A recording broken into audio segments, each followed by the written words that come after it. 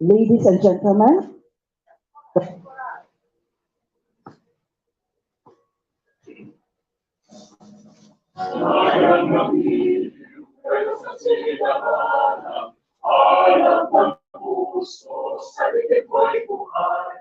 lupang hinihang tulad ka ng mag-ibig sa manlulupi, di ka pasisig sa lahat at tulog sa simulan, sa langit mong bukaw.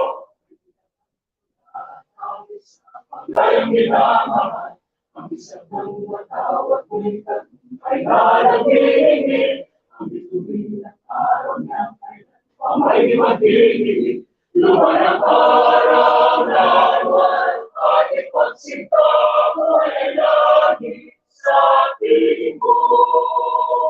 Ang higaya naman ay nakahatin ang mga tayo ng galing sa'yo.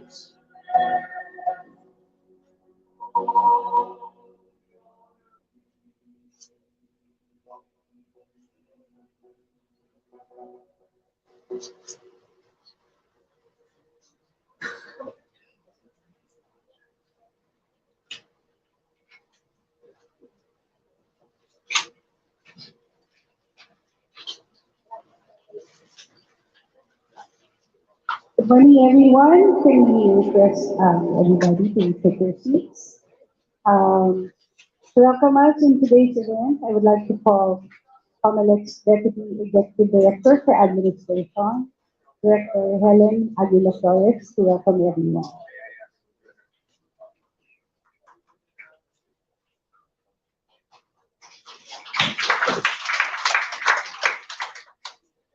Honorable Chairman of Comelec, Ernie George M. Garcia, sir. Commissioner Marlon S. Castel, sir. Commissioner Ernesto Ferdinand T. Masada Jr., sir. Our distinguished guest, USEC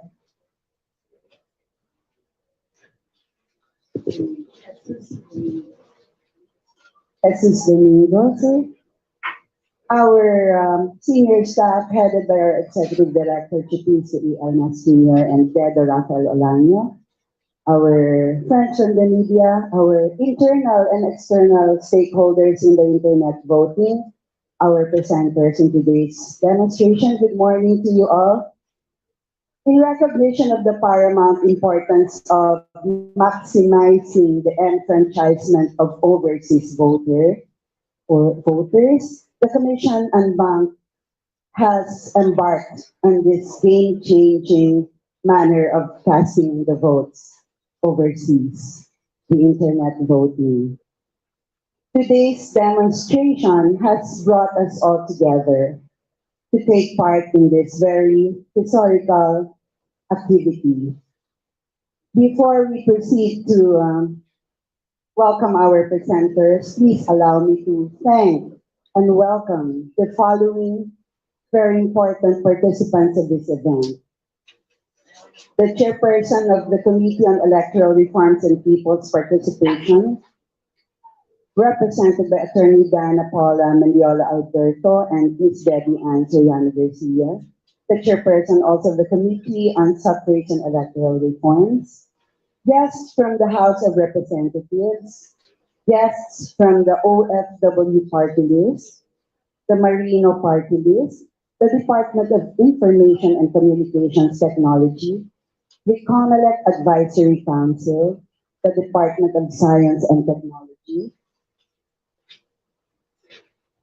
the Department of Foreign Affairs, our partner in the conduct of overseas voting, led by USEC Jesus Domingo and OVS Vice Chair Robert Pinkin, the chairperson of the Overseas Voting Secretariat, the Department of Migrant Workers, Maritime Industry Authority, Department of Transportation, National Citizens Movement for Free Elections, Parish Pastoral Council for Responsible Voting, Legal Network for Truthful Elections, Democracy Watch, Participate PH, former Commissioner Louis Tito F. Villa, Nationalista Party, PDP Laban, and for everyone who I failed to mention, thank you everyone for being in this game-changing event of the Commission on Elections. We are hoping that we will all have a productive day ahead of us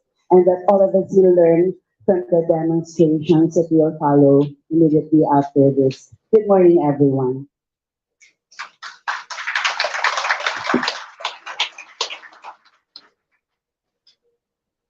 Thank you very much. Thank you very much. For that welcome remarks, Deba Helen Aguila Torres. I would like to call on Chairman of the Commission on Elections, Honorable George Ernie Garcia.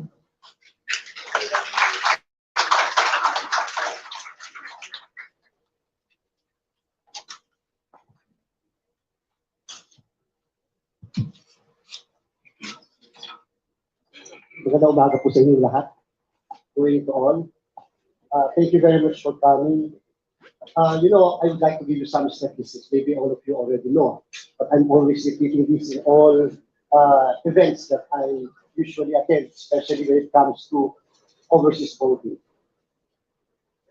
In the conduct of the 2022 national local elections, it resulted to a 39% voters turnout for our overseas voters. 39% out of 1.697 million voters abroad. First, come to think of it, we have almost 10 million voters, or 10 million supposedly voters abroad, and only 1.697 million registered for overseas voting.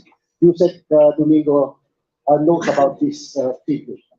1.697, only 39% voted. Meaning, of the 1.697, only about 600,000 Filipinos abroad voted during the election of 2022. And yet, 39% represented the highest voters turnout in the history of overseas voting in the country. But why is it like that? Why was the result so only like that, only 39%? Under the present law on overseas voting, there were only two modes provided for by the law. First, the so-called in-person voting. Our Filipinos abroad who are registered voters will have to go to the embassies or consulate so that they can vote. So that even if you have to travel for several hours, you have to go to the consulate or embassy just for you to be able to vote. And the second one is by mail.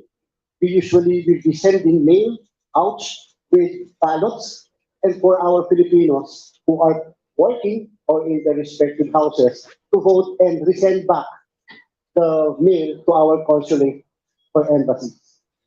And unfortunately, most of the mail sent to Filipinos, either in their houses or in the places of work, we're not able to send back the mails to the embassies and consulates. We do not know why. Even the president asked me that question, why are not they sending back their mails? And yet the postage is actually for free. The community is spending something, an amount, for the postage so that they can send back for free the mails and the ballots. We spent 417 million pesos. 1,000 Filipinos are able to vote in 2022. On a per capita, that would be about 400 pesos per voter. Too expensive considering that you only have 39% voters turnout. And that's the reason why the COMELEC is now thinking outside of the box, and according to one of our committee, even removing the box, so to speak. Our Commissioner Casquejo, we consider him the father of our automation president. I think that we should now venture on the other modes of voting. And therefore, in one NBank session, the NBank adopted a policy to proceed with internet voting, and we interpreted the provision of the law authorizing the commission election to venture on other modes of voting such as internet voting. If they want to question that in the court, so be it, but the COMELEC will proceed with internet voting. We, of course, will welcome any law that will be passed by our Congress, signed by the President, authorizing the COMELEC to conduct internet voting. But the law per se, based on our interpretation, allows us to look for other modes of voting. We are hoping that your presence here today will strengthen our desire to proceed with other modes of voting. We are hoping that our presence here today will signify your support for this endeavor as far as the COMELEC is concerned. We are hoping that if we are to proceed with internet voting in 2025 and onwards, then not only 39% of the Filipinos registered will be voting, but we will be able to increase the number of registered voters for overseas Filipinos from, say, 1.697 million. We're hoping that we will have at least 4 million this time registered voters for overseas. And take note, when we conducted the election in 2022, national and local for overseas Filipinos, only 600,000 voted, and we found out that at least almost 600,000 failed to vote in 2 consecutive elections. And based on our existing law, their names will have to be deactivated. So presently, we only have 1 million Filipinos registered as such for overseas voting. Of course, we are now presently conducting overseas registration for Filipinos, and we're hoping that the present 1 million will be jacked up to at least 3 to 4 million if, lo and behold, we'll be able to proceed with internet voting for 2025. Sana po tumaas yung bilang ng mga botante dahil makalalaman nila, makikita nila na internet voting na. You know, the Filipinos are number one when it comes to internet use. We are also number one when it comes to texting. So we will have to prove to the entire world that because we are number one on such area, then we can avail of this new technology and be allowed to vote. And of course, our concern mostly is of course for our seafarers. You know, yung mga seafarers natin, kalimitan, nasa laot sila. They can only vote if they are in if they will be going to a country or to a city, and that is the time that they will be allowed to vote. So, because of this problematic situation, the COMELEC is hard pressed in thinking on thinking outside of the box. So again, we thank you all, especially our future suppliers and providers. We're hoping that you will not only participate in internet voting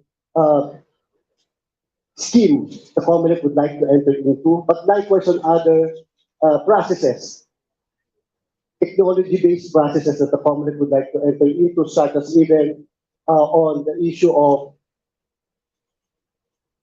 fingerprint technology or biometrics technology, or even in the field of voting using the machines. We're hoping that the same number of future providers will also be there to participate in our bidding. Because as you all know, we already set aside the 98,000 machines that we have right now. We said that it's high time to set aside these machines and proceed with new machines for our 2025 elections. Our problem was complicated because of the Supreme Court decision saying that there should be 2 elections in 2025 instead of only 1. We were hoping that by 2026, supposedly, which should be the barangay SK election, we were able to computerize the same. So hopefully, by 2025, if we computerize or automate the 2025 national and local election of May, we're hoping that we're also able to computerize or automate the barangay and SK election of 2025. And we're hoping that the system that we'll be using by 2025 May will be the same system that we'll be using for the 2025 barangay SK election and the 2028 national and local election, as well as the barangay SK election of 2028 December of that year. And so this is very crucial, not only the internet voting, this is crucial in preparation for our 2025 national and local election. Thank you very much all, government officials present, Yusek Domingo, Yusek Prion, the CAC present, and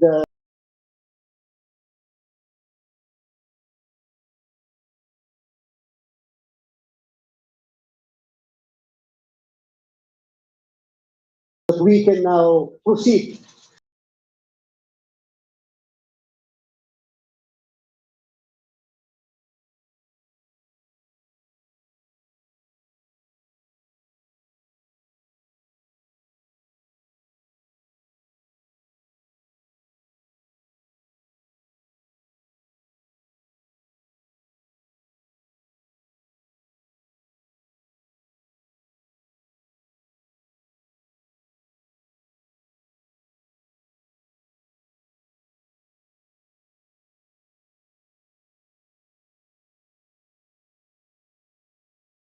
From the Office for Overseas Voting.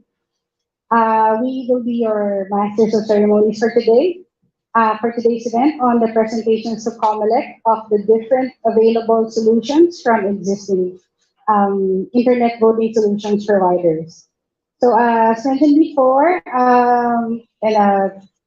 just to inform everyone, this event is being organized for the COMELEC by the Commission's Automation Committee, headed by Commissioner Marlon S. Casquejo. The general objective for this event is for us, COMELEC and its stakeholders, to know what internet voting solutions are currently available in the market and who are some of the players or solution providers in this field. Of course, we are expecting to get information on how this technology works and what functionalities can be offered to us or can we expect if ever COMELEC would be able to proceed with implementing this for the 2025 elections for our overseas voters. Ian? Yes, good morning. Once again, I'm Ian Giananga from the Office for Overseas Voting. So for today, we'll be expecting 8%ers who will be, as Director Eden has said, suppliers for or solution providers for internet voting. And the order of presentation are as follows. So for this morning, we have four: Miru, Smartmatic, Bldg, and Indra. And in the afternoon, we have eCorp, Tambuli Labs, Votes, and Thales. Now, considering that we have a lot of presenters that will be showing us the solutions that they will be offering for overseas voting. We'll be implementing some strict house rules for this morning. We apologize for the suppliers, but we really have to stick with the house rules. So the first one is that we will be strictly, next slide please. Yeah, so we will be strictly adhering to our assigned, we request everyone to observe the allotted time slot, which is only 40 minutes. We have already prepared the order presentation, as I mentioned earlier. The next rule is the providers will be notified on the last 5-minute mark of their presentation. For this purpose, we will be showing a timer. If you can see in front, so it's 40 minutes. If the supplier will exceed the presentation for 5 minutes, we apologize that we will have to cut your mic so that we can proceed with the next presentation. The providers are given the liberty to exhaust the full 40 minutes, which means that if your presentation is less than 40 minutes, we can have sufficient time to answer questions from our guests or from COMELEC so that we can further elaborate some of the technologies or solutions that we'll be providing. For the questions, you can write your questions during the provider's presentation, but we can only we will be providing them or we will be responding during the allotted time. If ever that the allotted time for the Q&A is not enough, we will be sending you through email the answers to the questions that our providers will be giving.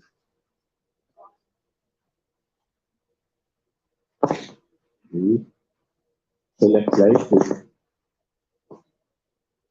So that's what I mentioned. Questions that cannot be answered during the day, the answers to which will be sent to your corresponding email addresses that you have posted in the question forms that are available in your tables. Actually, there's a QR code as well.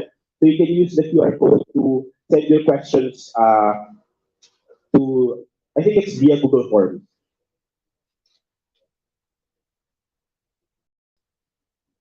Next slide, please.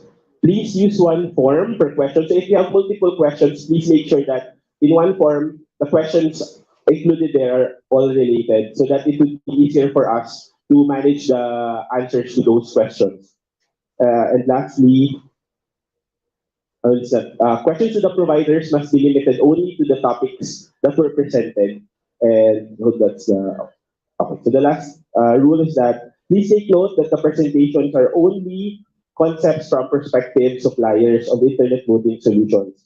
Hence, these are not regarded as the final internet voting election system that the Commission will be using for internet voting. So those are our house rules for today's activity. So we will proceed with the next, with our first presenter.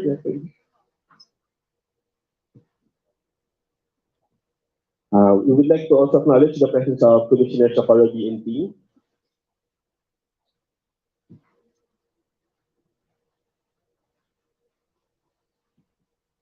Just to reiterate, the forms, the paper form for the questions are on the tables. So there's also a QR code on there.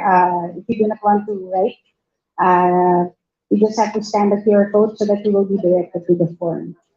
So I think we would have to start because we have eight presenters. So to give to you our first presenter for the day, may we call on Miru and their presenter for today.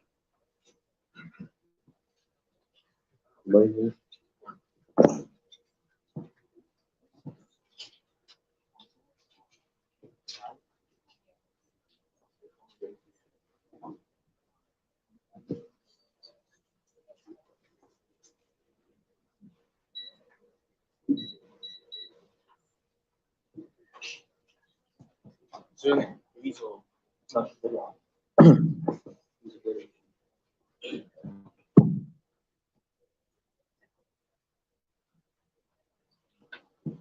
Good morning, everyone. My name is Marcelo Magana.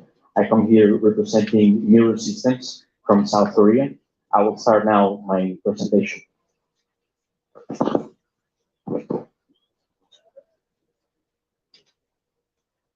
It's, oh, it does work or it doesn't.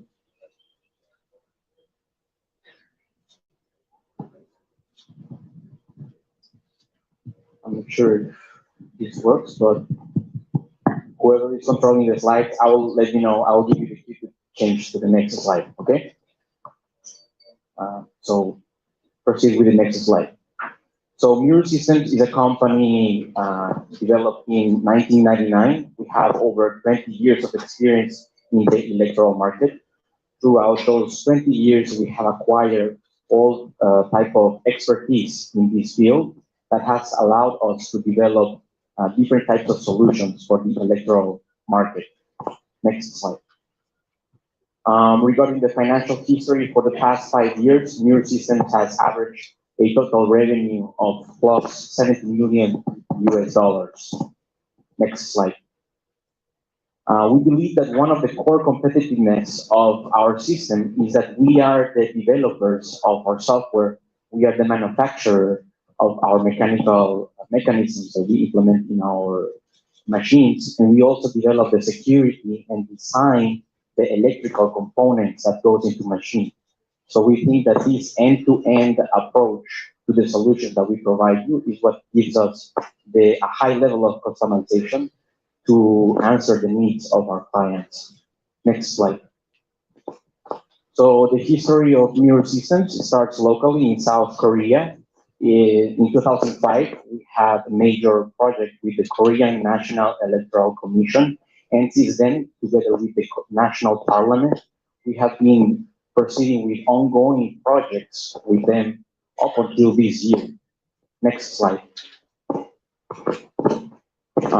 Overseas, we started expanding since 2014 to the current year. We have done several projects overseas, Kyrgyzstan, El Salvador, Ecuador, Russia, Iraq, Congo, and so on.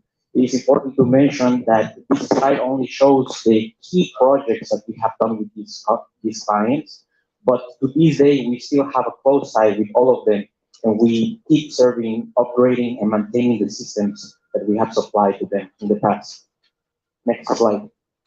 Now, regarding the online voting sphere, locally, we have been able to proceed with over 22 million votes. We have done these 22 million votes with our own platform, and this includes both public and private enterprises. Next slide. So we have concurrent projects at this time with the online voting solution. We have 9-year project with Korean National Electoral Commission and with other private companies as well, like SK Telecom, which is an internet provider in South Korea. It is important to mention that the solutions that we offer are not fixated, right? These are not always a total solution, but in some instances, our clients or the government can ask for individual packages, like for example, cloud voting service system. So we can implement or supply these singular solutions to them as well. Next. Now we'll start with the introduction of our online solution. Next slide. So the solutions that we have been using for the past years, you can find them, well, in portable computers. You can use them, implement them in smartphones, also mobile texting, although it was fairly used in the past. Nowadays, it's not that common, but we can also do it in that type of format. And we also have dedicated polling stations that through NFC technology can be open and the user can vote in these dedicated polling stations. Regarding e-voting security features, I will talk more in depth about them, but just to introduce them at the moment, we have mechanisms like private key secret sharing. We have big commitments, you can generate big commitments, end-to-end encryption, which is a very widely used mechanism for security. We also can implement zero-knowledge proof functions and blind signature. Again, I will explain this later on, so don't be scared. Next slide. So how the presentation now is done, I will give you a walkthrough on the general overview of how the election is run through our system, and later on I will talk in depth, in more detail about each of the steps of the election. So now for general process overview, first we start with registration, right? The registration, we offer EMS, an electoral management system, right? And this system, in order to be accessed, we need to first authenticate all of the staff members, all of the users that will be operating this system. After we authenticate the user can start using the system, and we can upload by different means the electoral roll or the data of the voter lists. We can upload it into our EMS system. Next slide. Now, after registering all of the electoral roll or the list of voters, you will see a screen like the one you see on your left. And also at that time, we can select the type of authentication that we will actually request to the voter at the time of voting. I will go again more in depth on this a bit later. But as I mentioned before as well, we have a secret sharing keying type of function, and this allows us to add another security layer into the process. This function is mainly used when counting, and I will describe it a little bit more in depth later on. Next slide. So generally, how the voting is done is that we send a unique URL code to the voter. Each voter receives their own URL. They access to this URL, and they will be sent to either a public web page, or they can open a dedicated application. The voter then can see the current information of the turnout, right? Because we update this information constantly. So they can check the live information about the turnout. And after checking this general information, they can proceed to vote. After they have first voting, they are prompted to authenticate. So at this point, they will authenticate themselves with the process that we have chosen. Again, I will mention this more a bit in detail later on. But after authenticating, next slide. So on the first election, they will be presented with a selection of candidates. They will select the candidate, and they will, after selecting the candidate, they have to confirm twice, right? We do this in order to avoid any type of human error, right? Because we know some people might press the wrong candidate and they might have to verify it again. We repeat this over and over until all of the elections have been done. And after we have finished, the voter will receive a message that his vote has been completed. Once he receives this message, what it basically means is that the e-ballot that we have generated into the phone has been successfully sent to our servers. So in this way, we make sure that it has been received properly. Now, finally, a very key important function that we have implemented in our system is a verification key. So after the voting has been finalized, the voter actually receives a verification key. This key can be downloaded their singular vote in order to ensure that their vote has been counted.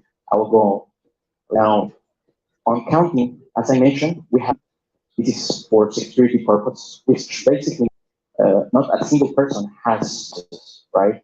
So there are maybe 3,000. So these people, each of them have been received their own secret key. And at the time we want to start counting, each and one of them must input directly their own secret code into the system in order to start. After combining all of the keys of each of these designated members for counting, we are prompted with the option of starting counting. And after pressing the button, the machine or the server will start to pull out all of the digital envelopes. This is how we call it, digital envelopes from the database and start counting each of the votes. This process not only happens on the EMS system, which is in the voting center, but it also is being casted publicly in the public webpage. So we ensure that there is a transparency aspect there as well. Next. Now, for verification purposes, we understand that this is a very important topic, right? Pre-counting, this means before we open each of the digital envelopes to check the ballots, before counting the ballots, we have all sorts of information that we can display to the public so they can make sure that their information was taken into account.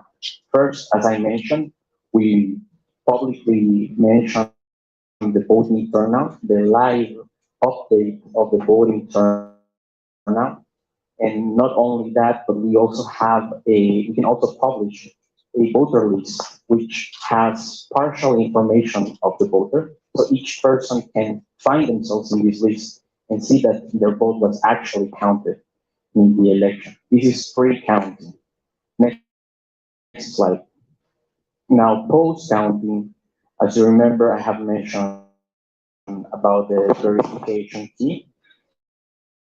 This is a key that each voter has on their phone, but we also have a list of these in our servers.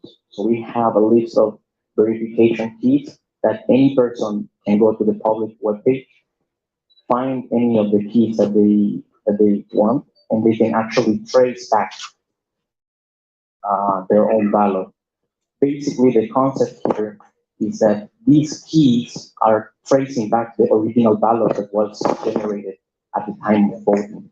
So once we verify and we actually see that there is a verification trail generated in the system, we basically are letting know the user or the person that is inspecting this process that the ballot that was generated in the smartphone has not only been in process. More detailed overview on the process for the registration functionalities, right? We understand that each time we upload information of the voters or the candidates into our EMS, there might be some inconsistencies, some irregularities, some errors in the data. So our system is quick to find errors in it. So in case there is duplicated data of a voter, if there is missing data, or if there's a phone number that doesn't have the right amount of characters in it, right? We want to grab those errors at the right time we are uploading into our system in order to properly curate the data that we are getting. So the user can actually grab and see the errors and decide what to do with it. For example, if it's duplicated data, we can just assume and skip this voter. But in case there is some missing values, some misinformation written on it, we can actually modify this data. Again, it's very important that our EMS system counts with a log file system. So this is an unchangeable file that constantly keeps a record of all of the actions that are being carried out in our system. Other organisms or Comelec as well can later on verify these log files in order to see what actions were carried on into our system and look for any inconsistencies. So this is a very important aspect of auditability, the fact of log files in our system. Next. Now, for voting functionalities, as I mentioned, in South Korea, we have used 4 types of authentication. The first one being a personal PIN. This is a number that we are 100% sure only the voter knows by themselves. In South Korea, this will be the last digits of the last 6 digits of their insurance number, or the last 6 digits of their personal ID number, right? We know that for sure only the voter knows this information, so we can ask for them this information. Also, we have an authentication code generation. Since we have their information about their phone number, we can send a verification code to them, as many other apps do these days. And after typing this code, they can verify and authenticate themselves. Nowadays, what many systems do is that they implement these two together at the same time. Next slide. Other authentication methods that we can implement. In some countries, we have found that there are digital signature providers. These are separate entities, private or public, that have done already the work for us of authenticating their users. There are smartphones providers that they already have done the work of authenticating their users. So we can actually implement their authentication method into our system very easily. So this is one widely used in South Korea. Finally, with the development of technology, now we have the capacity to have biometric information being analyzed in our phones, right? Like face recognition or fingerprint recognition. So these are methods that we have actually implemented. In the case of Kyrgyzstan, a project we did fairly recently, we have implemented face recognition for their online voting. Next slide.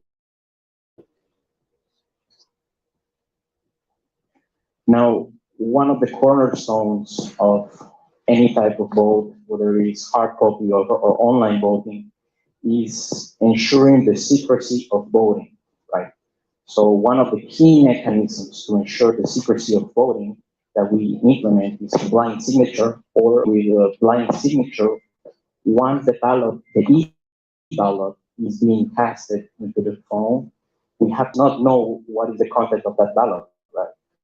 So we basically conceal or blindly send the e-ballot to the server in order to be digitally signed.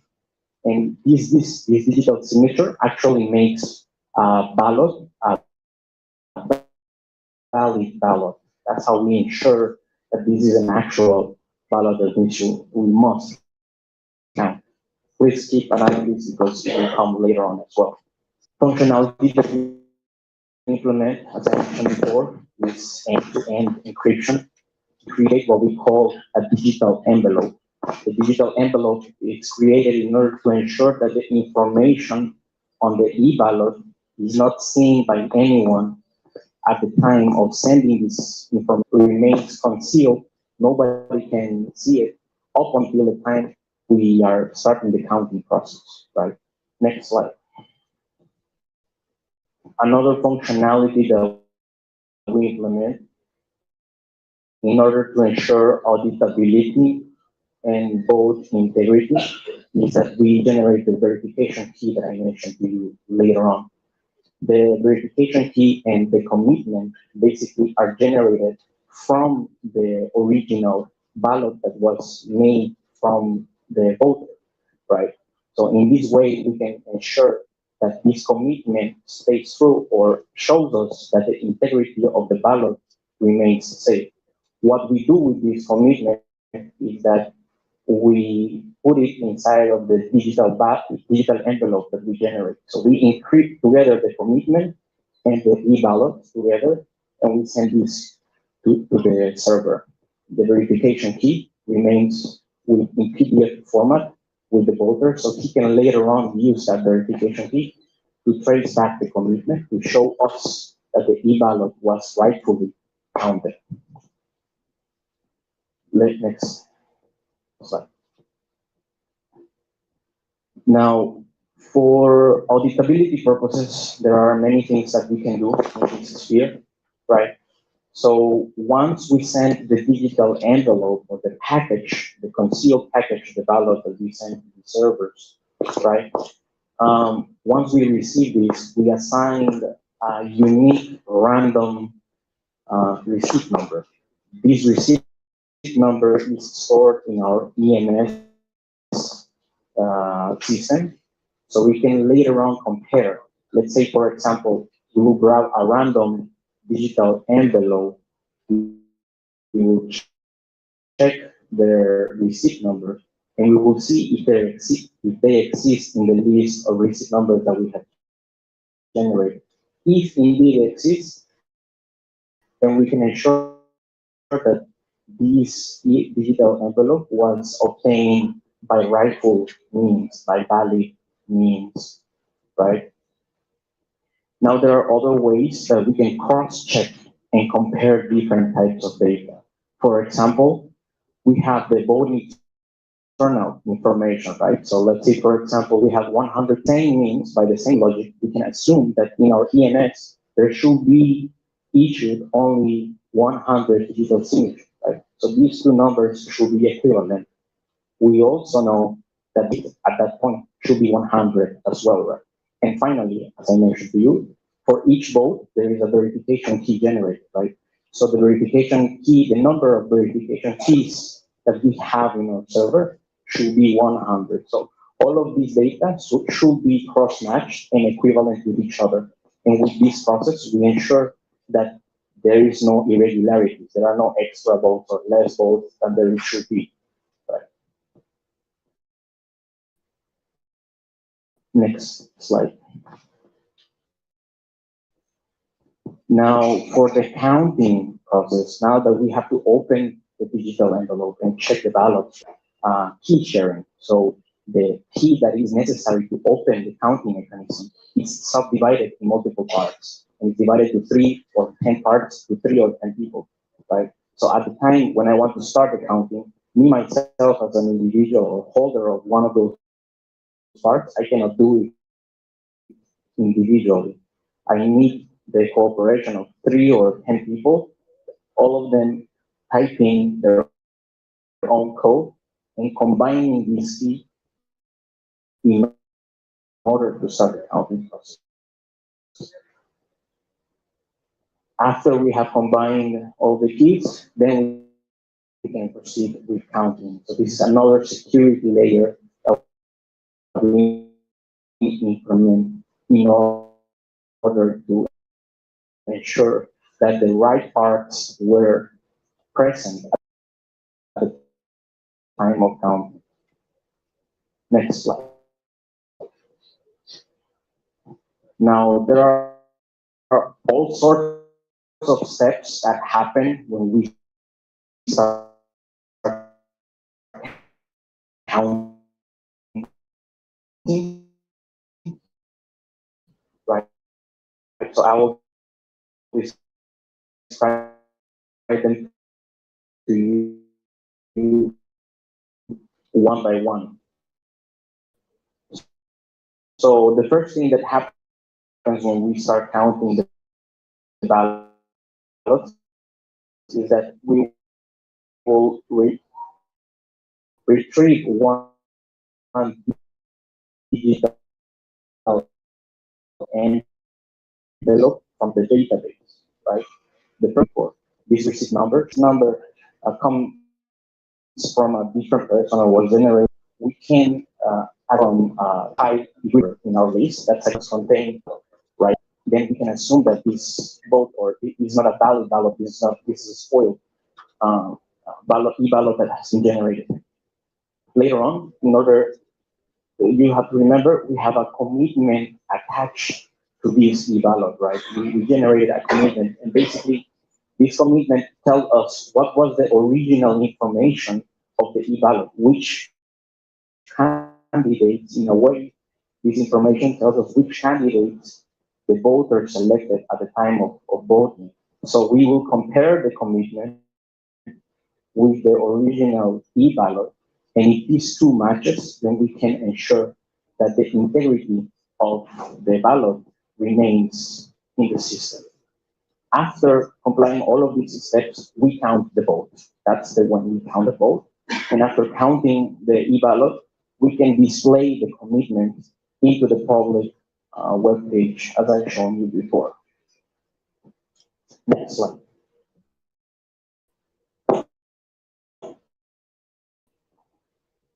Now, as I mentioned just now, the commitment is placed on the public website, right?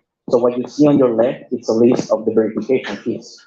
Each individual, each voter will have one of these keys, and they can actually find their own key in the website, verify this key, and check if the pair, the commitment that was generated at the time they were voting it's actually in our service. This should ensure that the vote that was casted with this verification key still holds true. Now, as I mentioned before, from the perspective of the voter, they receive a verification key with the PDF file.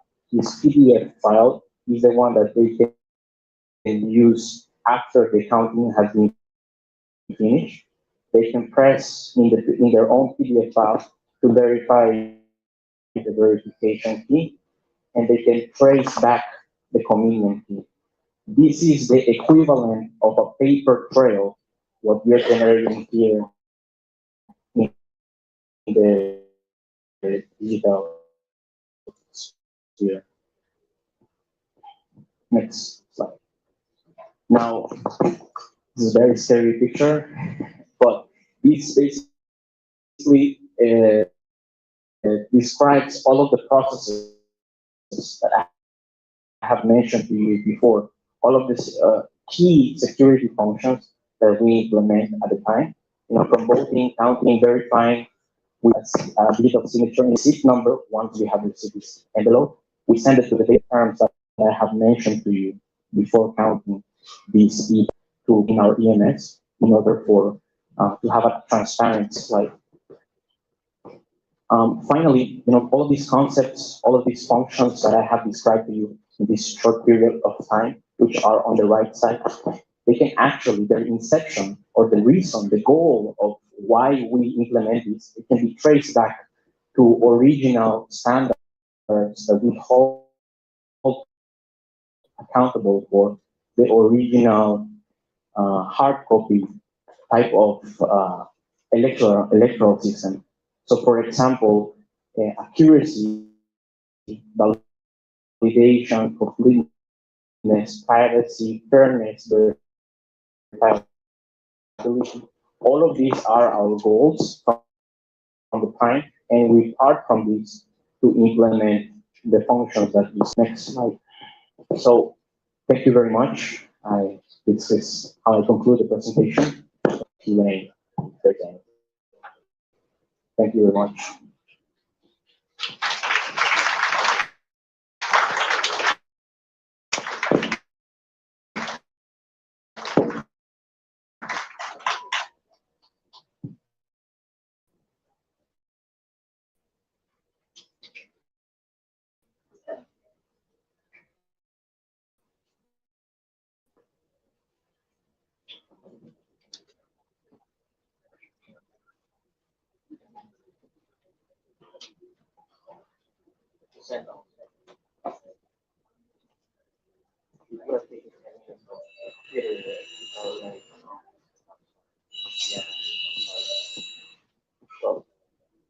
Thank you very much for your time.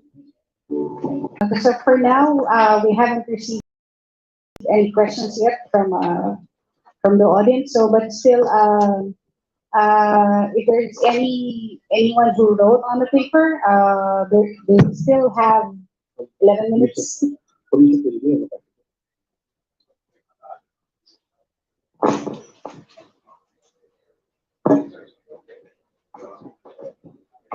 Okay, thank you very much. I'm Undersecretary Jesus Domingo from the Department of Foreign Affairs.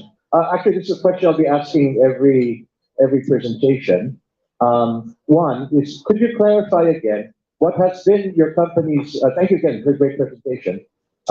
What has been your firm's track record in actual conduct of internet voting campaigns? And number two, for security features, do you make use of blockchain technology? Thank you. So, can you call back again the guy from Miru Systems to answer the question from Mr. Pino? You repeat again the question, sir. Okay, thank you. Yeah, I know you flashed it, but number one, could you clarify what has your company's track record in actually administering a country's internet voting election uh, election? Yeah. And number two, do you make use, does your company make use of blockchain technology for internet voting security? Thank So as I mentioned before, we have done entities, mainly. So some of the services that we have implemented for online voting have over 9 years of implementation. And every 2 years, every year, there is some update or upgrade that they ask. Let's say, for example, the cloud service, right? This is a very fairly recent functionality that they ask. So these are what I meant with separate packages that we can implement in our solution. So we have done with all sorts of organizations.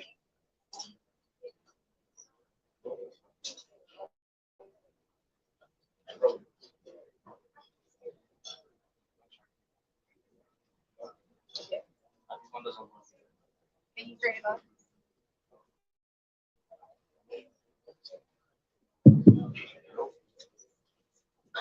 Hello, this is the blue one.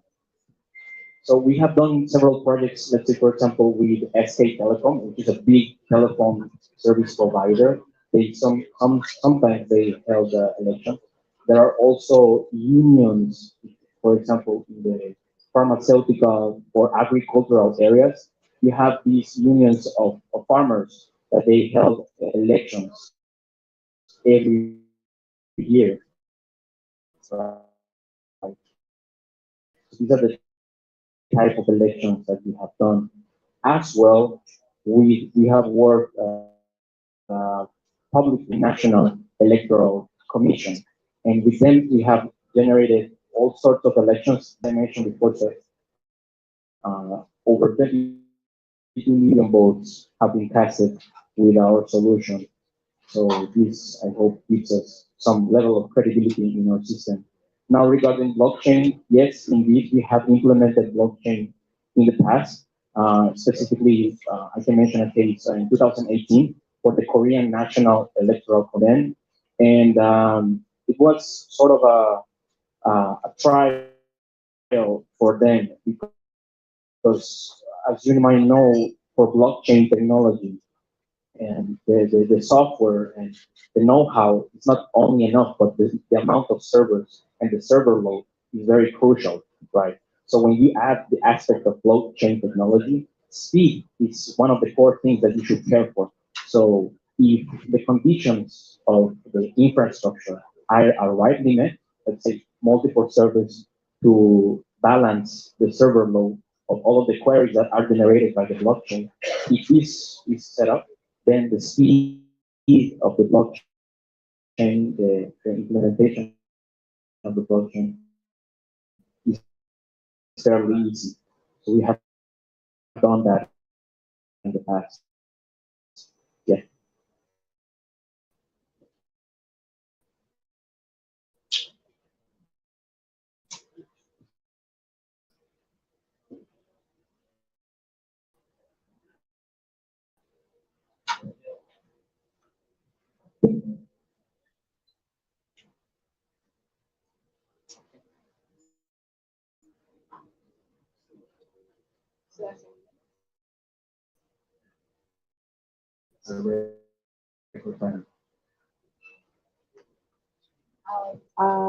Because if not, you can have the second presenter.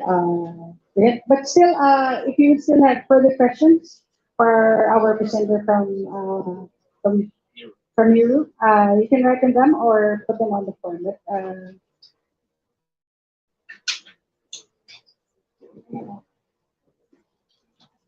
If you have further questions, you can just back to anyone who had asked. Recognize the presence of Congresswoman Marisa Del Mar Magsilo. Thank you, ma'am, for coming.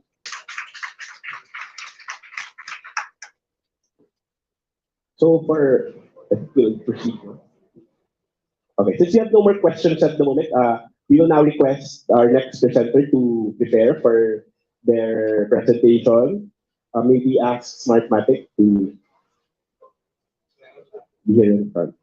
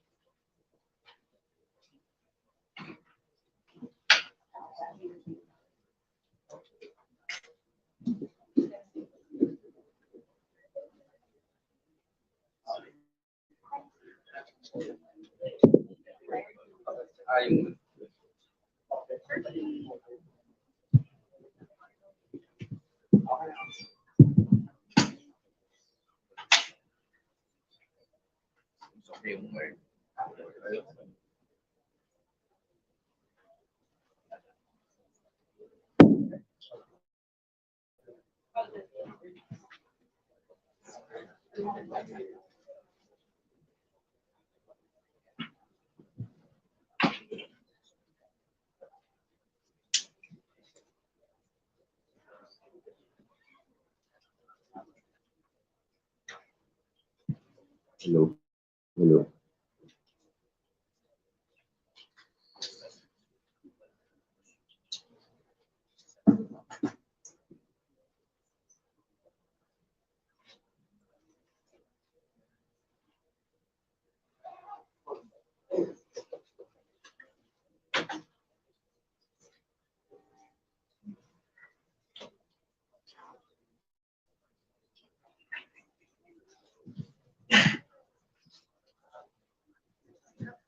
Good morning, Your Honors, guests of the Commission, senior staff.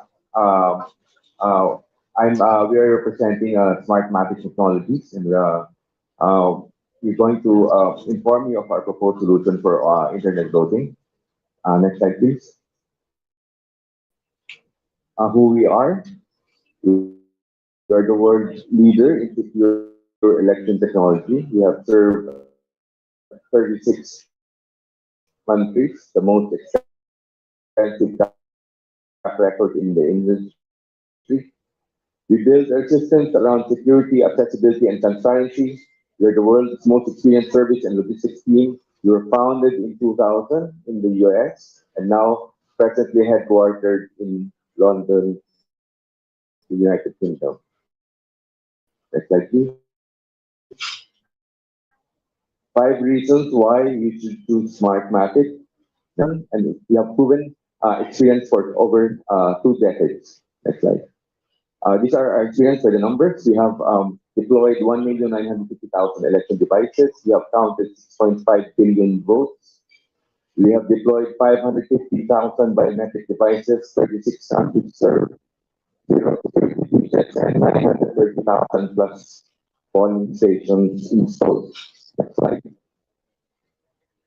We are sensitive to the local societies, the countries that we have served in the world. In fact, if you look at it, it's almost comprising almost all the continents. No party or government owns any shares. We are sensitive to the political landscape while always remaining completely neutral. Next slide, please. We are the world leader in applied cybersecurity for elections. Next slide. We were founded as a cybersecurity company. We have processed more than 6.5 billion votes with 0 security breaches. We employed locally recognized standards and tech in industry best practices, continual validation and certification by independent institutions, actively engaged in the cyber intelligence community.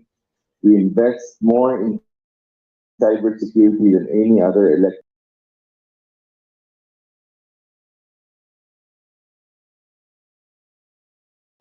for the election infrastructure subsector. That's right.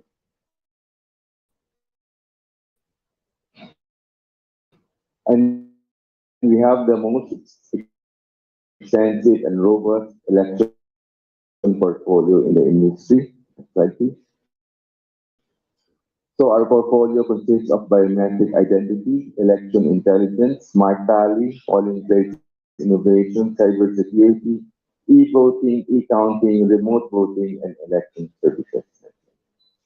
And this is sampling of our products for voting systems. For manual, we have also transformed manual elections to digital transformation using kits, BIU for registration of voters, and Smart Tally for tallying of votes in manual elections. Right. And our election services consist of procurement and logistics, warehouse and logistics, field services, and technology. Our internet voting recent projects, these are our experience. Sonia is the world leader. It pioneered internet voting in 2005. Smartmatic has been providing. We have conducted 11.4% and 5% coming from 7 consecutive days of internet voting, and we have counted 1.3 million votes. Next slide. Germany. For Germany, have conducted elections for board of directors of insurance institutions. In terms of the, because there are 28 million voters and 10% of. Next slide. For Mexico, we have conducted 2023 elections, local elections. We have provided onboarding and self-management portal and engagement for overseas voters. This is also the country that we implemented blockchain technology. From issuance to counting, Smartmatic's online voting solutions enable 100% universal digital verifiability to prove the integrity of the vote. And Canada, since 2022, we have also provided electronic voting for municipalities in Ontario and British Columbia.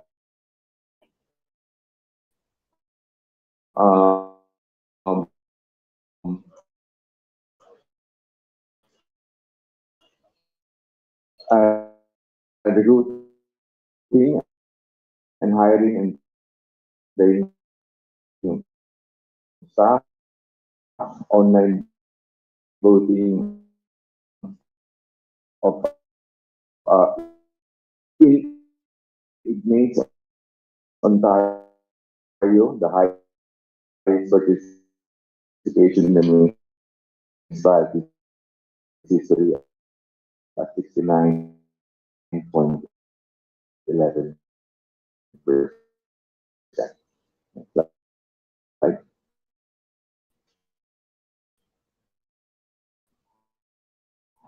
For the actual online voting, I will pass over to my colleague, Mr. Neil Benitez. Good morning, everyone.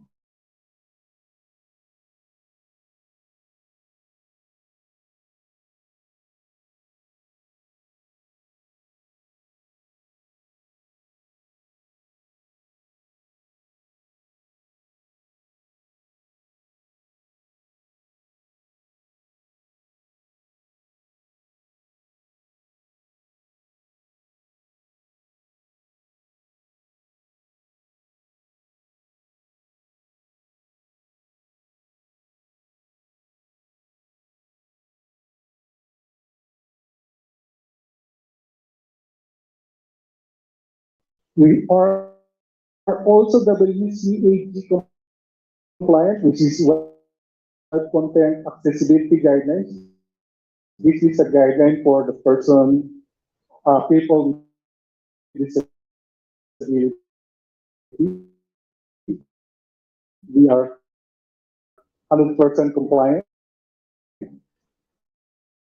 We provide also to end-to-end solution from infrastructure, voter engagement,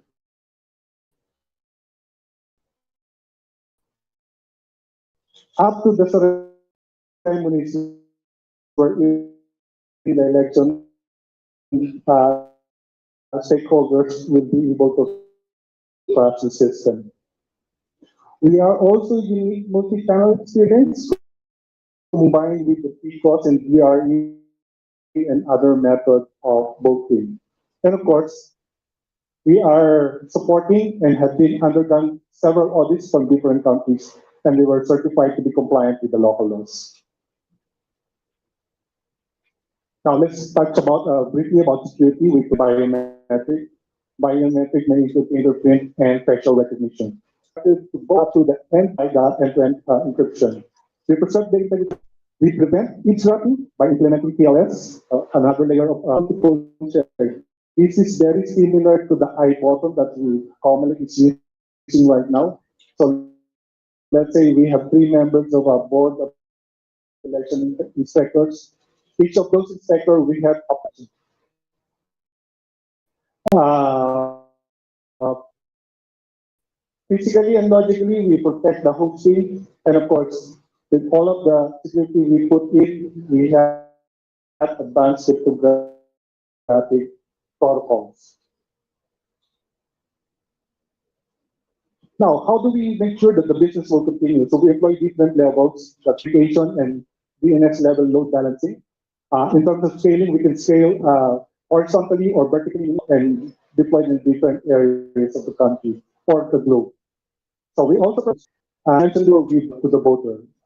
The other way around, we don't ask the voter to go and see the ballots.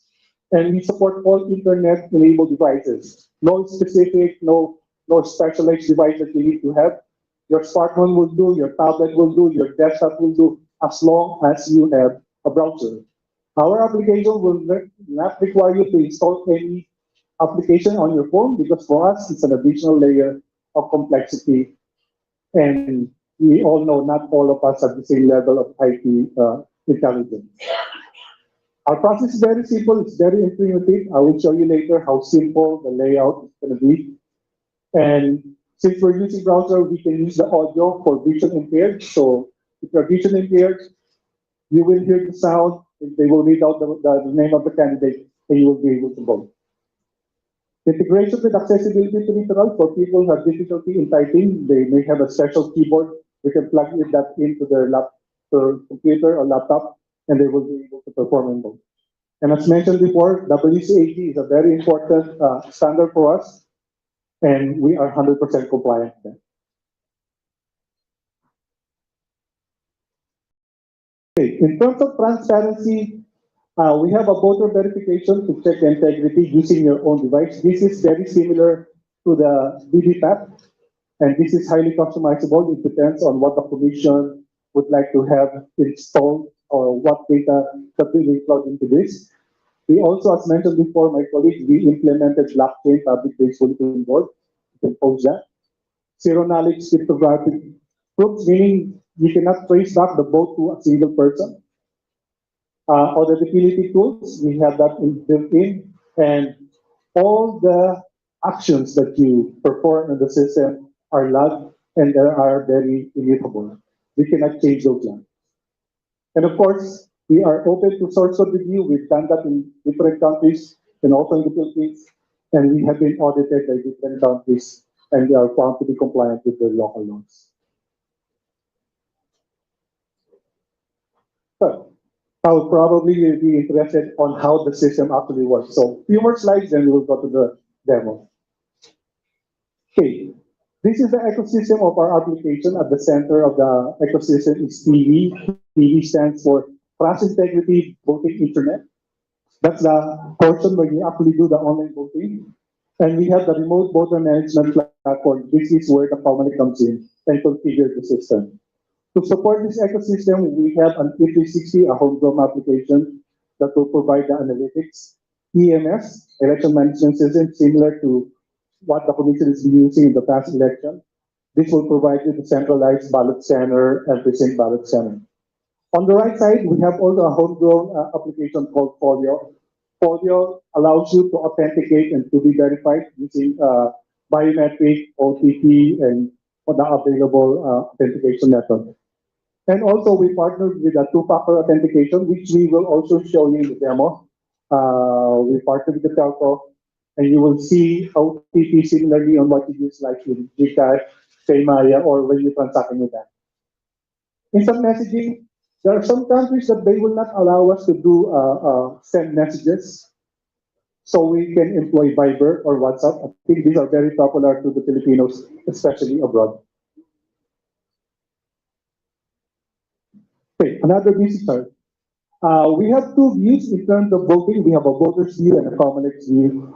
On the voter's view, we have the folio. This is where the voter will register on board and re-authenticated.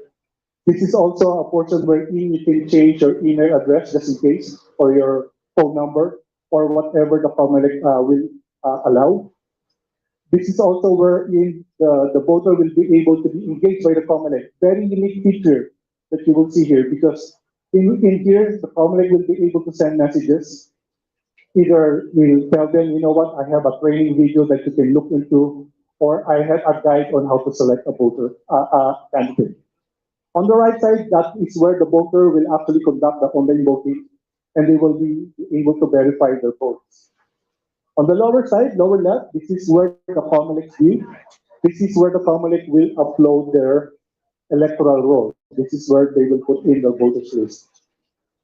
In this area also, they will be able to engage the voter by sending SMS, email, either sending them a link to a video.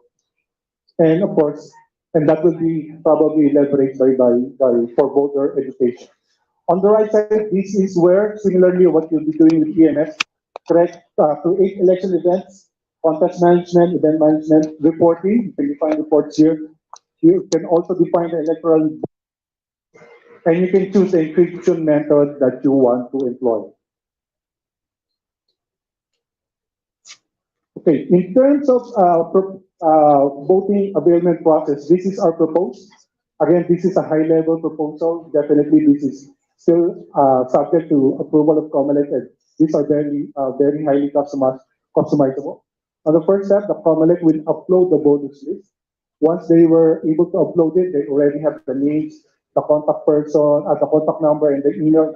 Then that allows Comelec to be able already to engage with the voter. They can send emails, send text to them. Once the voter receives the email, they will be able to enroll to the system. That's the third step.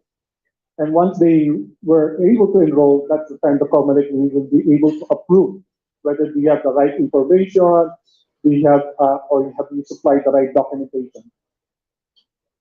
Once they were approved, the online ID can be created locally, and they can be exported maybe to another cloud provider locally or globally.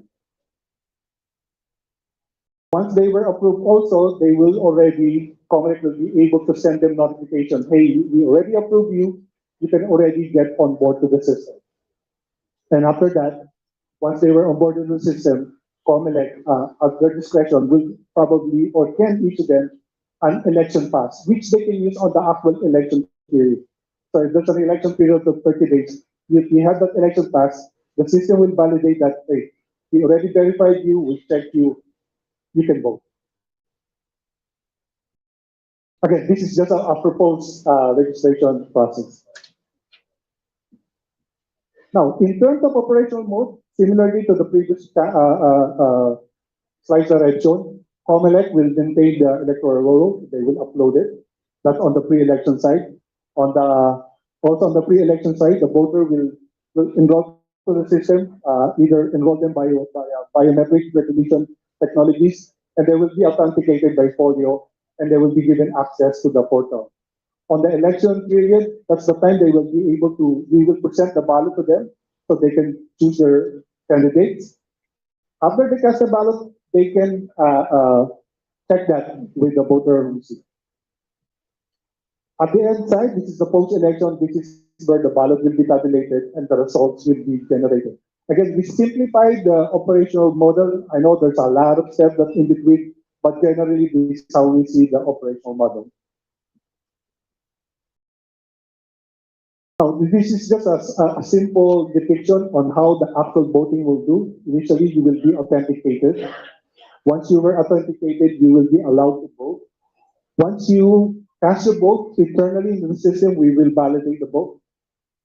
Want to make sure that you have the right information and we put it in the right place, then we will store.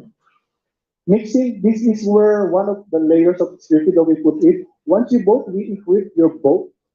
But as an added security is that we combine that encryption to the other voters so no one can trace back that vote to a single person. And that is, they even call it mixnet, but here we call it mixing. Actually, internally, we call it a shake-up. It's like we're shaking up the vote so that they will be combined with the other votes. But after that, when the voting is closed, we will decrypt it, and that's the only time we can count it.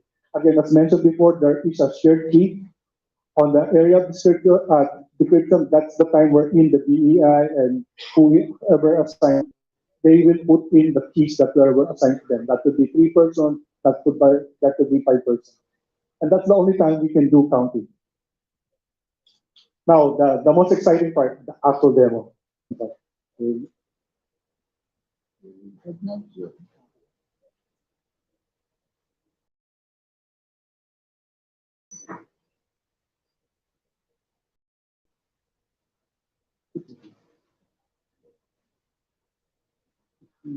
Good.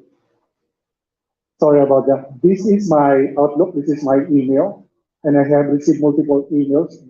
Each email represents a voter, and in real life, Comelec will send this email to me. This is the content of the email, and this is highly customizable. You can put your logo, you can customize the messages. In here, it says online voting account onboarding. So as simple as clicking this area, so it will lead me to a browser.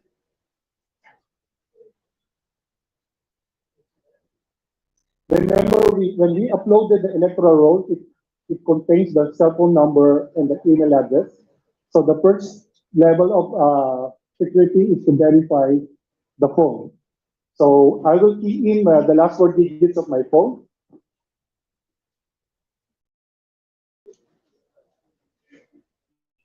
And I will be authenticated. There are a couple of ways that can be authenticated. It could be facial recognition, but in this purpose, for this demo, we will be authenticated either via an SMS or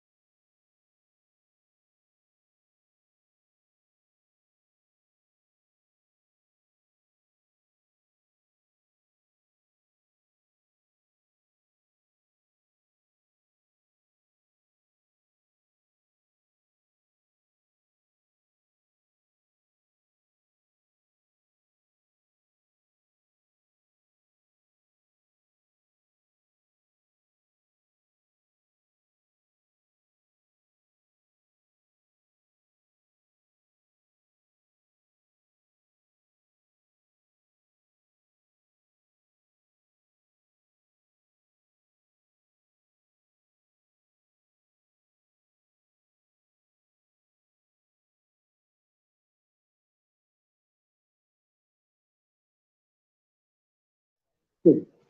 Now, generally, this is the look and feel of the internet voting portal.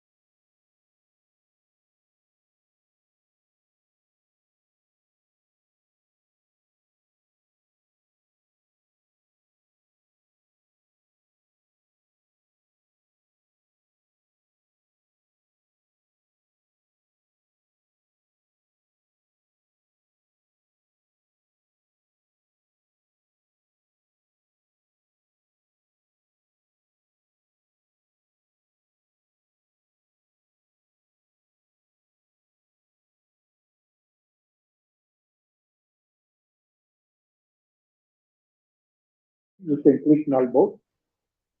Or there is a last minute substitution. Let's say if today is election day, someone passed away, I hope that, then you can substitute with the new candidate, you can key in the name of the candidate. Or we can use this function for search, like for party list. Roughly we have 150 more than party list candidates. Instead of them looking and browsing through the ballot, that could be a long ballot, they can type in and key in the first three letters, four letters of the name of the party list, and that name of the candidate will pop up. So that makes it a lot easier for the voter to find their candidate. Okay, let's practice our voting. So let's say I will select candidate number one. But if you change your mind, you can deselect it and you can select another candidate. So this time I will be selecting candidate two. Mind you that we are in the selection period or area. Next to that is a confirmation. We already made up our mind, we selected candidate two and we will continue. So we are already in the confirmation. Up to this point, you can still change your mind. You can do a change selection or go back. This time I'll do the change selection. I will deselect candidate two and say what looks like candidate three is suitable for me. So I will check candidate three. Then I will go back and continue. I'm already again in the confirmation stage. I think I'm already clear that candidate three is the best person for me, and I will go ahead and send my vote. Last chance. There's always last chance. You want to confirm it or you want to cancel? If you cancel, you can go back and change again your selection. But this time, I'm already made up my mind, and I will confirm that candidate is the best candidate for me. So I will confirm.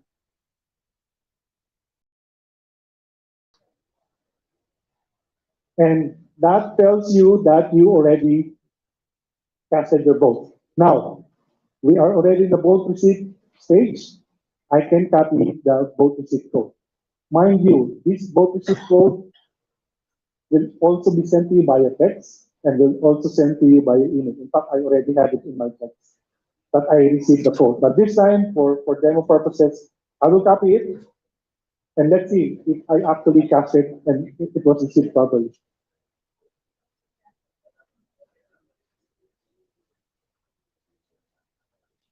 In the vote receipt, verify vote receipt, I will click that and I will paste the key. This is a long key, so I did the shortcut and copy it and verify. And the system says this is a valid vote and your vote was signed successfully. Again, this vote receipt is highly customizable. Whatever information you want to share to the voter, we can customize that to the need of the commission. All right. Another feature also is that we can resize the screen similarly to what you have in tablet. So you can see here the screen is adjusting to the size of the screen. So in here it's clearly the contents. Another feature that we will not be able to show you here is that our system, similarly what we use in Estonia, they allow the voter to cast votes unlimited until to the last minute of the voting allowed. Why is that? In Estonia, they employ this so that this is like a mitigation for the voters who are coerced under threat or for vote buying. Meaning, I can vote 100 times. If they want to buy my vote, they can buy it. But the one that will be counted is the last vote that I cast. It's a feature. I'm not sure if you will like to use it, but in Estonia, they use that. There is an only vote. So if there is a 30-day voting period for the OAV, you can vote every day. So I think the vote buyer probably will run out of money because you will vote every day. And the last vote, let's say if the last vote, the last allowed open vote is 6 p.m., you can log in at 6 p.m. and you still have a 30-minute grace period to vote. And the vote buyer will not know. Or if you're under threat, I can vote on the first day and I will vote on the 30th day. Then my safety is preserved. That's why we have that feature. I think it's very unique to our system. I'm not sure if that is available to the other system. think we're done on.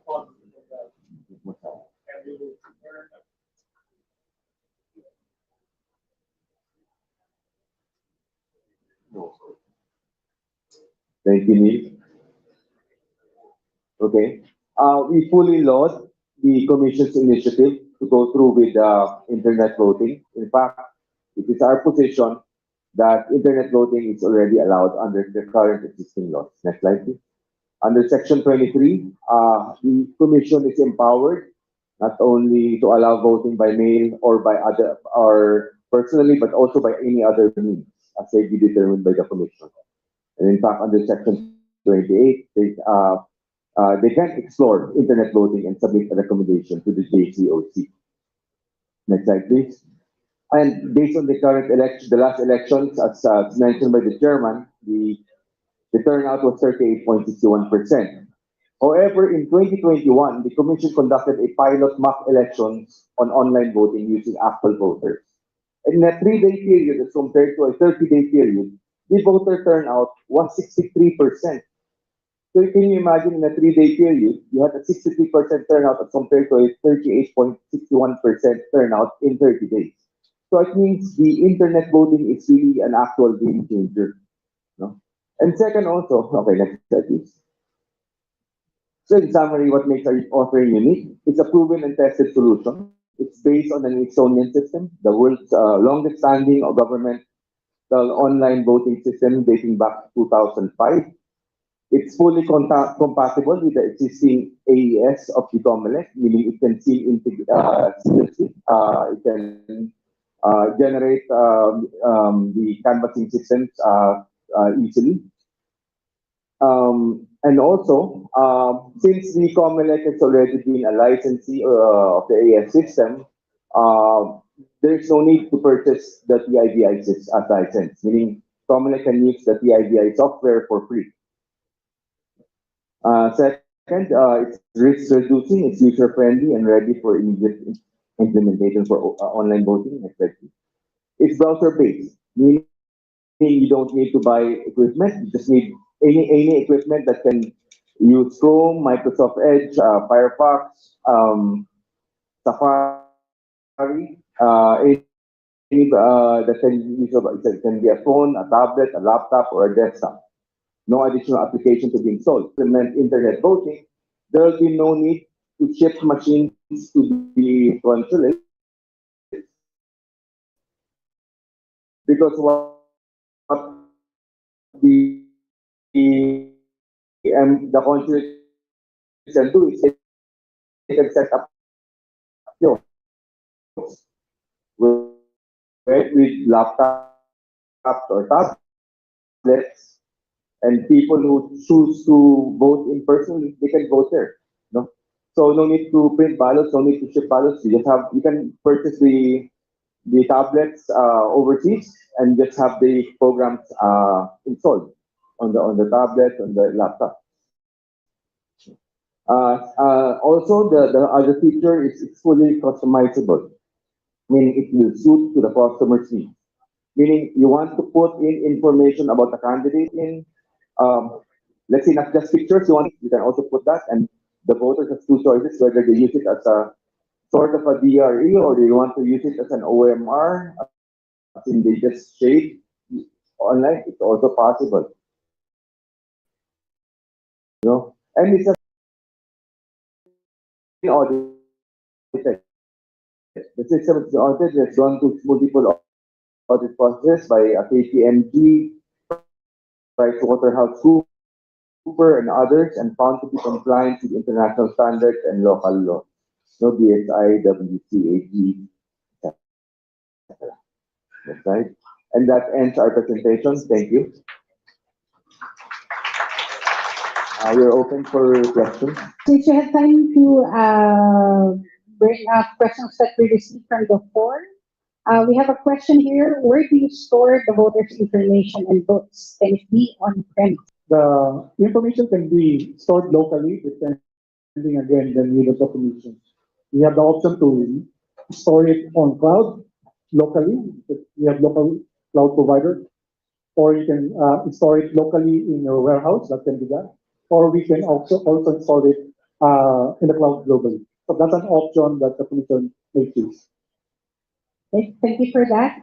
I think Representative thank you. Good afternoon, Chair Garcia, to everybody. Being the principal author of House Bill 6770, this is for the e-voting, specifically for the overseas Filipinos, the overseas Filipino workers, and our seafarers. If everything will be ironed out and implemented, of course, by our COMELEC, will this e-voting be implemented in the 2025 elections? Thank you. Definitely, ma'am. In fact, as shown by my colleague, we just recently held an internet voting in Germany and in Mexico. In Mexico, I think it was implemented in May. Germany also May or April. So the system is usable. In fact, the system that I have demoed to you is an actual system installed in a cloud, and it's usable and it's been using for so many years. Just last year, we implemented it in Canada also. So the system is ready. We just need to customize it to the needs of the community. Thank you. Since COMELEC and Bank Resolution, COMELEC has the full authority to have this e-voting in Congress, in the 19th Congress, we would just like to solidify, make stable the e-voting bill to be able to add teeth to it. And we are very happy to hear from you that it can be implemented in 2025 because this will be a very reason why our disenfranchised OFWs, overseas Filipinos, and seafarers will be able to exercise their right to vote and the right to suffrage, which is a very big uh,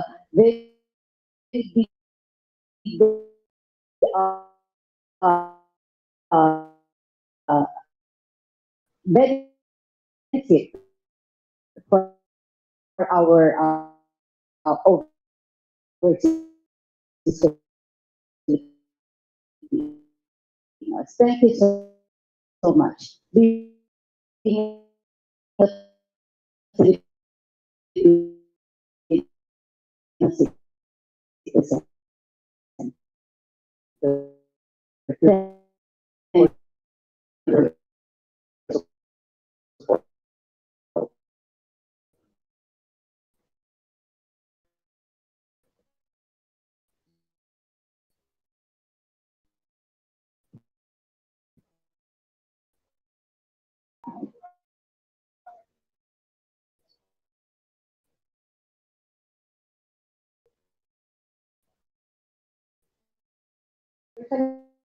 Another question,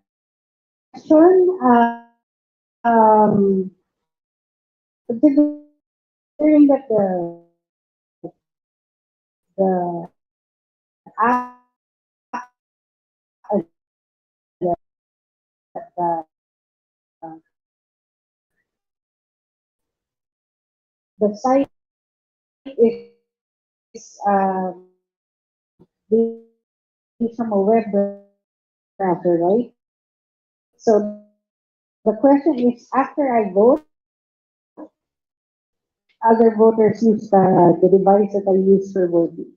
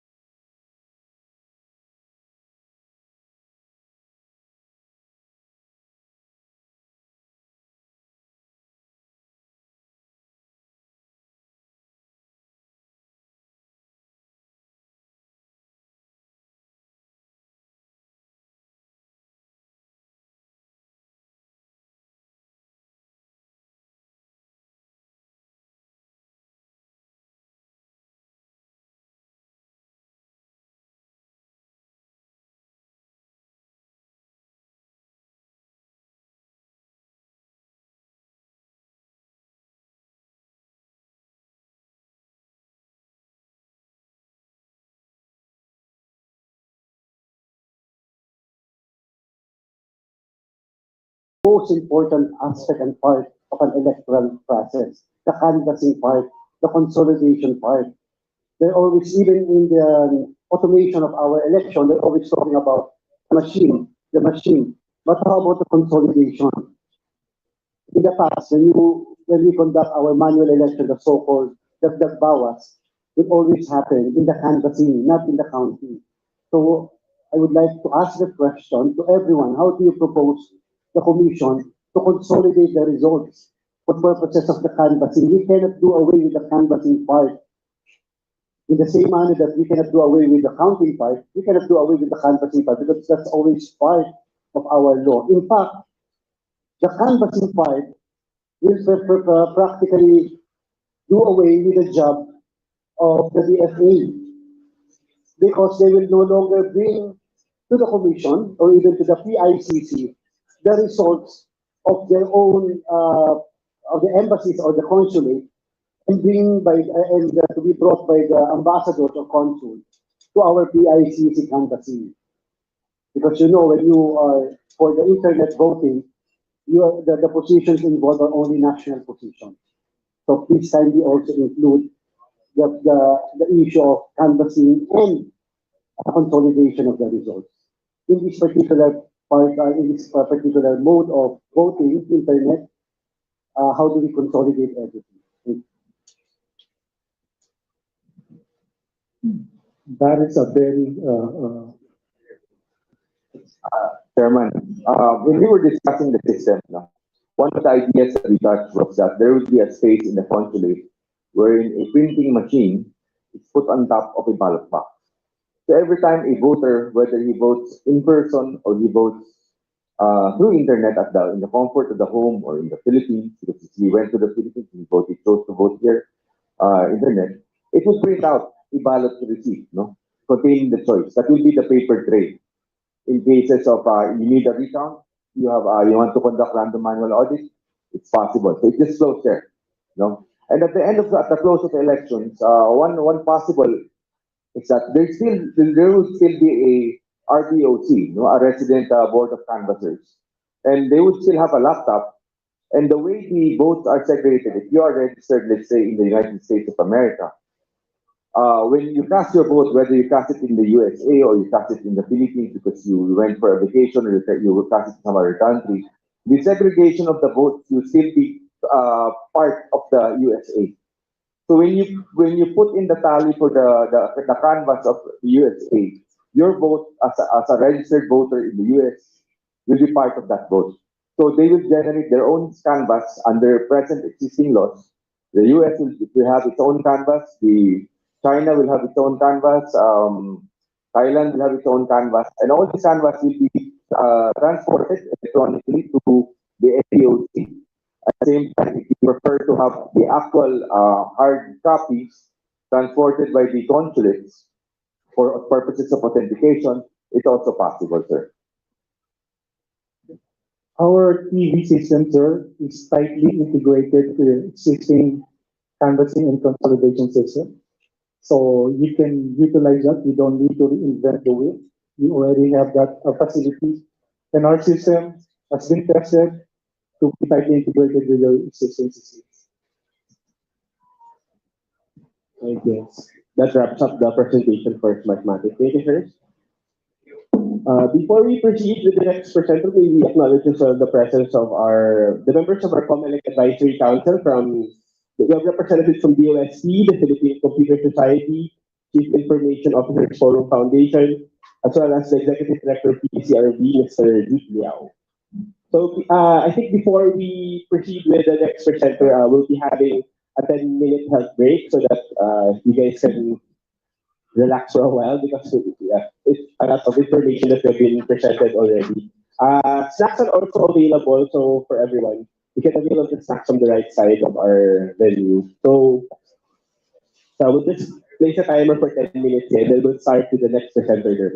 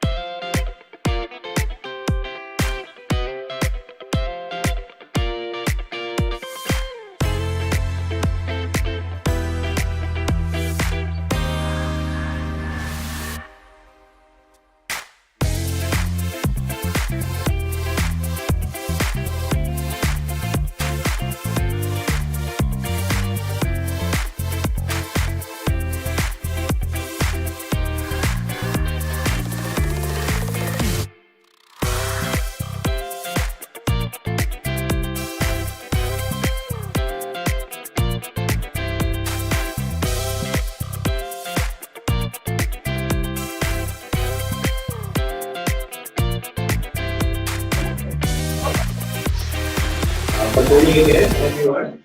So for the next presenter, we have Miru.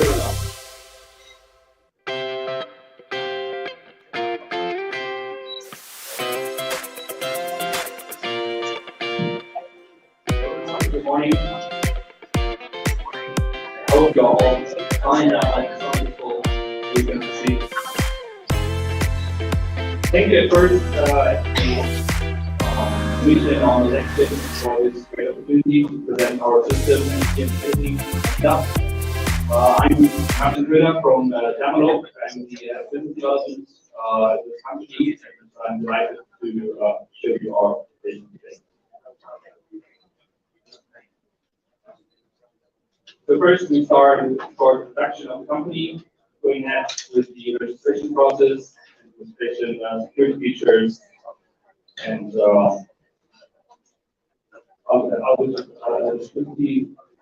going ahead with the voting and also the company. Maybe first of all, let's start where we come from. So we have offices in 6 countries all over the world, starting in Berlin, Dubai, but also here in the Philippines. So we have offices in regard to the LTO driver's license project. So whoever has a driver's license here, welcome. Those are from us. We're in business for 25 years now, and the founder, Mr. Wolf, is still our CEO of the company. We're not 100% privately owned. A little share of our company belongs to the German Federal Printing Press. We're in charge of printing German passports, ID cards, and we have in total globally 285 employees, a few of them also here in the Philippines. With an annual turnover of around 60 million for already more than 6 years, we belong in Germany to a mid-sized level company. Our core business area is actually not election. Our core business area is biometrics. We are focusing on identifying individuals based on their biometric markers, fingerprints, faces, irises, voice, all the marks that make us individual. The matter we have here is trust. We always need to be sure that the person in front of us is the person who can be. And we provide for 25 years now validation option in person or online to be sure who's in front of the system. The aim is in general is a system to store the information, compare the information, and respond to the client or to the respective authority who is in front of the system.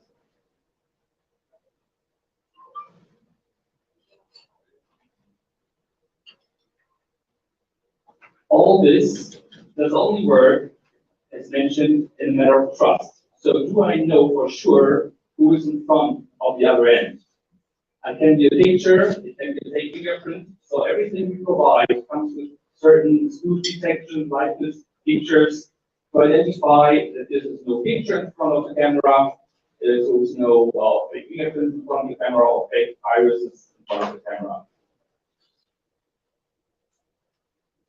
All these kind of identification methods are certified and evaluated by global recognized list evaluations in terms of speed, accuracy, and false positive, false negative. As mentioned, we are not initially started with elections. We started with ID cards. We started with passwords. Wherever you know, okay, we need to identify the person and ensure the level of trust who's in front of me and who wants to use my public service. So this is for sure one example is border control, biometric e-passports, ID cards, but also biometric documents, birth certificates. When you have a look on your driver's license, there's a barcode on it storing your face information and your fingerprint information. But also when it comes to regulations for refugees, now also election system, biometric card identification. So the list is very long. Wherever you need to really identify and ensure a level of trust between each party. The customers here started from Ministry of Interior, usually the issuer of ID cards and passport systems, but also Ministry of Transportation, for example, here in the Philippines, or Ministry of Health, but also elections. Maybe to name a few of those elections we have recently done is, for example, in Macedonia, in Europe, but also in more critical countries like Afghanistan. Each country and each regulation of those countries are different. The law is nowhere the same. And this means that also the provided system must align on those regulations and law situations. When you want to provide an e-voting system, the system must align on those regulations. No system will be able per default to fulfill 100% all the regulations, so it will always need adaptation. All countries are different in terms of internet connectivity, electricity availability, and these are also topics to be considered when proposing such a system. Is there internet available in the middle of the Atlantic Sea so that there can someone vote? Maybe just to give a short overview, this is the list of countries we're active in. It's not a list, it's just showing the globe. And I think it's quite blue in general. Also, the Philippines is mentioned with a notice of overall 92 countries in which we're active in the past 25 years. But this should be enough for our company itself. Let's go ahead with what you need for your purposes in terms of registration. First of all, the topic of security. We heard a lot of topics or remarks about security from the previous speakers, and we will hear additional remarks from other vendors as well. Plus, involved with biometrics, we are involved in data privacy. Data privacy is in Germany and in Europe in general one of the highest values the individual can have. And when we speak about biometrics, this is among the name or among healthcare information, the highest level of personal data an individual can have. So with great power comes great responsibility. You are in charge to ensure that the data is held well in the respective databases. And you are in charge to define the requirements for this system on a high level, on the highest possible level you can measure, or you will find within all vendors. One of the first points is to separate all information you will receive in different databases, encrypted with different keys. So that you don't store demographic or counting data or biometric data or anything in the same level, in the same system, so that everything is separated to make it hard as possible for anyone to reach any of those databases. This makes the system in general very resilient. Of course, everything is encrypted. Of course, the communication is encrypted. The database is encrypted. The vote itself is encrypted. When it comes to authentication, we have certain people who can manage the voter role.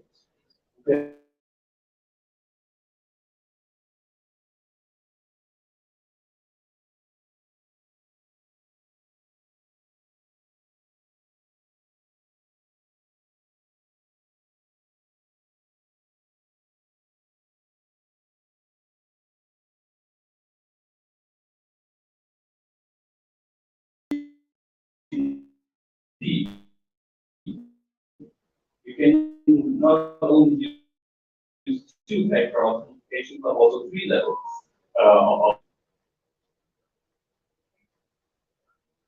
the knowledgeability of the system in general, either in default log files provided by database providers like Oracle, but also in blockchains as one before. Blockchains usually come to action when several parties do not trust each other. So the blockchain topic might be here the relevant one. When it comes to registration, we have shown you on the right-hand side, stationary possible for sure would be registration with smartphone itself. Why have I shown here anyway these large kits for registration? How can you enroll on a smartphone? The best option would be a face, or your passport, or your ID. But how do you ensure that this person does not enroll twice?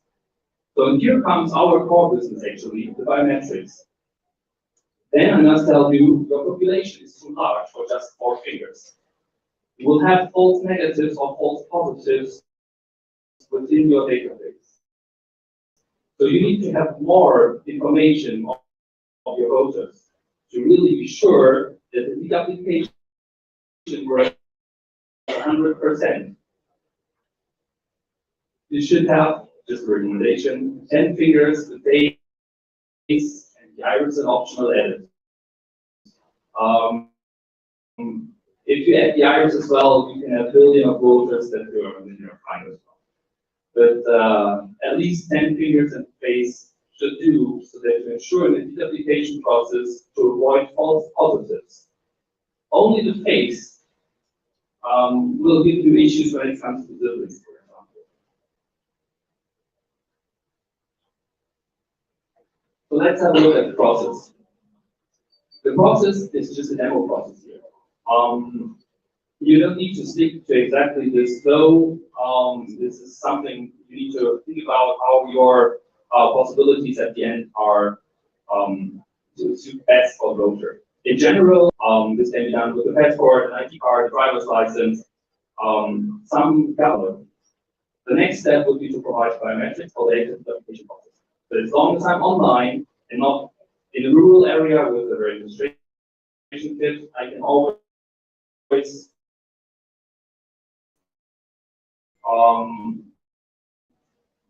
in time or in real time use digital application to see if the person enrolled already before. After that enrollment in the application, we issue normally a so-called BVN, a biometric voter number. This is a unique identification number the voter receives to identify himself for any system or any voting process. The offline process shown below is just in case we are in rural areas.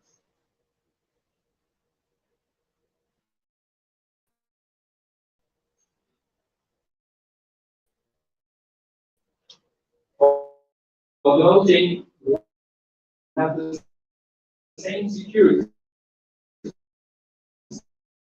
standard as for the registration.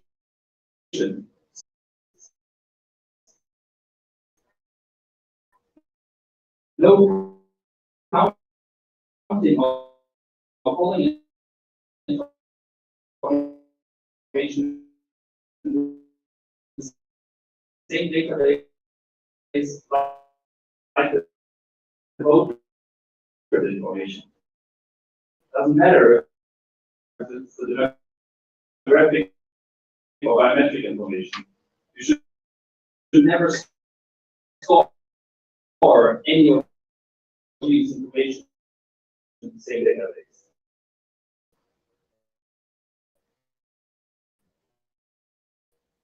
Next step, license detection. Yeah. So that whenever you do a vote, I must be sure that there's no picture in front of the camera. Auditability, same topic. I have dashboard in real time using the voting information. I put time frames to any vote, not the exact time step, just time frames. Otherwise, with timestamp comparing of voter information, who voted when, one person, one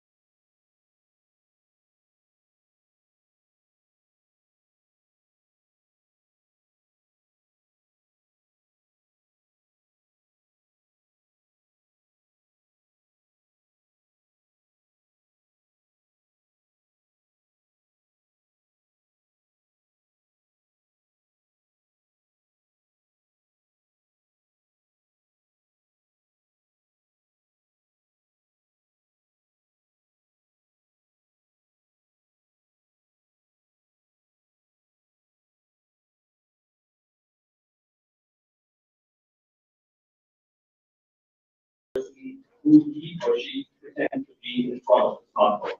There's no polling stuff in front. There's no one supporting the process remote. So we must ensure that the person is identified on the highest level. If there's no match between the recorded or registered face with the face in front of the camera, we should stop the process. If the match is successful, the voter can is requested to vote on the smartphone. As before, voters must confirm their vote. Click by accident, and this is final, could lead to frustration. So you can have for sure one step of confirmation, two step of confirmation. This is totally up to your decision if you all do your registration. After the encrypted information of voting information is sent to the server, we need to count what was voted directly and send this to the respective count.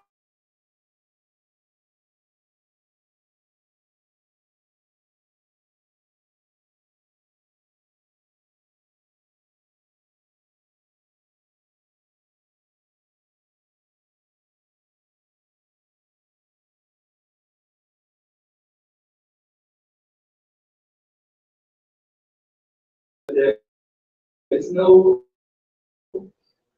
option for any type of to reincarnate the data sent by the person. So no data anymore.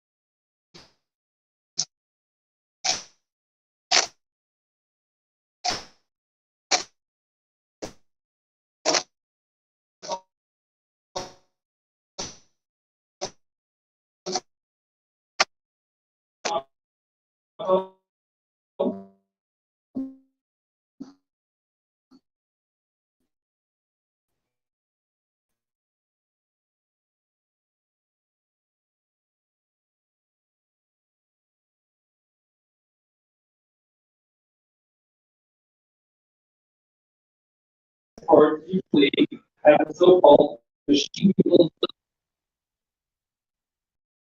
This is also based on ID cards or driver's license.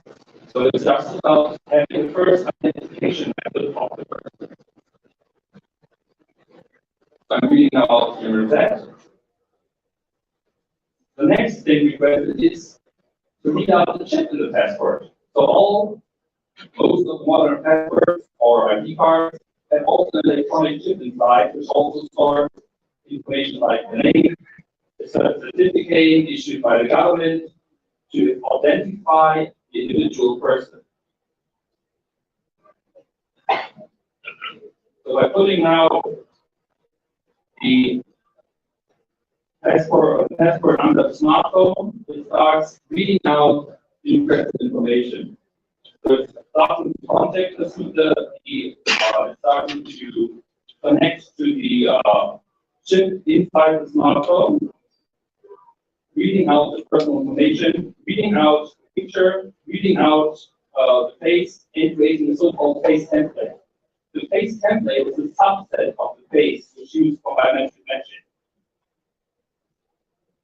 Next step is then to take a selfie. As you know, you have a picture on the passport, for example, or on the identification document, and the picture is also stored on the chip. We just extracted the picture from the chip, so now we can compare the picture on the chip with a live image to identify that the person holding the passport in his hand is still the person holding the passport.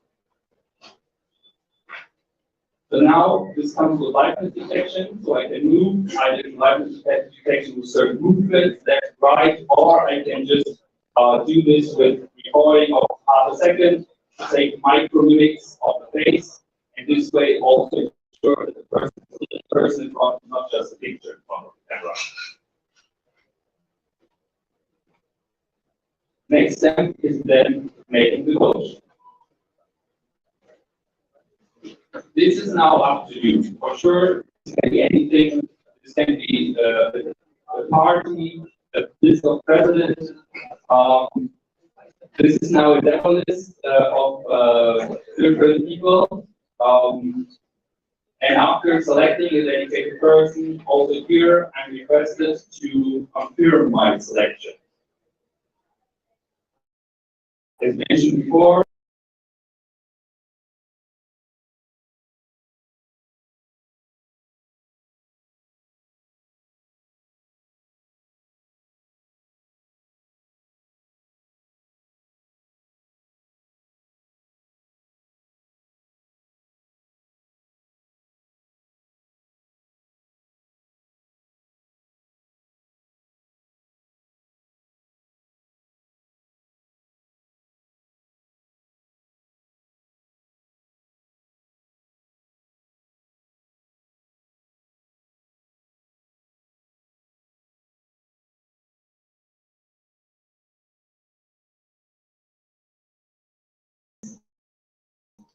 but you can also make it a more positive one, like, thank you, you already voted, we counted your vote already, please do not try again. This leads me to the end of the presentation. I hope I gave you some more remarks on top to the other vendors, and I hope to hear also more remarks from the other vendors so that you can decide on the best option that you plan to have.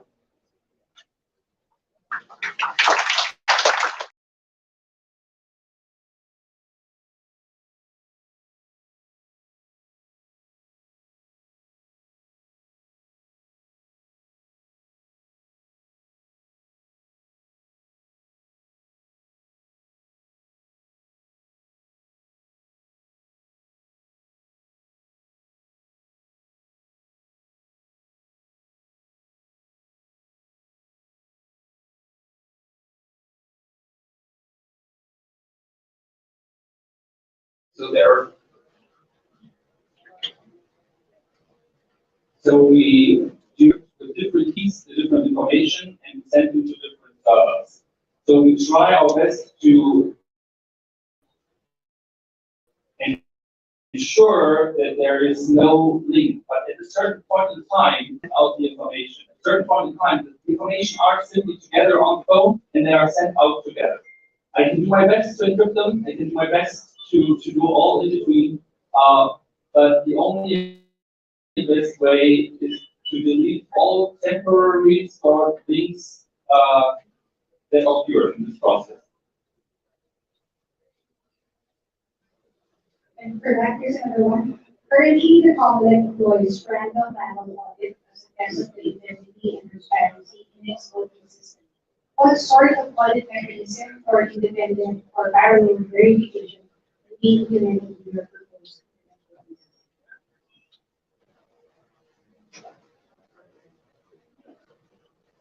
as mentioned here, it's a matter of trust what we do here. So that the voting or also that the commission can be sure that the voters do not try to fraud the election. But on the other hand, for sure, it's understandable that the voter wants to be sure that there's no fraud on government side. The best option here is something we learned in Afghanistan, is to have international observers.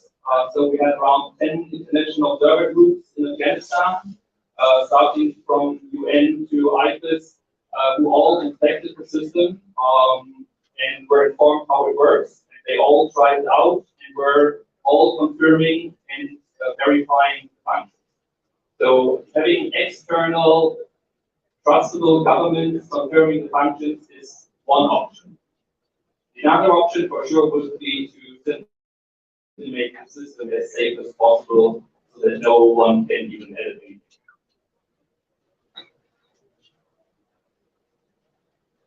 We have any more questions from the floor? Because if not, I will read a previous question that was already for all providers. So here's one again. What are the minimum requirements for hardware and network connectivity for a voter to use the system? This is because not all we have to use smartphones. Is there like a minimum hardware and network?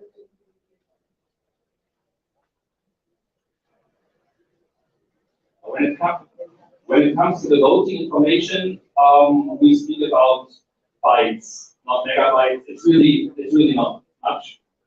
For sure, when it comes to biometric matching, then we speak about some information that are transferred, but everything you can just measure like this. When you take a picture with your smartphone, the smartphone has around 4 megabytes. Now it's too technical now. What we think here is we are using around 50 to 60 kilobytes per vote, which is a rough subset. It's a third of what is used when sending a picture.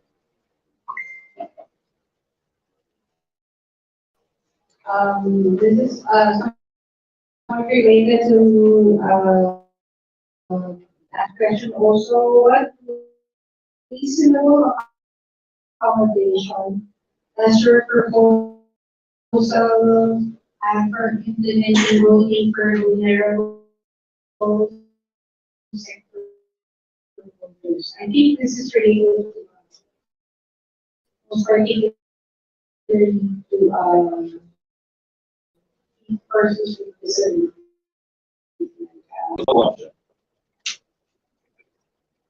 We still have 5 more minutes. No more questions. So I think those are the general questions that I will already. So if there are none, I think I'll turn over the mic first for some further comments of our guests. Thank you, Ronald. So before we proceed, I'd also like to acknowledge our guests.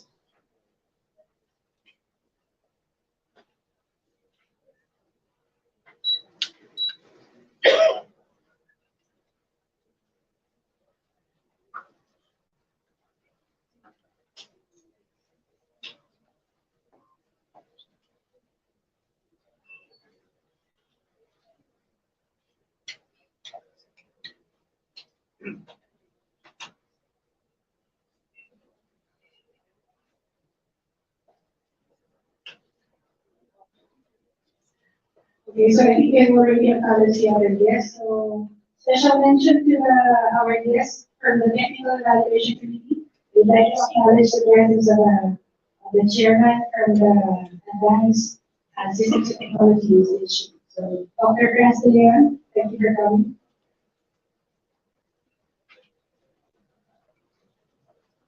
So now we will proceed to our next presenter from Indra.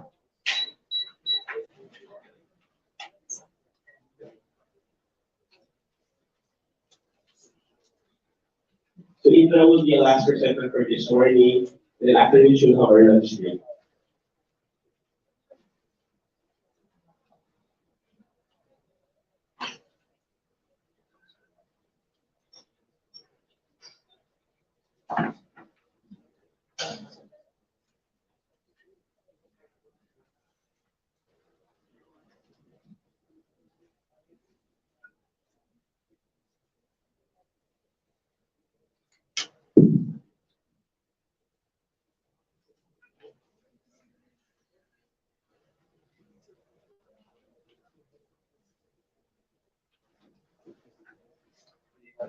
once the demo starts.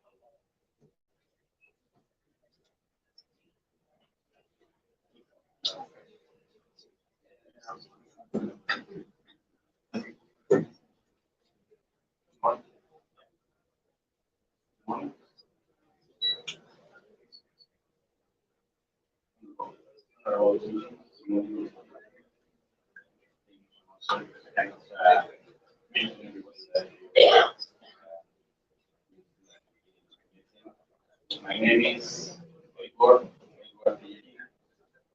We are from Spain, and we are present here at Indra and a French company, a European company called Indra. And I'm very happy because we're checking today that we haven't talked to each other before this meeting. And but I'm thinking that we are representing here three interesting things. Everybody showing different solutions, different technologies, and all around internet course and references. And we are going to we're trying to pursue and we're going to pursue a new thing. But let me introduce first of all our company, this European company based in this. Please, next slide, first slide. Indra is a very big group leading the IT sector in Europe, and but we are worldwide, not only in Europe, not only in Spain. We are more than 56,000 employees, so we are not a small company, and but we are running in more than 140 countries at the same time. We have 40 different branches in all over the world, and one of them, of course, is in the Philippines. Our company has been more than 80, 90 years. We started a long time ago, not related to IT, and not in the IT sector, but we started a very long time ago, and we started doing elections more than 45 years ago. Let me show you some of this. Next slide. In the group is basically two different companies, companies.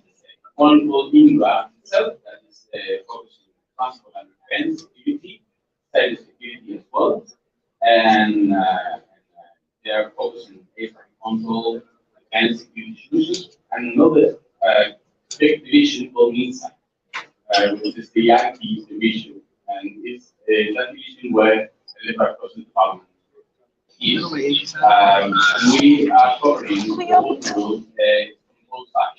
We are doing this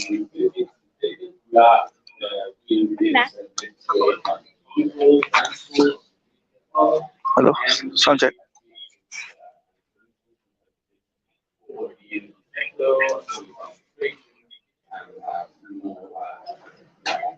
Mamaya mo na lang. What we do from inside. Just inside, the reality where it is we have more than 40,000 employees Indra is listed in the stock market. So we are very convinced and reliable in Europe, and we cover energy, industry, retail, telecom, banking, insurance, and public and health solutions with digital payments, cloud data, cybersecurity, which is very important, and of course, one in public sector is involved with electoral processes.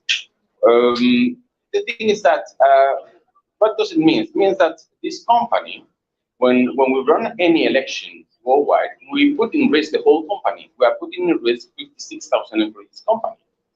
And our reputation is not only about elections, it's about everything that we do in any sector that we cover worldwide.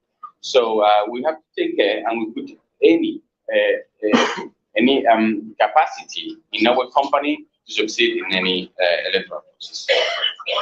Please, and you go to the next one. In the Philippines, we are here since 27 years ago. We are not new in this country, and we have done more than 200 projects yearly. We have more than 1,500 employees, and you can see some sectors and clients that we have in the Philippines. We have business consulting capabilities, vertical solutions, digital technologies, BPO, cybersecurity as well. We have a very relevant project here in the Philippines regarding cybersecurity, and partners like Moody's, SAP, Microsoft, of course, are belongs to Indra. Next one, please. About elections, what we do about elections worldwide, not only Europe. We provide census processes and census registration solutions. We support elections, or we cover the whole electoral life cycle. We'll see later. We do something that is very demanded nowadays, called electoral intelligence and studies. And of course, we support stakeholders meetings. We started doing electronic voting more than 15 years ago. We're not new in this. We will show you. Let me show you some references that we have. And those stakeholders meetings were our starting point, because electoral laws used to be very restricted about using internet voting time ago. Now countries used to adapt their electoral law in order to allow electronic voting, but private companies, private organizations allowed that time ago. That's because we start, and starting 2000s, we start doing internet voting.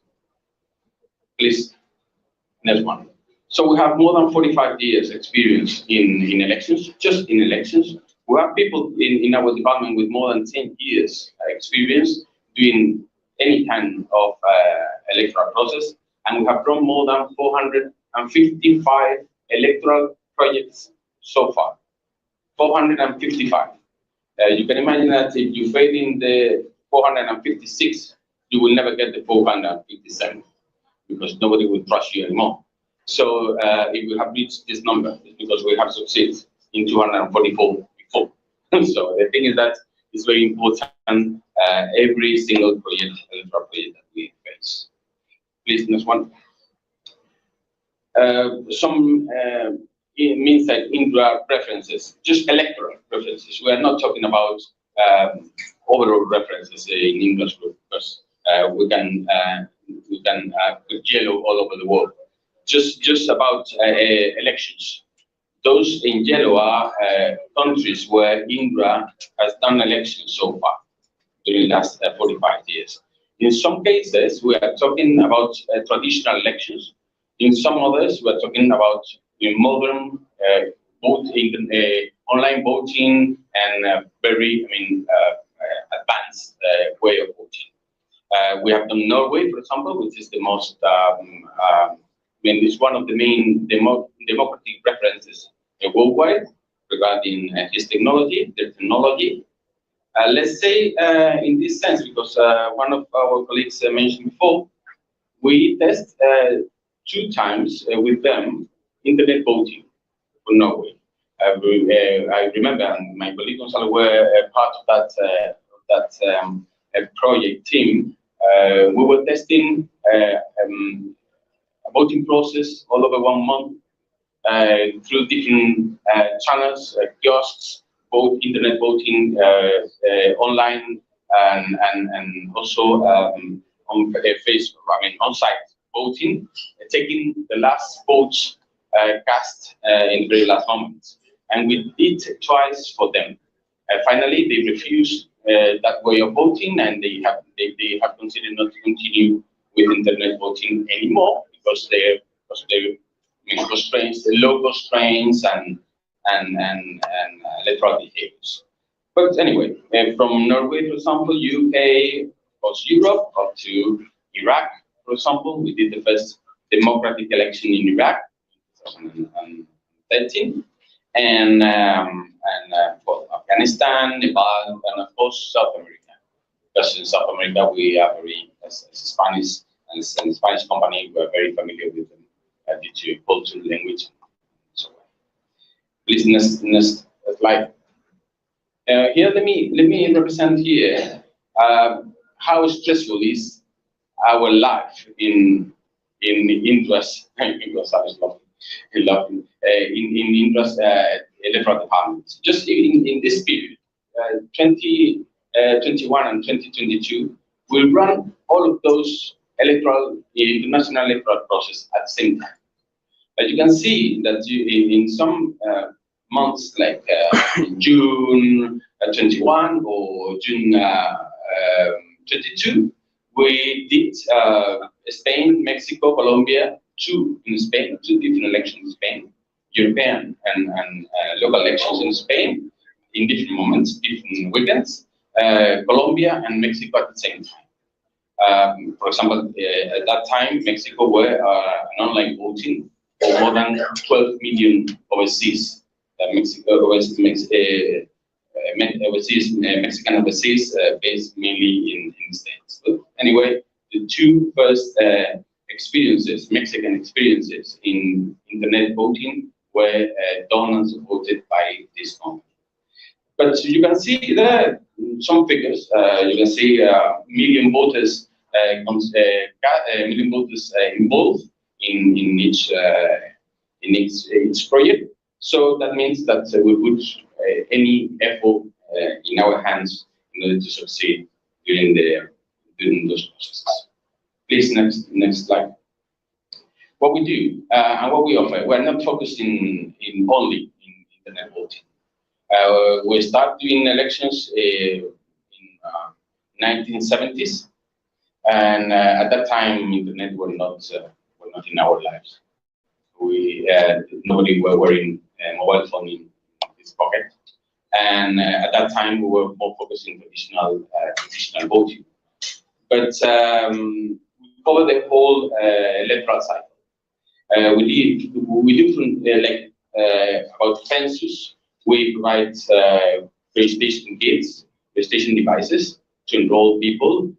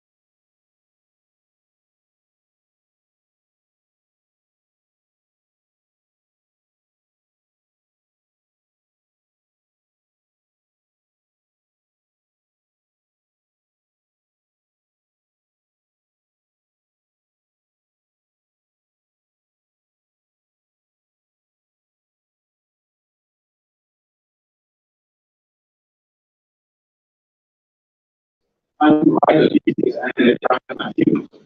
But with that, our offices, the being, our papers, our papers, and for everything with satisfaction. Activities, activities in nowadays, for ensuring that information and data is not manipulated and not changed. Although, next one. Some references, online voting, we are talking about online voting references. Those are some of them. We started in 2012, in 2011, in Spanish.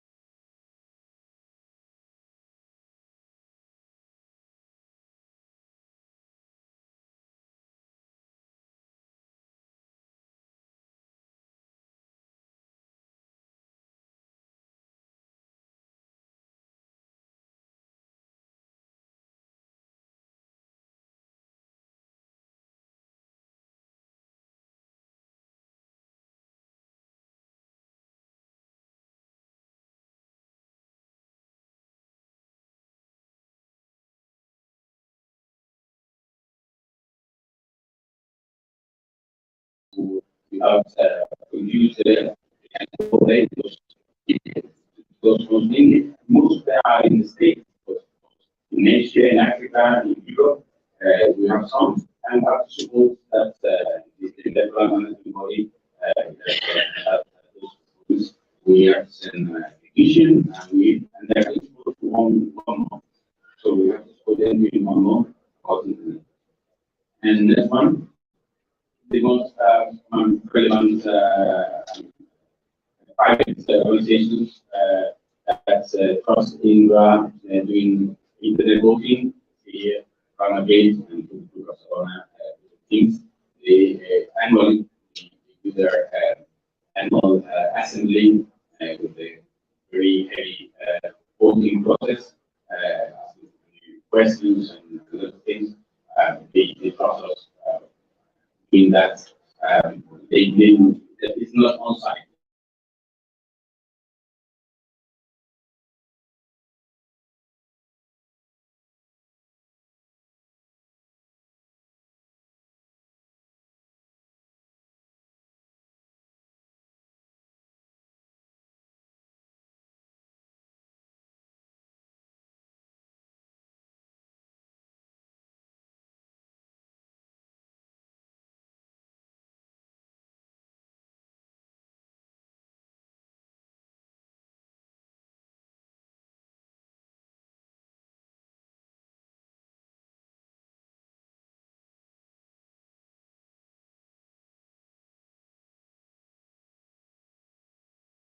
How to get a hold, how to how to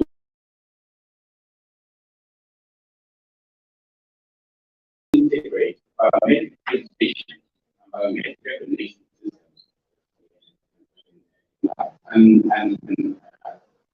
voting process in this one is approach-based system is very high. Because the things that over other vendors have mentioned this morning, but we can see something new.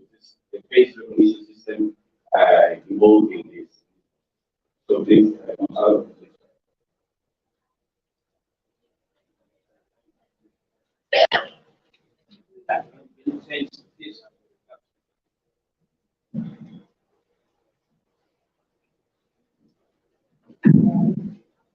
We have all been working in that process for more than 20 years. We are also getting about our system. But we registration portal, the other portal, as well as first things we're going to show you is the registration portal. You can use these. You can use these in the laptop, in the mobile phone, in the device. They will certificate out. Now, this here, this is just a notice. The first thing they ask you is for your ID, your document.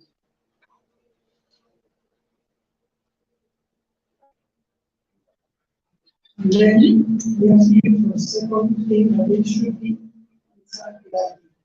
They say use date of birth. You can use more than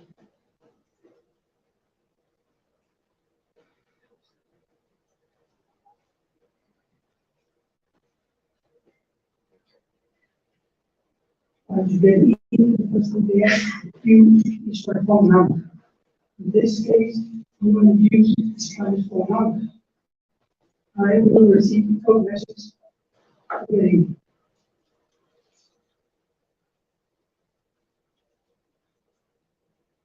You can use another, you can use a phone number or Java or suggestion to receive a message here.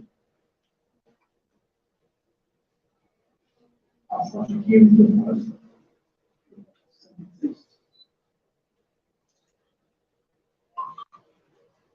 And then we start on the getting the book. Here we are.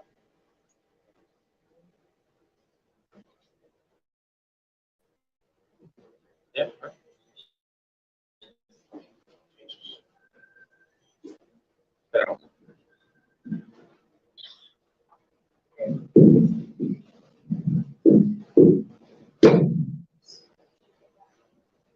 Now choose here your document passport. This is the I'm going to want to use the 5 license if you want.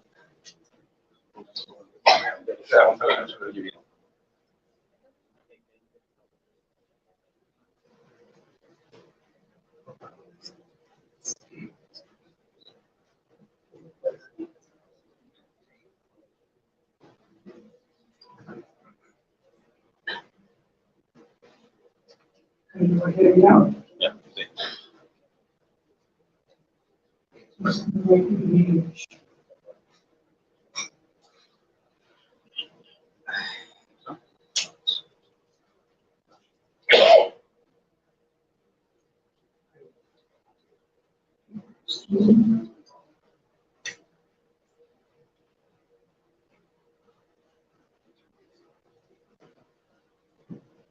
English.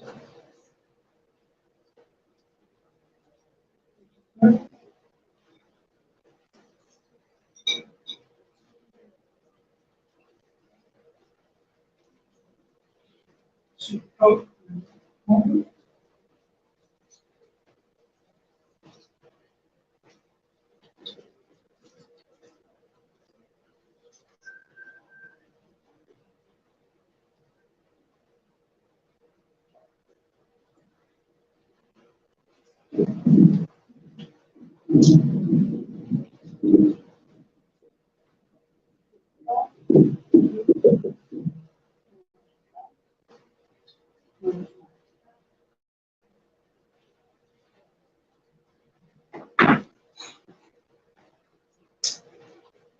as I told you before, you have to select here the ID card, passport, you can put the driver's license or what you want.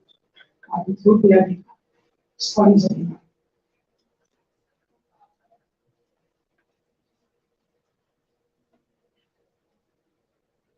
No,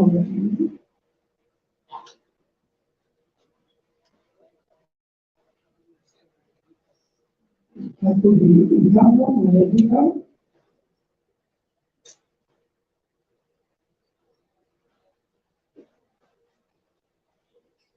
Here is the ID card. If the quality is not good, you can repeat, or if it's good, you can continue. So continue.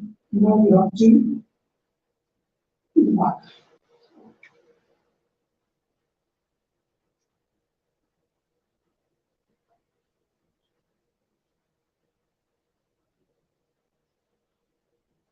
And repeat. So very good. Put one here.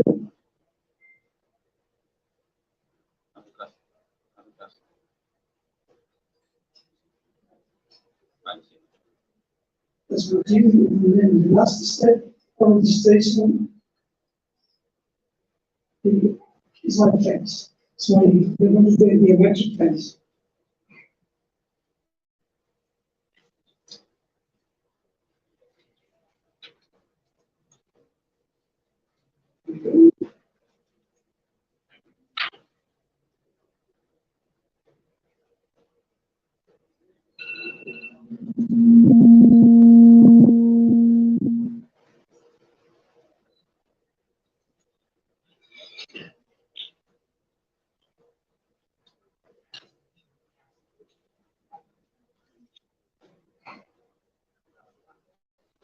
Now, take them on face. The electric data. It will take a few seconds. There you go.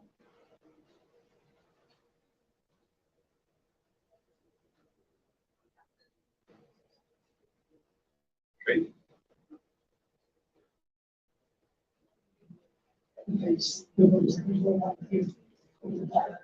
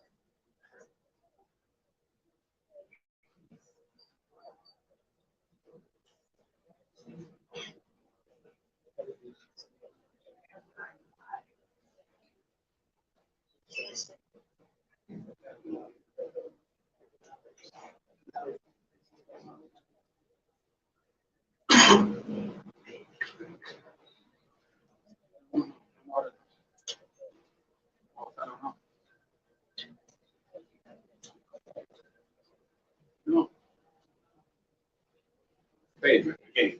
Oh, so. Like here. I don't recognize. Tenemos a uno de los tenemos a uno de los no, no. Maybe because of light, because of the there's no line, no. No, no, it's not. No, no,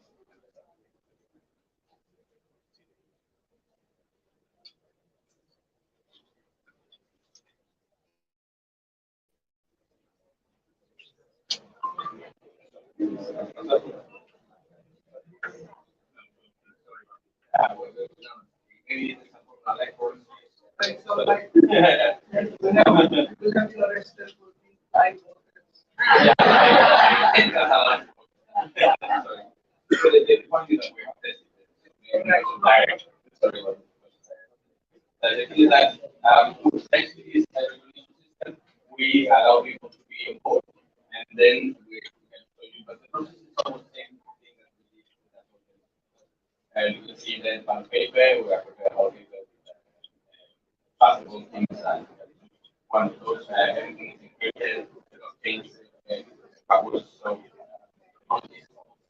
we try to show you something new.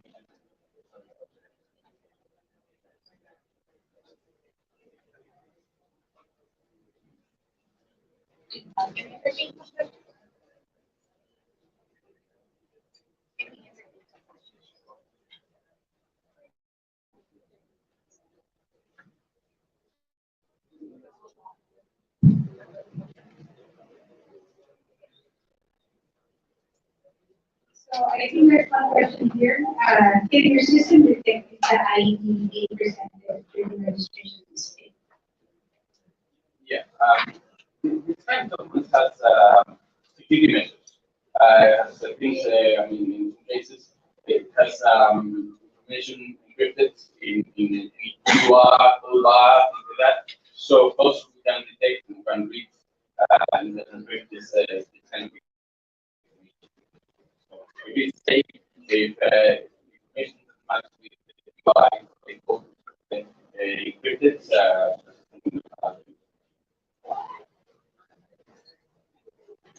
Thank you.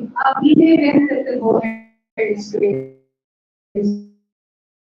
a disruption in the internet, to handle and safeguard their oaths, and how would such interruptions affect the handling and counting? Like, is a person in the process of voting, like correction. Yes, understood. Yeah. The voting process will be something the vote gets and the reference that you show in the relevant demonstration. So when you get it, you can check the system if your vote has representing cast properly or not. If you have it not, you can come back to the system and you can key reference and you, the system will tell you if it's already cast or not. So if the connection failed during the process, you can restart it again. If you haven't got the vote, or if you have it done, you can say. Thank you again. Is there a minimum hardware requirement or connection requirement for the system? No, not at all. It's a browser-based solution. It's very light and can be used with any tablet, mobile phone. So it shall be very easy to use. Because we cannot suppose voters with with new brand new devices voting. So of course, there's no any hardware restrictions on the online. Are you able to provide what's like needed for like online support government? Of course, any different process that we do, we set up for any we set up a call center, and so those these types of have a lot of information, videos included, and if anybody has any specific requirement, they have to call the usual number and get the Also, is there a requirement that one person will be put on one device or can you move use the same device? when you get ready, votes are not related to any device used for casting. So one device can support different votes. The point is, when you get ready, when you get the vote, you get an ID, right? And when you cast a vote, this guy cannot vote again. And the system will check biometric references and data, and it will not be able for getting vote again or cast a vote again. But another voter can use the same device. Thank you.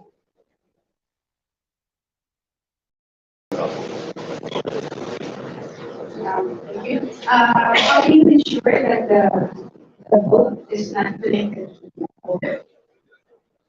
That's a good question, and it's always in our minds. So in Mexico, Salvador, and everywhere where we set up these kind of solutions, we are fully audited. And we have been certified by international independent companies. And our software is open and transparent and can be checked and audited by any university or reliable auditing company. So we can say that both composer and never. Okay. We have another question. Good afternoon from OFW Party List. This is a question that only for all the service providers. Maybe ask a cost estimate of the technology that you are offering Comlec, because this will be costing not only the Comlec but our government as well. So that in the 19th Congress we will be able to assist and support to secure the budget for Comlec for the coming 2025 elections. Thank you. I'm not sure if shall be proud of this or not. So so there's a lot of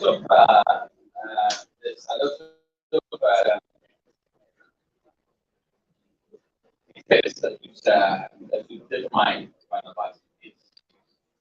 These kind of solutions are very nice and fully adaptable. The main thing here used to be how many voters shall be connected or could be connected at the same time. We have to ensure that, for example, imagine that we have 12 million voters. And we consider all of them trying to be connected at the same time with our systems. It's not. If we consider that, we have to invest in that amount, that size. If not, we have to determine how much can we consider how much that will determine cost. Okay, if I may, last 2022 elections, we had at least 1.8 million registered voters, and it is only about 477,000 that was able to vote. And that's the very reason why we're having this e-voting.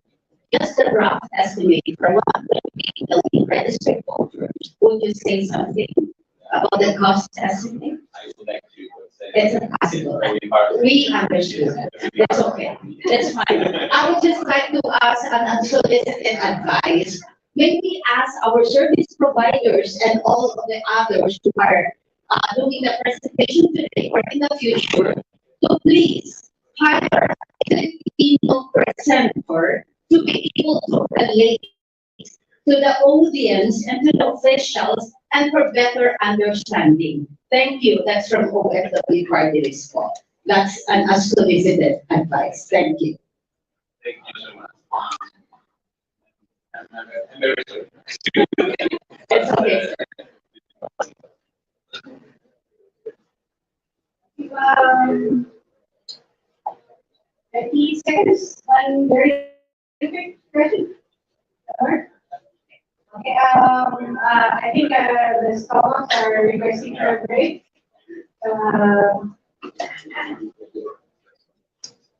So we will have our lunch break and we will resume at 1 p.m. this afternoon.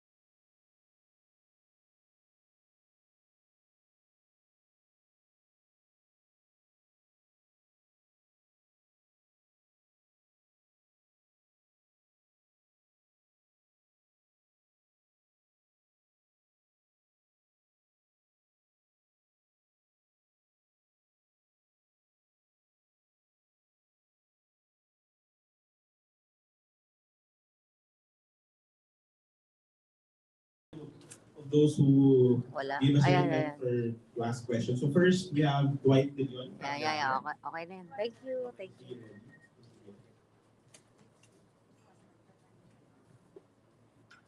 Hello po, magandang hapon po sa Comelec. We know po that time is of the essence to prepare for the 2025 elections. So I would like to know the timeline of the Comelec regarding this plan for internet voting. After this demo, kailan po natin inaasahan makakapili ang Comelec ng service provider? Tapos ano po yung next steps natin? Thank you po.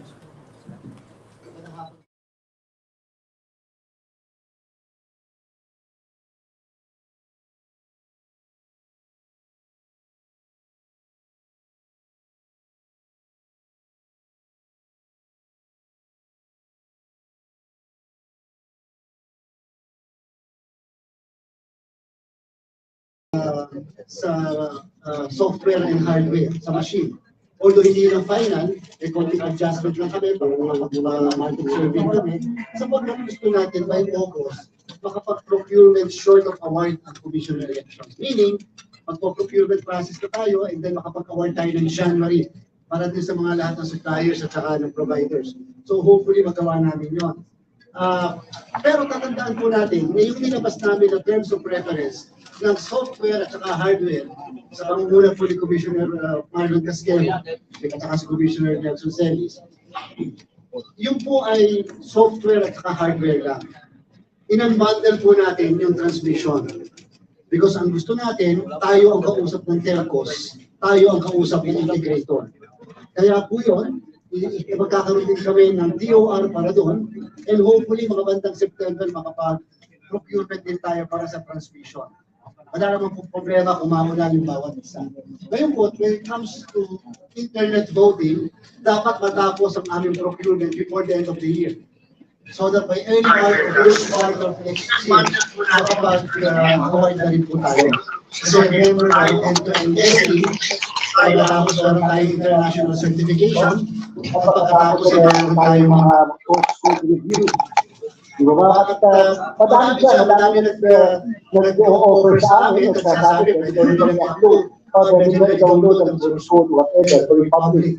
So may mga pagpangal kung consider yan ng Comelec. Pero po sa punto ito, lahat ng bagay na ito ay part ng wishlist pa natin hanggat wala pa pong budget.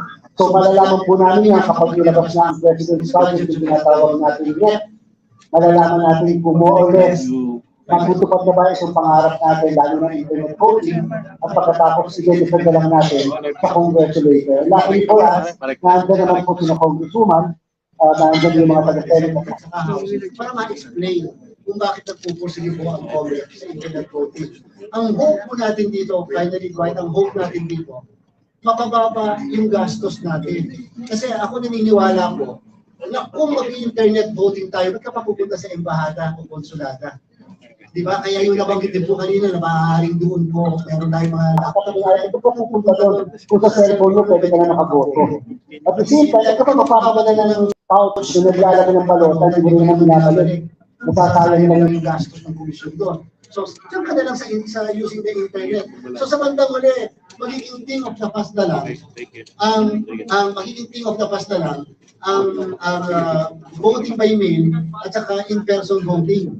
At ang magiging trend na sa mga susunod na nating halalan ay laging internet voting para sa overseas ng Filipinos. And sooner or later, anong malay natin, baka later on, pati domestic voting, pag wala na kami lahat dito, pwede na ang internet voting. Maraming salamat. Pipili lang ba kayo ng isa dito sa 8 or para magkakaroon ba ng shortlist? Or will we undergo the standard procedure of bidding? Bago ko ibigay kay Comarlo, dahil siya ang ating in charge. Alam niyo, napakaganda na merong ganito, yung merong demo sa amin, sapagkat sa pamamagitan ni Kong Marlon at saka nila Kong Nelson, aayusin kasi namin po yung terms of reference. Nandiyan din naman po yung CAC na nag-guide sa amin, nag-advise. Upang alam namin more or less ano yung mga vulnerabilities, ano yung mga dapat namin ilagay sa terms of reference na hindi naka-tailor fit sa kahit isa sa 8. May posibilidad naman, hindi lang sila ang magpa-participate sa magiging procurement natin. Sila lang yung nagbigay ng intensyon na mag-demo ngayong araw na ito. Kaya nagpapasalamat din tayo sa kanila. But it may be possible na mas madami pa yung may involve sa mismong procurement. Bigay ko lang kay Commissioner Manong para sa topic. Well, yung tanong na pipili kami, hindi kami pipili, dadaan po tayo sa regular procurement. Yun po ang nasa batas. Ang naging purpose dito is para makita namin kung ano yung available providers, available technologies. Kasi baka kasi gawa kami ng TOR, wala namang kaya. So, tinitingnan namin lahat ng mga providers kung ano yung mga kaya nila, ano yung hindi kaya nila, para may lagay namin sa aming terms of reference. Kapag pagkatapos nito, we'll be conducting our technical working group for the creation of the terms of reference for the internet voting, ano yung meron na available technology. So after this one, then we will discuss in the NBank for the terms of reference, and then dadaan po tayo sa procurement. And yung sinasabi nga na budget, kung magkano yung budget na for that, kasi mag-RFQ tayo, request for quotation for each provider na kaya nilang gawin. So we do not choose any technology, we just try to get what is the available technology. Ay, isa pa, Dwight, katulad po nung nilabas namin yung TOR para sa software at saka sa hardware, yung machine. Sabi po nila, napakataas naman ng wishlist ng COMELEC. Masyadong hindi naman yata kaya. Eh, nung magpa-market survey po kami, 4 na nagsabi kaya. So yun po yung kagandahan nun. Meron palang kaya na makagawa ng machine na gusto namin. Kaya nga po, di ba, kahit isa naman sa inyo, wala nagsabing yung aming wishlist ay naka-tailor fit sa kahit na kanino. And therefore, at least po makakapag-proceed kami sa procurement. May mga ni-revise kami, kinonsider namin yung sinabi ng CAC, kinonsider namin yung sinabi ng PPCRB, yung NAMFRED, at iba pang well-meaning organizations na nagsabi baka pwedeng isama natin ito. Bilang panghuli, para lang alam ninyo, yung voter verification, consistent din hindi yung mga suppliers. Lahat sila nagsabi sa aming market survey, it will cost the Philippine government 2 billion pesos. Tinanggal po natin yan. Pa-approve natin si NBank. Si Commissioner Marlon also recommended. Bakit? Bakit kagagastos ng 2 billion? At alam niya, Atty. Dana yan from the Senate, na tinuligsa ang COMELEC before because of voter verification. Kasi po, pag hindi nakita yung pagpasok, hindi nakita yung fingerprint, hindi na match. So, ibig sabihin, hindi makakaboto ang botante.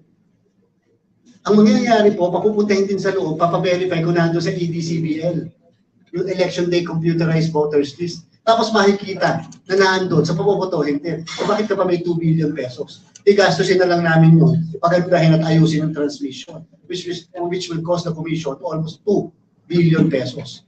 So, yun po yung ibig sabihin natin. Yun po yung kagandahan ng katulad din ito, na hopefully, pag naglabas kami, titingnan namin, kaya ba, meron ba, at ano yung adjustment na gagawin namin sa TIWA.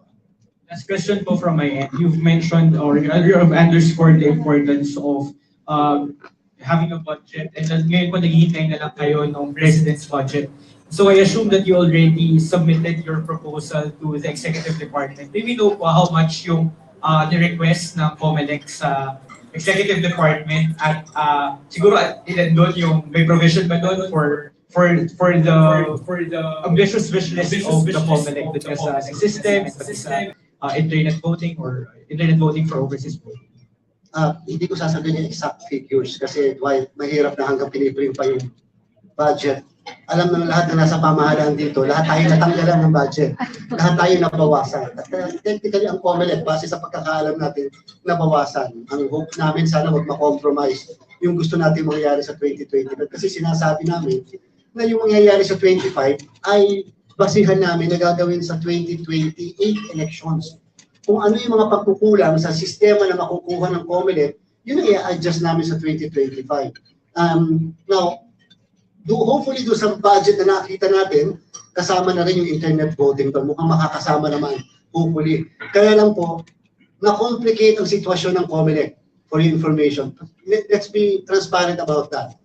Kasi po, biglang lumabas ang desisyon ng Supreme Court na nagsasabi na unconstitutional ang pagpopospone ng barangay and SK elections, subalit tuloy ang October 30 ni Commissioner Ray Bulay na barangay and SK elections. So ibig sabihin, tinuloy, Pero ang next election po ay December of 2025. Isipin niyo po, from the point of view of management and planning, if we wanted to automate po, i-automate ang barangay and SK, dalawa po ang automation natin. National and local list ng May at yung December ng 2025.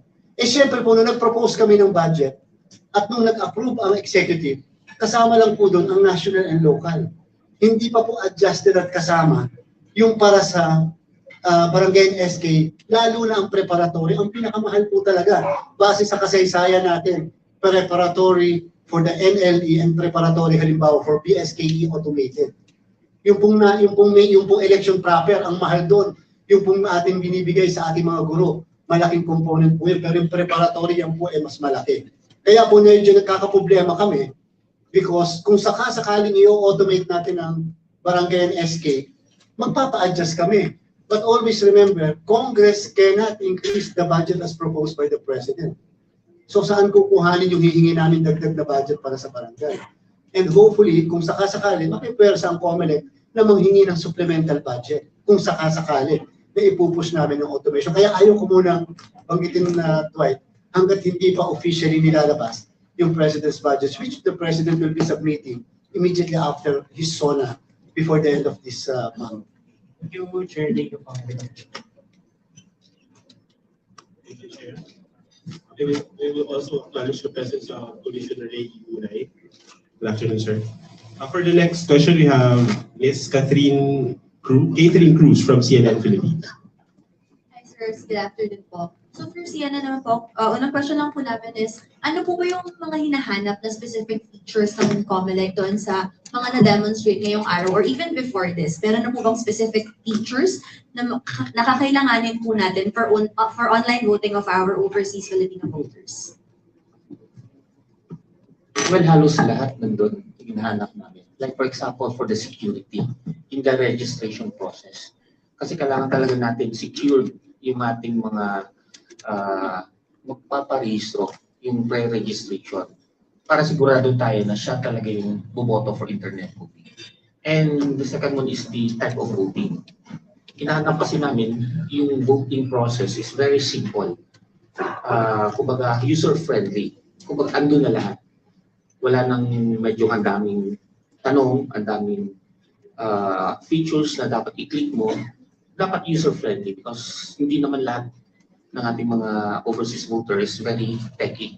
They're more on Facebook, TikTok, and so on. Pero may mga iba kasing nakikita ko mga online, ang hirap i-fill up before ka makapusin. So we are looking for a very simple type of voting process. And the third one would be the canvassing, the consolidation. The consolidation, and then we are looking for something like it's a blockchain because it will stay for 30 days. Kung saan na nakastore yan. So, I'm a voter, I can always check whether the vote is tampered or not. So, as much as possible, we will use the technology and blockchain. Maganda kasi yung technology in blockchain. Kapag yung data natin will stay in how many days before it will be canvassed. And also the canvassing process.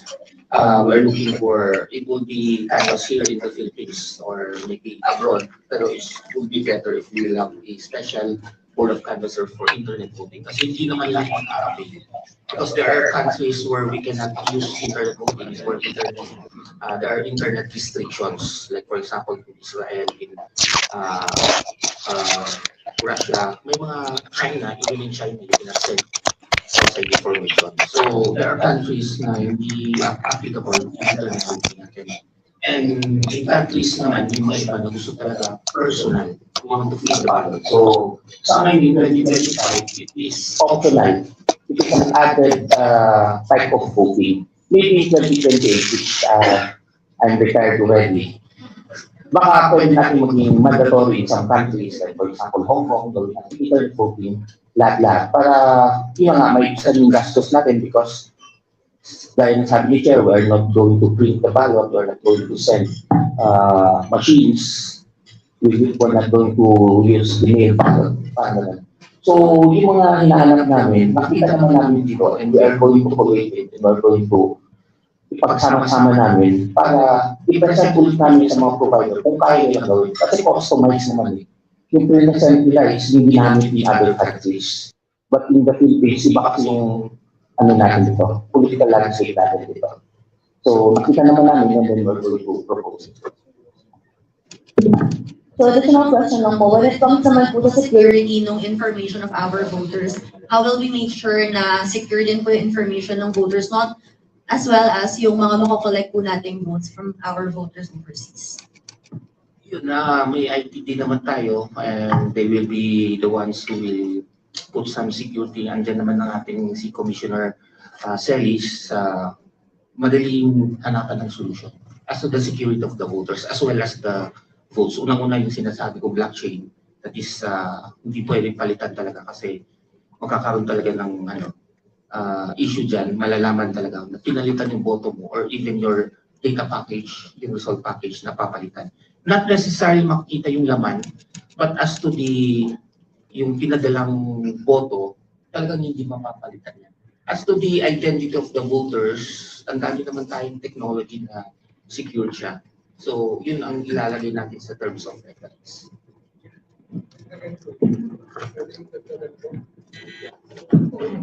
Pwede ko bang pagdagan yun? Yes, po.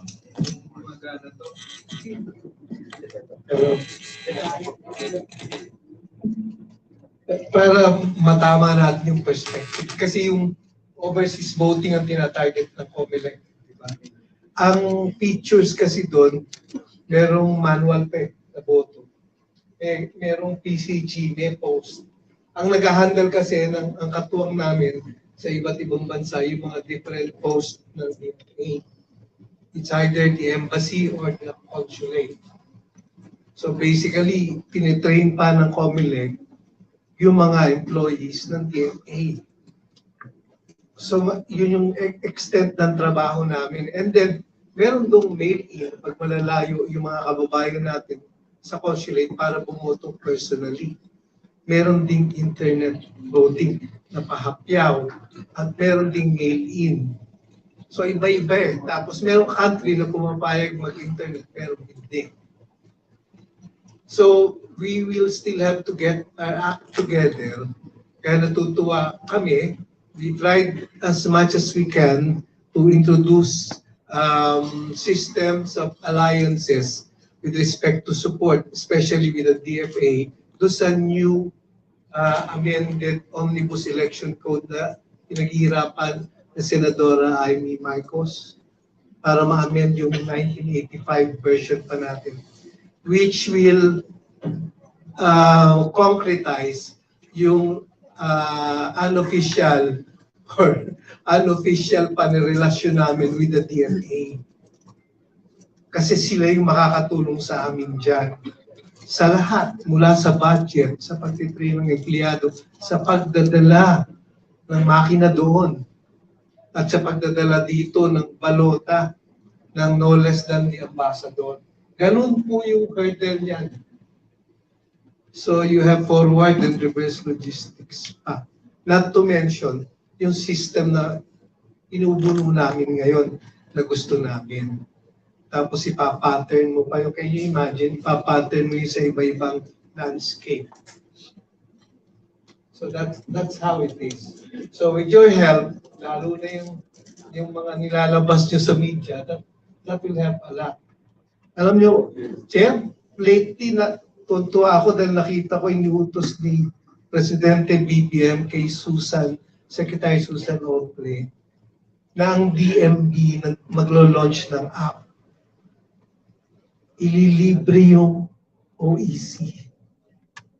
And you know what? Doon sa ibang mga napuntahan ko na bansa, doon sa pag-iikot namin, grabe yung sinisingil sa overseas employment certificate para makapagtrabaho. 100 pesos lang yun dito sa atin. So, napapasalamat po ako sa ating Pangulo for saying that. Kasi sinulat ko yun kay Secretary Ople. Salamat po. Salamat. Alam lang doon sa sinabi ni Commissioner Marlon Casquero regarding doon sa security din. Yung ITD namin is already ISO 27000 certified. So last year. Ibig sabihin yun na very secure ang ating mga data. At we would like to extend yung operations ng ITD, yung pagsisecure nitong ating internet voting. In fact, kung tatandaan nyo, mga March 8, 9, and 10, ano tayo sa Scytl, meron tayong election summit, we had 53 focus group discussions, yung sinasabi rin from Marlon. Blockchain was elevated as one of the recommendations dun sa election summit, March 8, 9, and 10. And we had 53 focus group discussions, mula September hanggang February, 6 months in the making. And internet voting emerged to be one of the major concerns. Para ma-implement natin dito sa Pilipinas, initially, yung sinabi nga ni Chairman Garcia, doon muna tayo sa overseas absentee voting. So, this is in collaboration, sinabi rin ni Chairman Garcia, with the stakeholders. Sinabi yung PCRB, yung NAMFREL, yung CENTEC, ISWATS, different schools. So, marami ho nag-participate dito sa focus group discussions. Kaya yung mga actions taken natin, katulad nito, yung demonstration, is already a result of these consultative meetings with our stakeholders. CIOF, Chief Information Officers Foundation, the Philippine Computer Society. So pati yung mga IT organizations na participate dito. And sinabi rin kanina ng chairman tungkol dun sa transmission. Kung ano man ang mauna between the machines and the mga transmissions. This is also in collaboration with the Comelec Advisory Council. The Comelec Advisory Council is headed by the Department of Information and Communications Technology with members from the Department of Science and Technology and several stakeholders. So we are not acting on our own. We get the participation of the public. And it's also in the law, yung sa RA 9369, yung Advisory Council, even the Technical Evaluation Committee. So it's not the job or performance of the Commission on Elections only. So it's everybody's stake. Thank you very much. Maraming salamat kay Kong Direction at saka kay Kong Marlon. Meron isang bagay na dapat malaman nila, especially our providers, future providers and present providers, the stakeholders as well as the list. Pinag-usapan kasi security. I think the highest form of security is for us to be able to ensure that the voters who will be voting are the voters who are the registered voters. Alam niyo po may problema kasi tayo. Kaya kanina binanggit ko yung verification, yung voter verification na pinapatanggal namin dahil 2 billion. The reality is, despite all our efforts na mga hingi ng budget, sana po, after the 2025 election, payagan tayo na i-annul ang buong list of voters ng buong bansa kahit yung nasa abroad. Alam niyo po kung bakit? Kaya hindi ma-verify na maayos eh. Although meron kaming AFIS pa po yung sa amin hanggang ngayon. 4 fingers. Samantalang sa buong mundo, 10 daliri na. Kasama pa ang mata, kasama ang buong mukha. Pati boses kasama na. Kami po, 4 fingers. So, ibig sabihin, alam niyo po kung ano ang pinakamatanda na fingerprints na meron kami, 2003. So, how do you counter-check the fingerprint of one as against the 68 million that we have right now? 92 million pa yan kasama SK, Sangguniang Kabataan.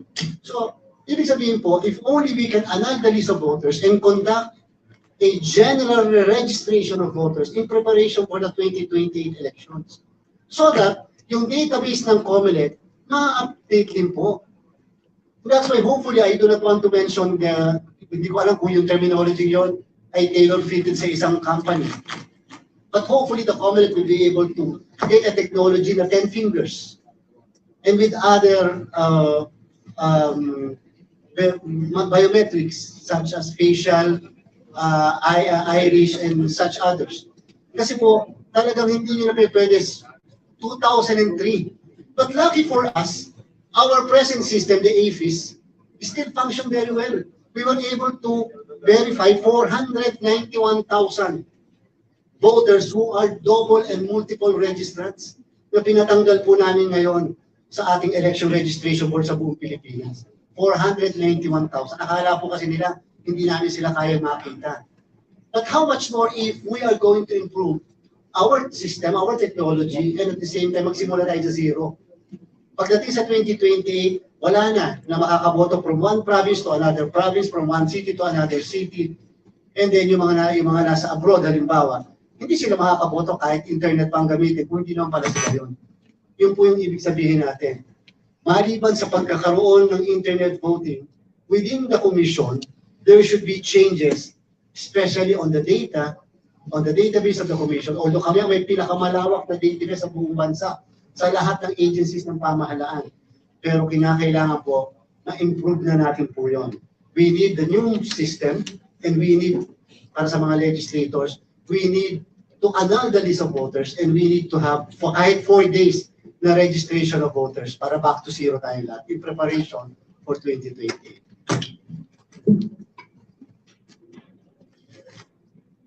Next question we have from Mr. Gerald Naval from Malaya.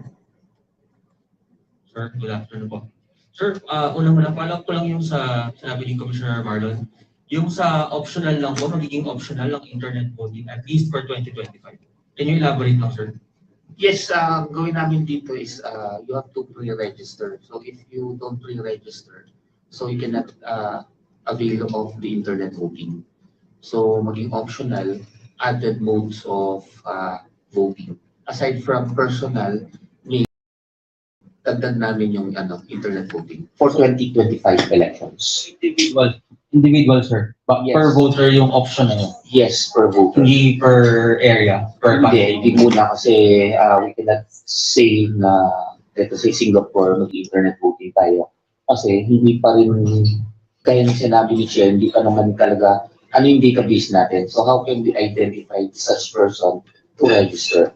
So sa ngayon, it will be an optional, it is an added feature or added modes of voting. Sir, kay Chairman po. Sir, a question lang on the legality of internet voting. How confident are we that we can withstand any legal questions that may arise because of the decision of the COMELEC to push through with internet voting? Naunawaan naman natin na maunawaan tayo ng Kongreso why we are doing this. Sabi nga ni Kongre, lagi we have to go out of the box. Tinanggal na nga pati yung box. So, alam niyo po kasi, kinakailangan ng COMELEC should be proactive. Of course, we always respect our legislators, our executive. We always wait for the law. But the COMELEC is empowered by the Constitution, not only to administer and enforce election law, but likewise to generally manage election in our country. Binigyan naman po tayo ng Section 28 na cite po kanina ng Overseas Voting Act na sinasabi na pwede talaga maghanap ang COMELEC ng other modes of voting. Maganda po kung katulad ni Congresswoman, makakapaglagay po ng batas, lalo na sa issue po ng budget. Hindi po ba? Hopefully po ma-explain natin mabuti sa kanila na based sa ating analysis, sa ating legal, sa study natin, lalo na po yung debates, kung ipinasa nila yan, nandun po talaga the COMELEC is empowered and authorized. We can recommend only to the Joint Congressional Oversight Committee, sabi nga ni Atty. Dana. Pero, tatandaan po natin, wala pang JCOC ngayon. Meron tayong Senate Electoral Reforms and Suffrage at saka sa House, pero walang JCOC pa, mukhang hindi pa na-organize. So the COMELEC should proceed with that. If the COMELEC will be restrained, for example, somebody will question our action, then so be it. At least we proceeded. Yun naman po yung dapat. Hanggat hindi naman po tayo pinapahinto, for example, in our preparation for the BSK, hindi po tayo pinahinto ng Supreme Court. Tuloy-tuloy ang preparasyon. So lo and behold, tinuloy na October 30. So prepared kami. Isipin niyo po kung tumigil kami sa preparasyon habang hinihintay namin yung decision, only to find out na dapat October talaga. Hindi po kami makakapag-hold na election. And we will be failing on our mandate. Ganun din po dito sa internet voting. Siyempre po, harap kami sa Senate and House hearing. And definitely, matatanong po ito. We will definitely explain to them. Ngayon, kung wala rin naman budget, so how can we proceed with internet voting? Kung tatanggalin din naman po yung budget na nilagay namin para sa internet voting, wala rin po magagawa ang Congress. But take note, kanina ko pa po binabigyan. 417 million po yung ginastos namin ng nakaraan. And yet, nag-propose kami ng 400 million. Alam niyo po yung nabigay sa amin after pumakapasa sa Congress, 111 million. So yung ginamit po ng COMELEC, yung natitira niyang savings para lang maging 417. Kasi po may reverse logistics eh. Ang mahal na po ng ating overseas voting din sa kasalukuyan. Kasi may reverse logistics. Yung may mail po, may postage. May bayad po yun eh. Libre na nga, hindi pa pinapadala, hindi binabalik. Ito po yan. Tapos syempre nagtitrain kami ng mga embassy staff, consulate staff. Pagkatapos meron din silang allowance, katulad din ng mga regular board of elect. So, yan pong lahat ng mga pinagsama-sama nyo, baka sakaling ito, yung internet voting ay makababa noon. Kaya lang po, dahil i-launch pa lang natin nitong 2025, sana, ang gagawin natin, other mode, katulad ng pinag-get ni Marlon, para yung ibang hindi makakapunta embahada o yung hindi magpapamail sa kanila, internet voting na lang.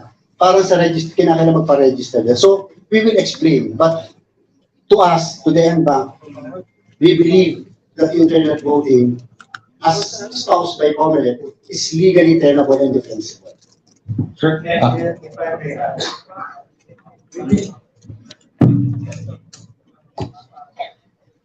We've been using the internet technology since 2010.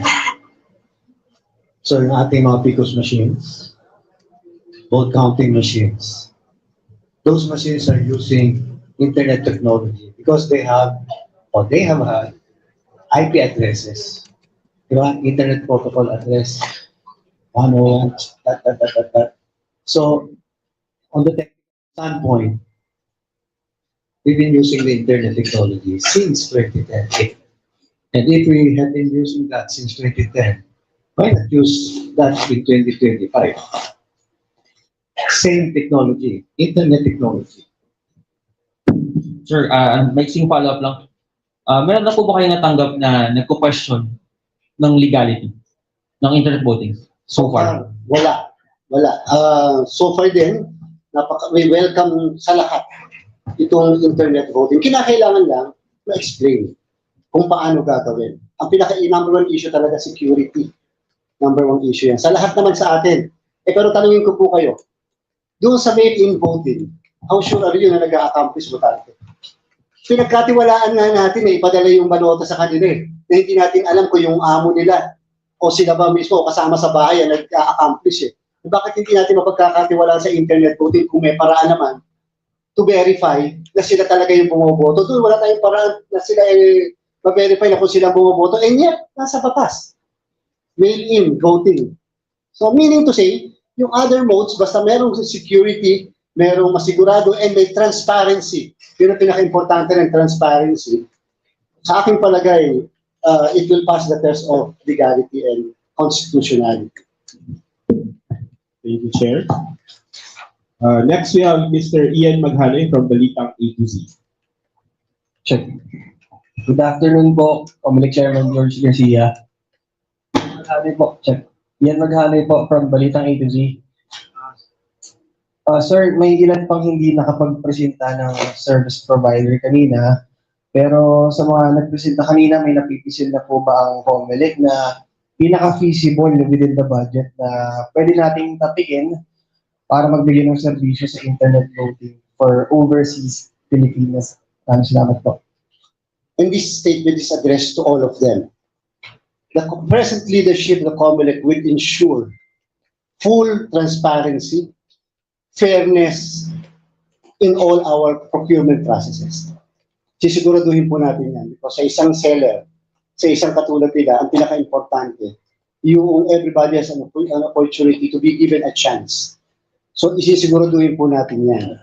That's why we pass a resolution ensuring that all procurement processes of the COMELEC ay nasa live stream. Lahat, kahit simpleng papel, simpleng ballpen ang binibili, how much more? itong ganitong kalaki na kontrata. So we will ensure na lahat in the presence of all the stakeholders. Miniting na po namin ang aming Bids and Awards, Special Bids and Awards Committee. Sabi namin, basta give everybody an opportunity. Dapat ganun po. At the same time, for the information of everyone also, by the end of this month, the COMELEC will be holding the first procurement summit. Hindi lamang sa aming regular procurement, kundi sa aming procurement for the building, as well as our SBAC para sa aming automation. So doon, ididetalye namin lahat ng kailangan, papapresent namin yung mga taong involved, sino magpapabagal, sino magpapabilis, ano ang mga dapat na asikasuhin. And so, kaya po kami nagkakaroon ng ganon, para po i-lay down sa table lang lahat, para walang mga surprises. So yung mga na-experience before, hopefully lahat ng mga yan hindi mangyayari. Level playing field, we will guarantee. Follow-up question lang po.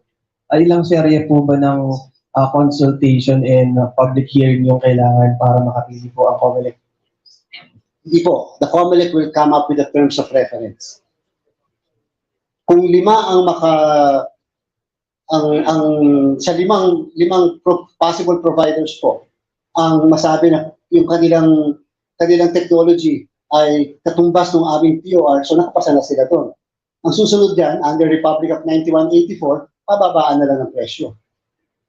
Kung sino mas mababa ang presyo, so long as responsive ka. Yun lang naman responsive and mura as far as the COMELEC and other government agencies are concerned. That is what the law provides under Republic of 9184. Maraming salamat po, Chairman. Next will Ms. Leigh Alves from GMA 7. Good afternoon po, Chairman. I-perso ko na po yung point ko na sinabi niyo po kanina about security. Paano po masisiguro na yung voter po mismo yung boboto through internet voting? Kumalo yung nagsabi nung kanina. Pero nakita naman natin yung mga initial presentation and hanggang mamaya, huwag po tayong aalis, panuuri natin. Nakita natin kung paano nila sinigurado na yung botante mismo ang boboto. Pero siyempre, nakadepende yung sa magandang big database. Di ba, ika-counter check yung against sa ating database. Hindi ako masyadong ganun ka-literate when it comes to IT. But initially, na-impress ako sa lahat ng presentation kaninang umaga and hopefully, mas ma-impress ako ngayong hapon. Again, wala naman kami pipiliin. So at least nakita natin may ganung klaseng technology pala. Pwede naman pala yung ganun. Kasi nga, first time naman nagkaganito na may nilatag at napakadami nag-participate pa. So to us, this is an accomplishment by itself. So siguro pasagutin ko yung kay Kumaro yung mas malawak na sagot sa issue ng security. Well, gaya ng sinabi kanina ni Chair, tinitingnan namin yung mga possible providers na kaya ng technology. So nakita naman natin yung first 4 presenter doing pre-registration, how you pre-register. Nakikita naman din yung facial recognition. After doon, ibabangga pa yun dun sa aming database kung talagang siya yun. Kapag siya yun, then that's the time you will be given such authority to vote during voting period. So may mga securities, added securities pa kami na idagdag, which I think kaya naman ng mga providers. Isa lang akong pakanawagan. Total naman, naka-television tayo at saka sa stakeholders. Alam niyo po, 2 years ang ating registration period. 2 years, sinimulan pa po natin yung last year, December 9, 2022. 2 years hanggang December of 2024. Isipin niyo po, 2 years and 2 years, tapos ang registered voters niyo, 1 million or 1.6 million.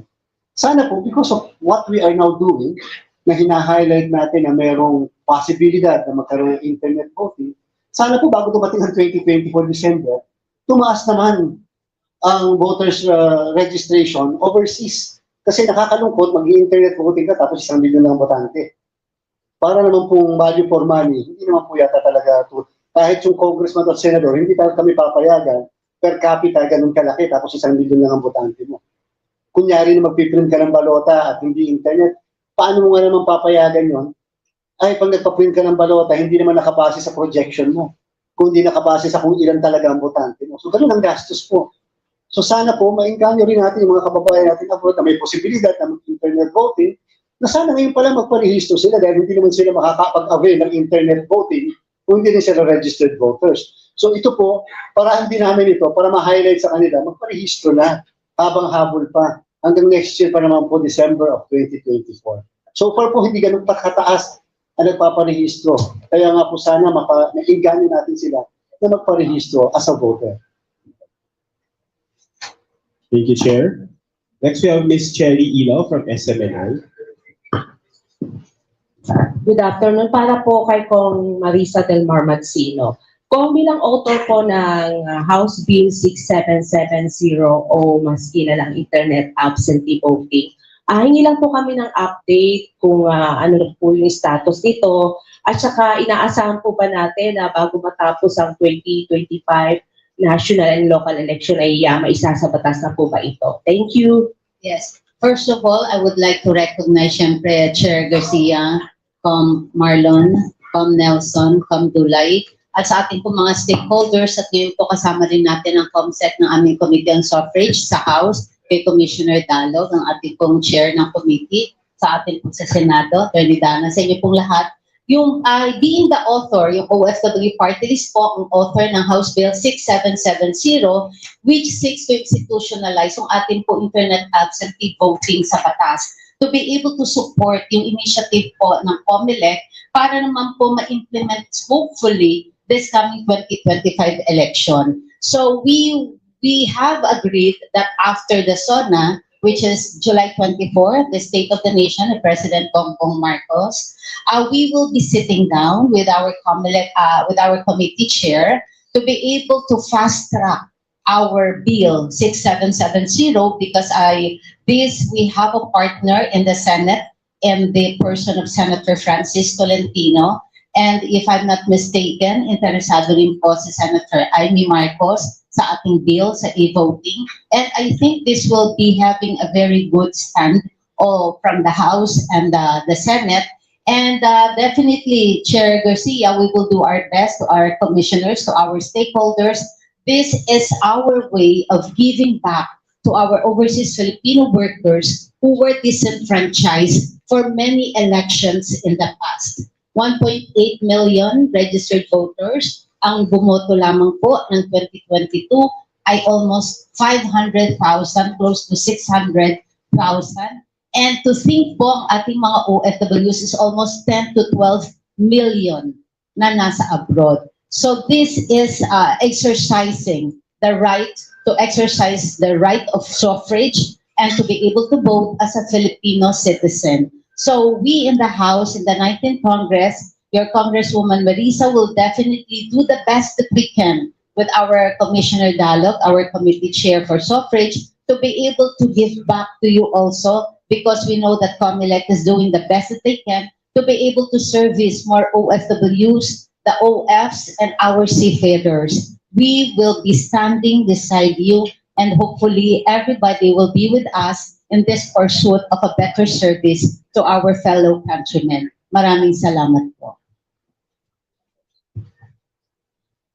Thank you, ma'am. Last, we have Mr. Dante Amenco from UNTV.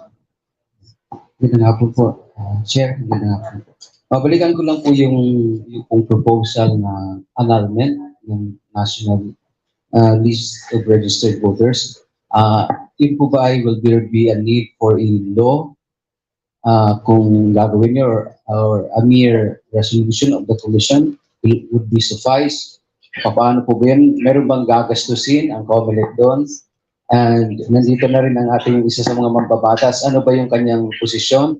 He will be support po ba? Susuportahan ba niya yung kanyang proposal ni Chairman po na yung annulment po nitong National Registered po ng List of Voters? Alam niyo po kung kailan pumasok yung idea ng annulment. Yung guest namin si Vice President Sara Duterte doon sa amin pong election summit. Sabi niya, bakit doon sa amin sa Davao may nakakabotong ganyan. Pagkatapos biglang pupunta na lang doon sa kabilang probinsya, boboto ulit doon. Diba? So, maaaring nangyayari, pwede mangyari. Although may mga paraan ng COMELEC para hindi mapayagan yung ganyan.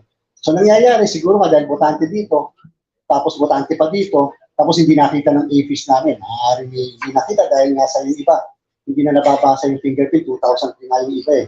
Diba? So siguro ang pinakamagandang solusyon na nga lang ay yung pag-anal ng list of voters, which will require a law, Dante.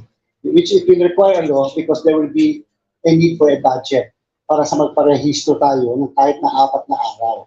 Kasi kung meron tayo ngayon na 68 million na po ang voting population ng bansa sa regular voters, tapos 25 million ang ating SK. So kung magpaparehistro ka muli, so ganun kadami ang magpaparehistro, kasama pa rin sa overseas, kung isi-zero mo uli lahat, kakailanganin ng COMELEC ng budget, hindi po makakaya doon sa regular budget lang namin para sa registration.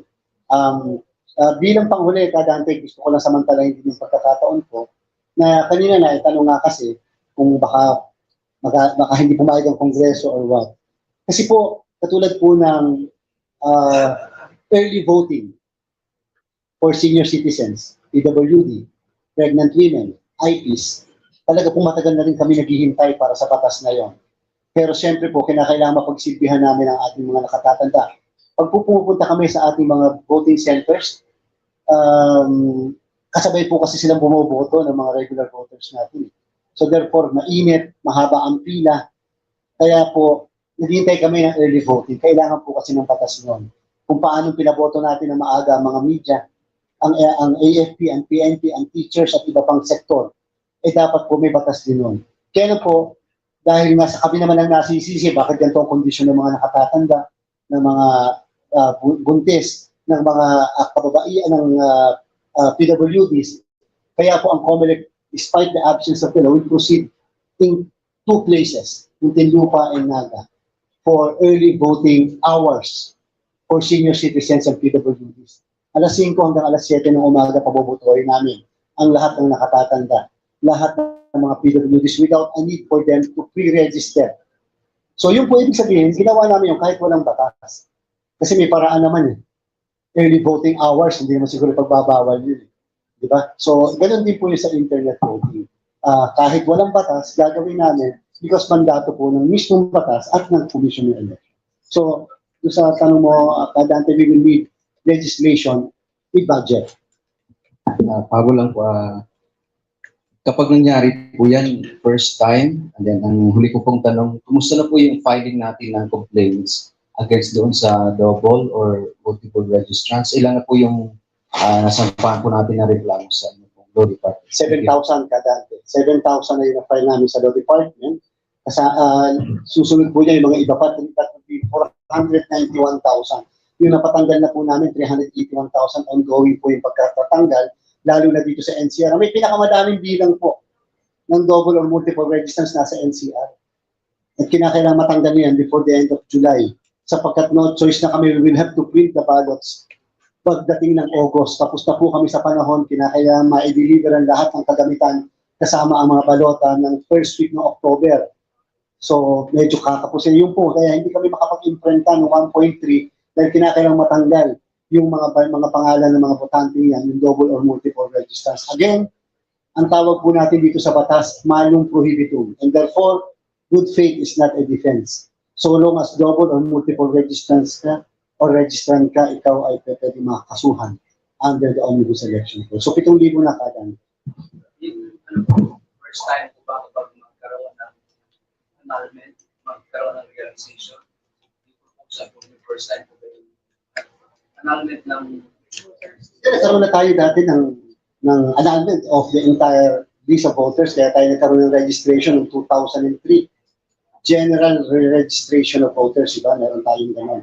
Kaya lang, ang tagal na nun, as against dun sa present na fingerprint namin, pagkatapos AFIS, 4 fingerprints lang. Diba pagka nagpaparehistro kayo, 4 na daliri ang ginagamit.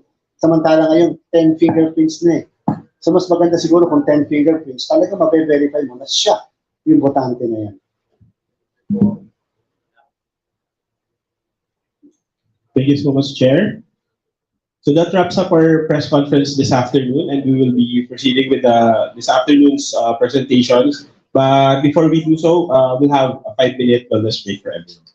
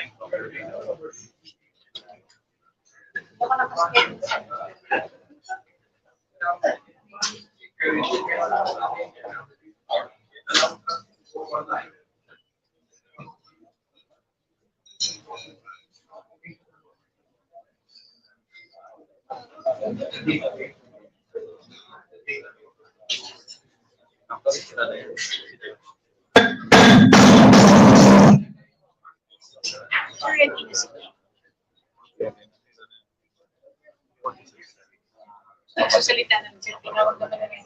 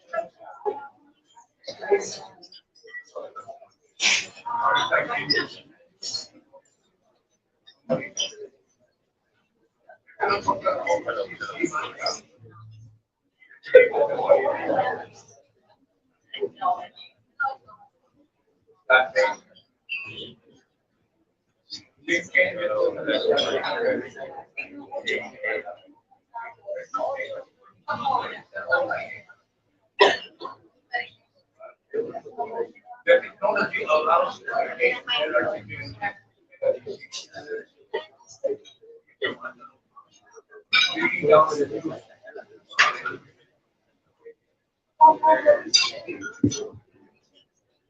So good afternoon once again. We'll fix the audio problem. So for Scytl or eCorp, if you're ready, you can now proceed with the presentation.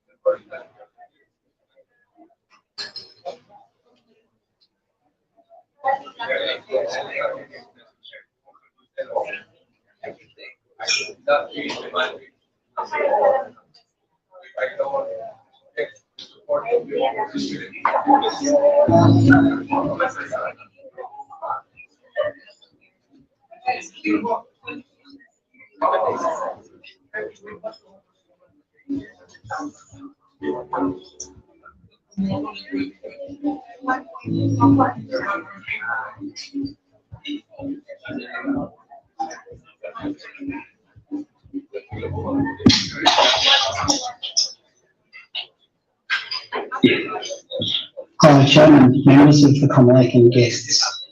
Just checking all the I will assume the answer is yes. I'm Sam Campbell, the General Manager of Scytl for the Asia Pacific region.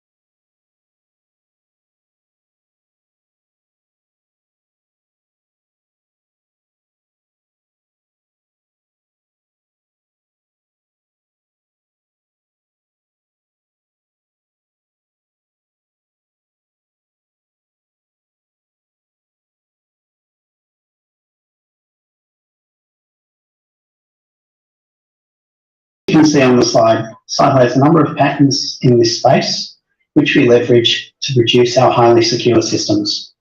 We are supported by our own specialised support team, members of which are very experienced with supporting electoral events. From a corporate perspective, Scytl is a member of the Paragon Group. The Paragon Group is based in Europe with staff in excess of 9,000 worldwide, and you can see some suggested numbers there about the size of the organisation. Scytl will announce our partners for this project as we further understand your requirements and how we can best partner to meet your requirements. We did note earlier in the day comments from the Commonwealth about local support, and we believe that dealing in a local country with local partners is a very valuable way to approach an electoral event such as this. Looking to the bottom of the slide, you can see that Scytl operates across the world and has done so since 2001. Of some interest is the first election in the Asia Pacific region being delivered with Scytl support back in 2006, giving Scytl quite a history in this area across the world and including in the region. This is a global map showing countries Scytl has delivered projects in across various capacities, from online voting that we're talking about here, all the way through to more practical, other practical steps such as electoral staff training.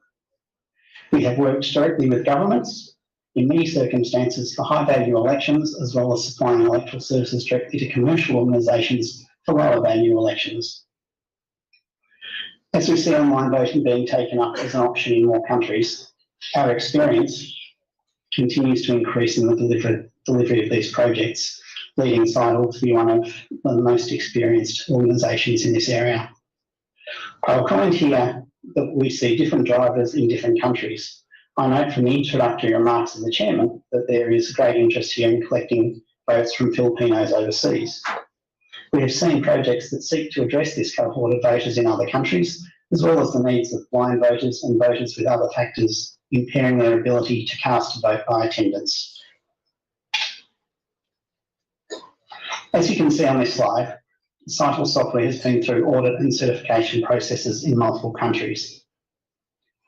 This has included activities from government-supported audit to source code inspection in order to allow voters to have comfort that the software operates as it is expected to operate in a very transparent fashion. I will comment here that you might notice in the list is a project in the Philippines. This project going back around 2007, where Scytl provided an online voting solution to support the collection of votes from Filipino overseas absentee voters that were registered in Singapore. I'd like to hand you over now to a key element of the presentation, an actual demonstration of the system. The demonstration will be run by my co-workers, Victor and Haritz. Firstly, a few comments before we show the demo. I will note that Scytl is showing our core product here. It is not customised to the requirements of the Commonwealth. It is, to use a phrase I use commonly, off the shelf, if you will, and we can certainly customise to your specific needs. What we have seen in other locations as well is the ease with which we've modified our software and deployed it for varying purposes. An example of which has been to collect votes from remote secure locations such as consulates or other locations where a kiosk type vote might be desirable. The demonstration flow will walk you through the registration, voting, verification phases so that you can see in example implementation a way that we might install this. However, as you observe it, you'll see that each of the steps can be customised and varied to meet your specific requirements. For example, we will often work in an area where there's an existing registration system and we will integrate with that, or we can come along and supply one ourselves. I'll briefly mention the blockchain, because I have heard that this has been asked as a question a couple of times during the day today. You won't hear blockchain specifically named in our solution, and this is because there are many forms of blockchain. There's a blockchain which can be public, or a blockchain that can be private, a blockchain that can be distributed, or one that is not. Scytl uses the form of blockchain for the maintenance of our audit data in our secure logger. Scytl research suggests that the storage of private vote data on a public blockchain may open the system to potential risks that may not be justified by the other gains. I will now hand over to Victor and Haritz to take you through a demo of the actual application. So excuse for a minute whilst we do a technology swap.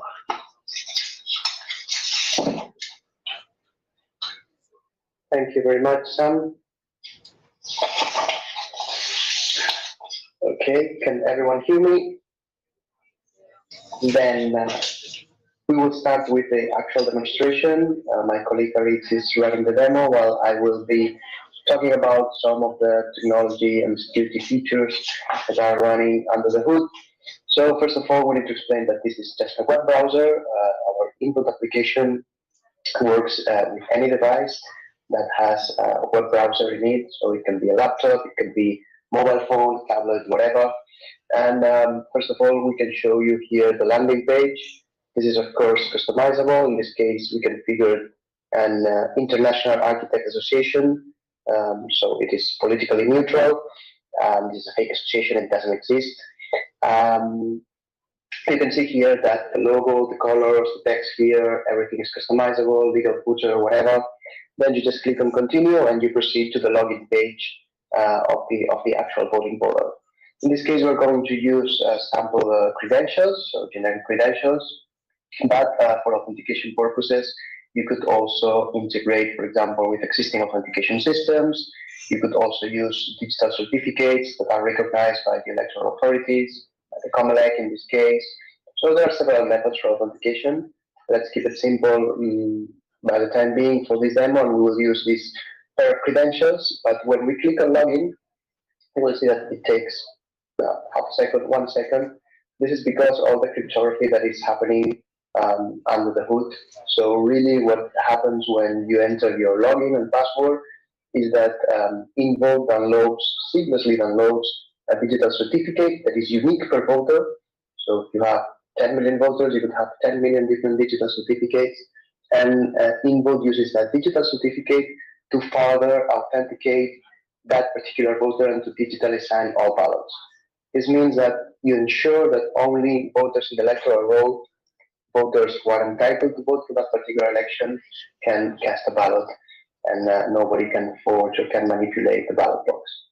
So in this case, this is the voting interface. You'll see on the top there's a breadcrumb with the 4 steps needed for voting. So first of all, you can see a list of elections in case there is more than one election within the same electoral event. And you proceed to vote. You can review your ballot before casting it.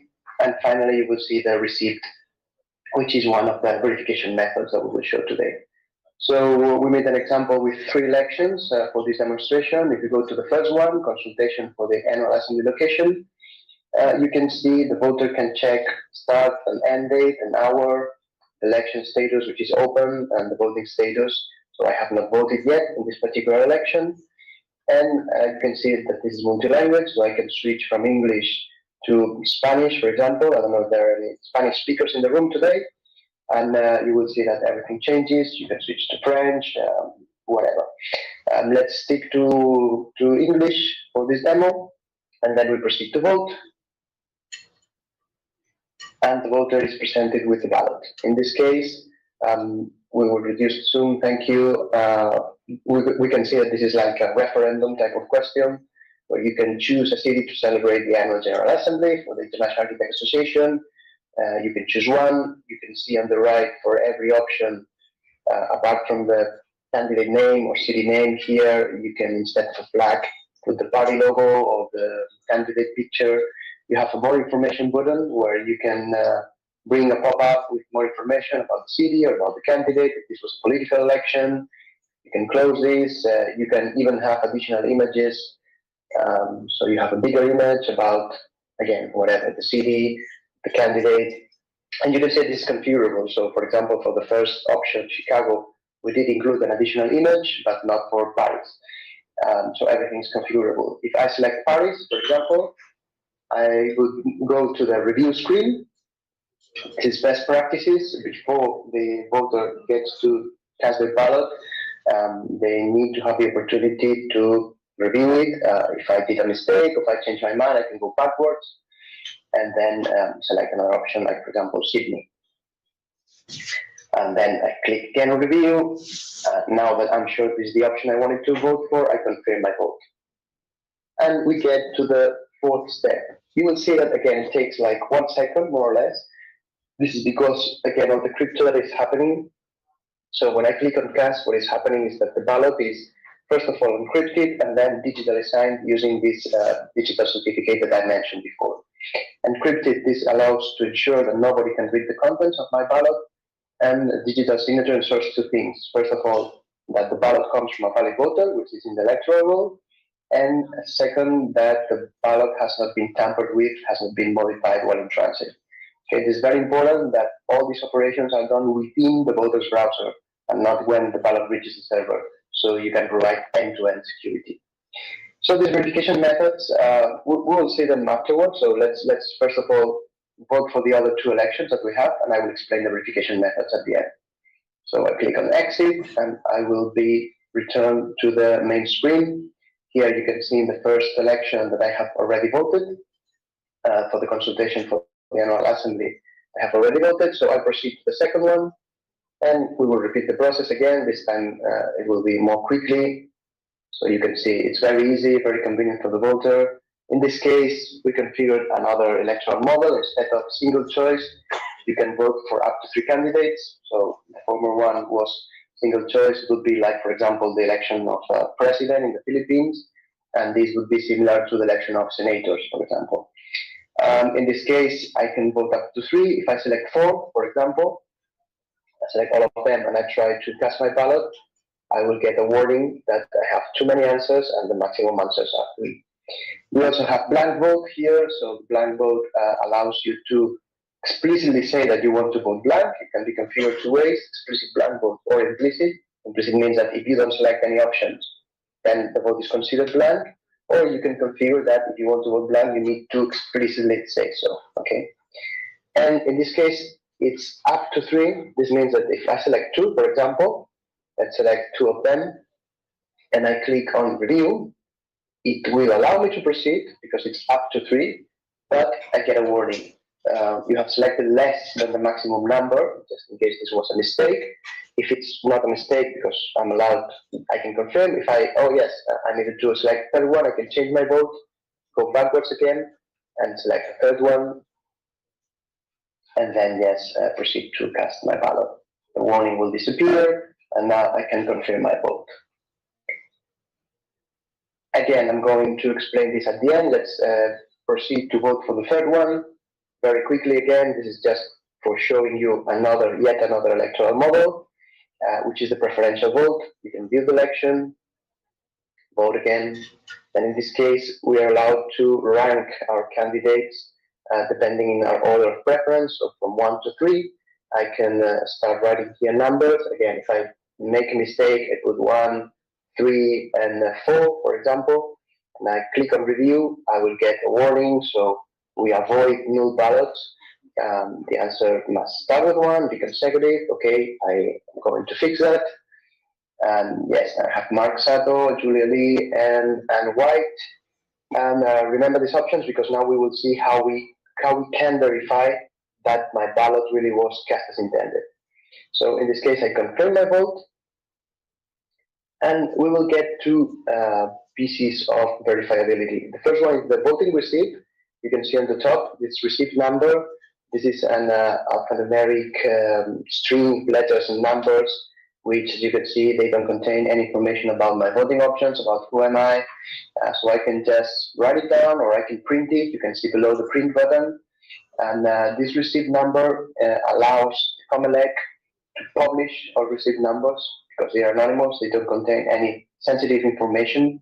And I, as a voter, can go to that list that is public. I can look for my receipt number, and if my receipt number is in that list, it means that yes, my vote was counted, my vote really reached the ballot box, and my vote was included in the final tally. But those votes are encrypted, as I said before. So how do I know that the vote really contains my voting options?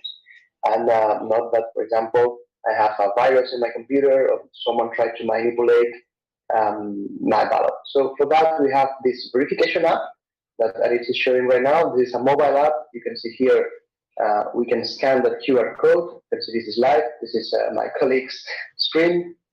So when I scan the ballot, I will be asked to provide my credentials again. So the same I used for voting. So I demonstrate that I am the user who actually cast the ballot.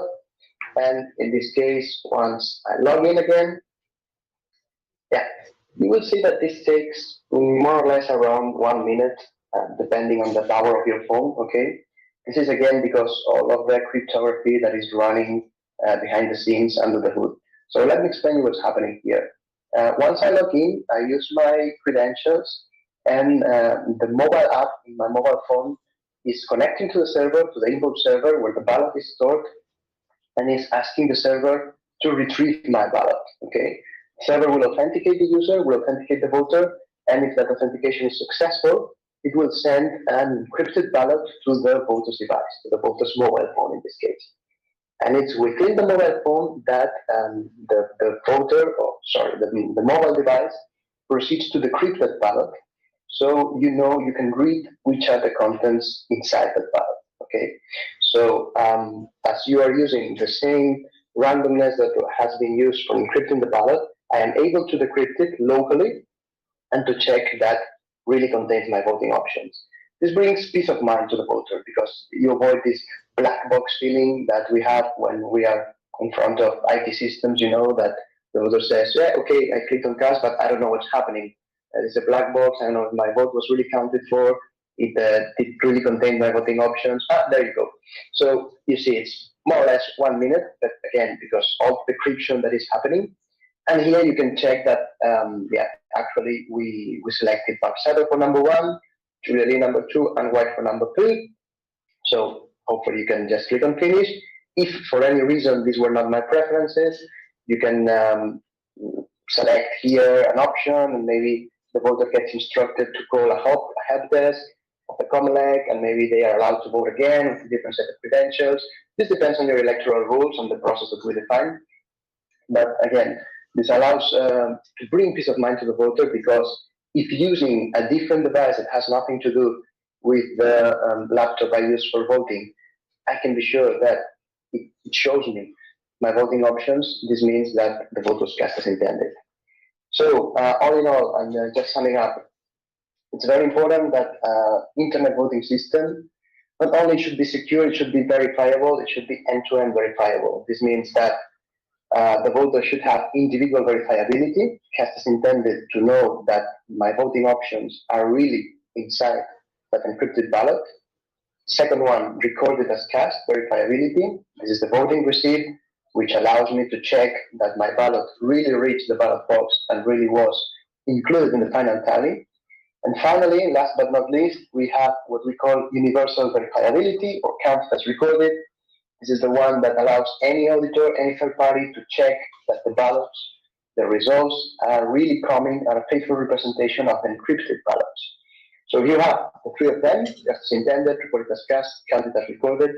Then you can say you have a system which is end-to-end verifiable, like InVote, and allows you to basically stand up to scrutiny and to demonstrate that the election has run smoothly without any glitches. This is what we wanted to show today, and we will be pleased to answer any questions you may have. Thank you, sirs, for your attention.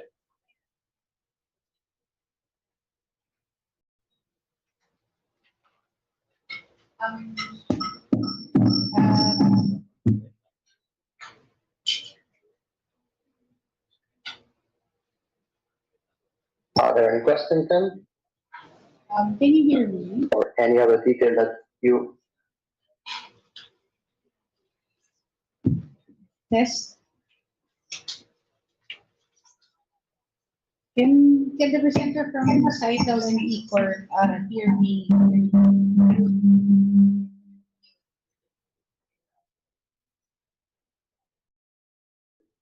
We can hear you, but not very well. The audio is not very... We will try to adjust a little. Can you, how about now? Thank you. I have one question so far. How do you assign the username and password?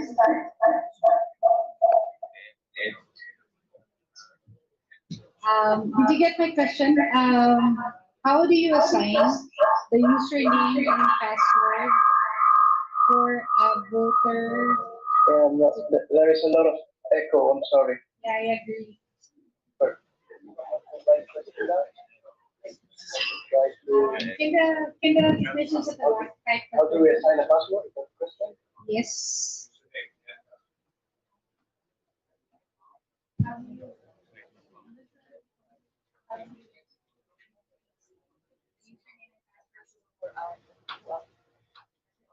Yes, okay. So, as I said, there are several options. Yeah, okay. So there are several options to authenticate voters. In case you want to assign usernames and passwords, you just need an electoral roll and you can basically securely deliver those credentials to voters. There are, again, several ways to do this. For example, our Indra platform provides you with an online credential delivery tool, which basically is a secure way of sending credentials. You can send what we call a one-time link through email, and then with two-factor authentication, when you click on that link, you can ask a security question like the date of birth or your ID number or passport number, whatever, and then you get your password delivered by SMS to your mobile phone, so you use two channels in order to increase security. Another option is to send, for example, PIN mailers or to print the credentials, so depending on your needs. Also, if you already have any authentication platform that is already existing, like some kind of internet or, I don't know, banking system or any other thing that citizens already use, we can integrate with that existing system. Another question. Can you explain how your consolidation and counting of votes process is? Yeah, sorry, sure, I will open my camera. About the consolidation process, yes, so the consolidation process and the tallying process for the online voting part, this is of course automatic, so within minutes you would have the results of the online voting. Depending on the size of the election, and you have hundreds of thousands of ballots or millions of ballots, all the decryption process may take a while, but it's usually a matter of minutes. And then if you also have paper voting, then you need to consolidate both channels. This usually happens within a results consolidation module that basically aggregates the totals from both channels and then gets the final results, and that's the seat allocation method according to the electoral law. So, you know which seats are awarded to the winners. Thank you for that. Are there any more questions from the floor?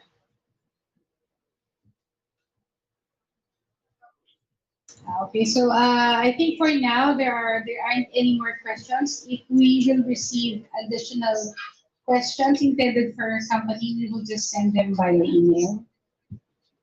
So thank you very much to eCorp and Scytl.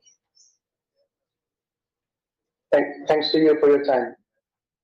Can we ask the next presenter to prepare for their presentation? Tabulilan? Okay, we will be glad to follow up and answer any additional questions by email that you may have. Thank you very much.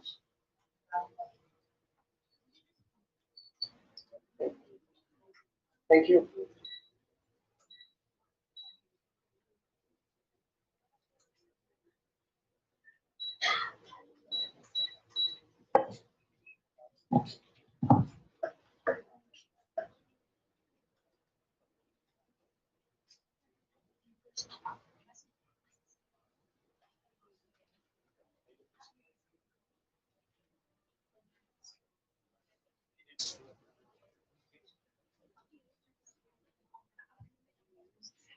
Our next presenter for this afternoon is Tabulilan.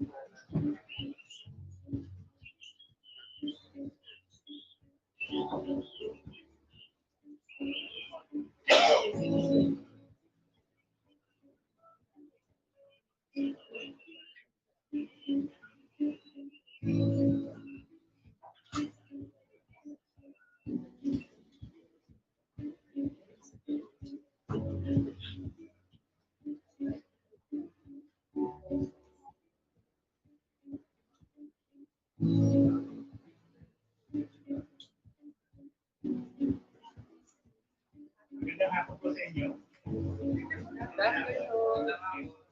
Ako po si Leo Garcia. Ako po ay consultant ng Tambulila.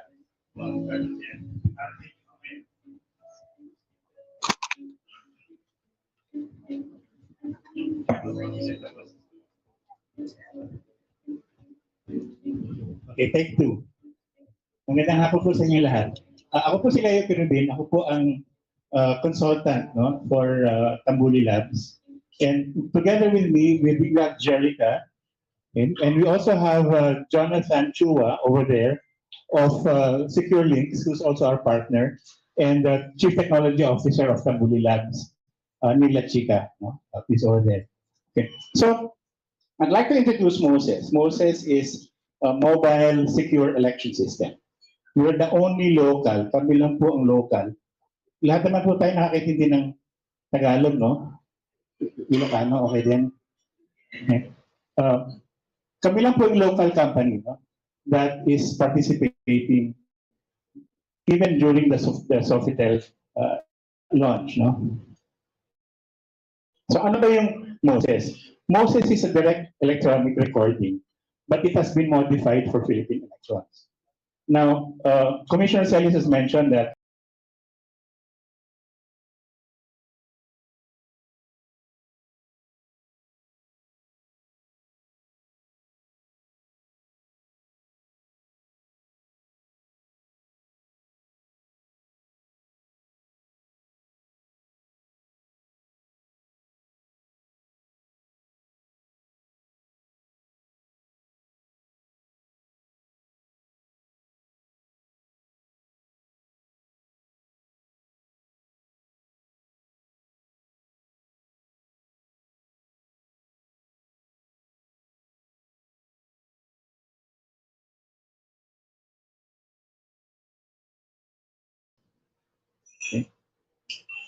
ano ba yung Moses voting system? Like,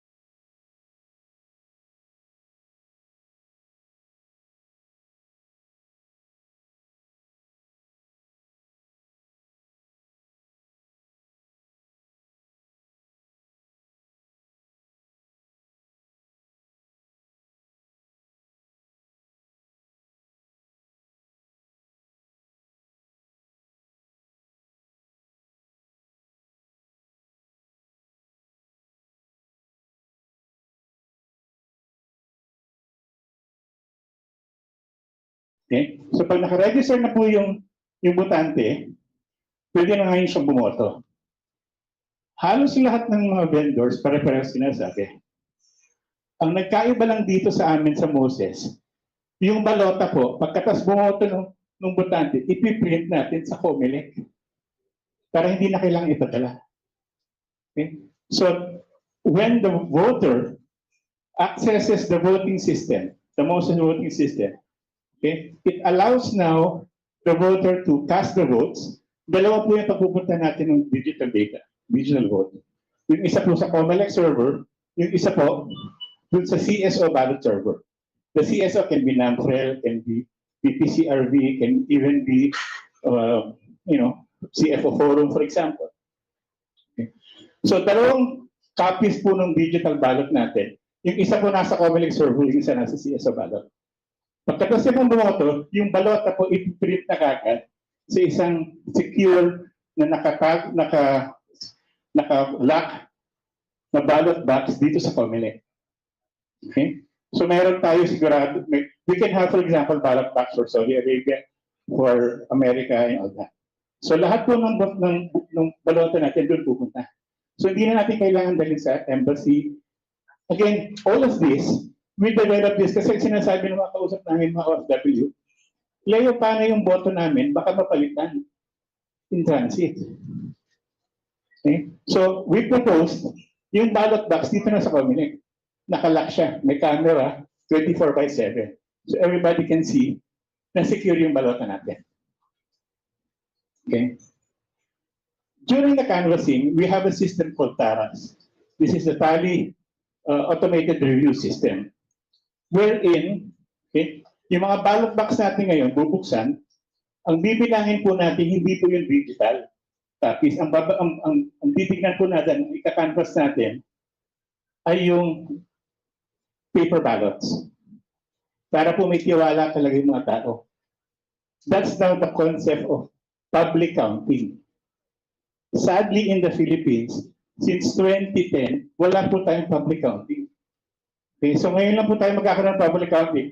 Bubuksan po ngayon yung ballot boxes, bibilangin po isa-isa yan. Okay, so they will scan the QR code, and then it will now be counted, automated, in an automated manner. Okay, so ganito po yung itsura ng, let me show you how that. So ganito po yung itsura ng TARA system natin. Okay. So you have your ballot image, you have your ballot count, how the system now appreciates that particular ballot, okay? And then you also have a running count. So itong sistema po natin, Moses, it actually will work for the barn elections, it will work for NLP, it will even work for the barangay elections. Okay? So going back. Okay? So ang gagawin po natin, yung habang binibilang po yung boto using TARAS, meron po tayong CCTV. So that ako ngayon, ako yung botanteng nasa Saudi Arabia, ako yung botanteng nasa Singapore, nasa US, nakikita ko kung paano binibilang. Okay? So that's where the public counting comes in. Now, anong may advantage ng Moses? Not just the internet voting, it's touchscreen. It allows voters to choose the dialect. We're not talking about French or Spanish. We're talking about Tagalog, Cebuano, Ilocano. Okay? Yung confirmation screens natin, lagi tayo mayroong confirmation screens for President, Vice President, Senators, party lists. And it also does not allow overvotes. Okay? So, upon confirmation, ballots are encrypted. So, encrypted yung ballots natin. Okay? And sent COMELEC and the authorized CSO server.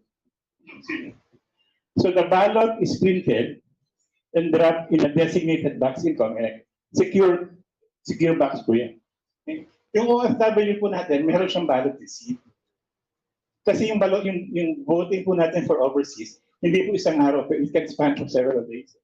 So sabi ng mga kausap namin mga OFWs, layo paano palitan yung boto namin? Okay? So sabi namin, bibigyan kayo ng resibo para every day you can check yung digital image ng balota nyo kung pareho pa rin. Okay? And it's ballots can be accessed until 11:59. Okay? Ang ina-access nila hindi yung COMELEC server. Ang ina-access nila yung CSO server. Okay. Canvassing natin, it can start 7 a.m. during election day para sabay po tayo. Para walang training. Okay? So uses the printed ballots in canvassing, uses the TARAS, it displays the image ballot, the digital ballot in the CSO server. So kailangan mag-match yung printed ballot natin at saka yung digital image. Kung hindi siya mag-match, hindi siya bibilangin. Okay, so marami tayong fraud mitigation processes na kasama doon. The ballot is actually tamper-proof. It's blockchain. Yung hash code niya naka-blockchain. Kaya sigurado na hindi pwedeng palitan ngayon yung balota natin. Okay? It provides greater confidence to the public and the process is live-streamed always. Okay? So as I said, ito yung itsura po nung ating TARAS. No? Now, si Jerica ay isang OFW na nagtatrabaho sa Singapore.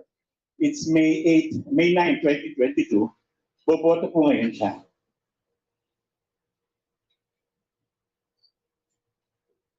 Ito po yung dashboard natin. So the dashboard can actually be seen by COMELEC or it can be seen by the embassy or whoever COMELEC authorizes to look at it. On this other screen, you can see now kung ano yung ginagawa ngayon ni Jerica dun sa kanyang tablet. Okay. So yung first process po natin is yung registration.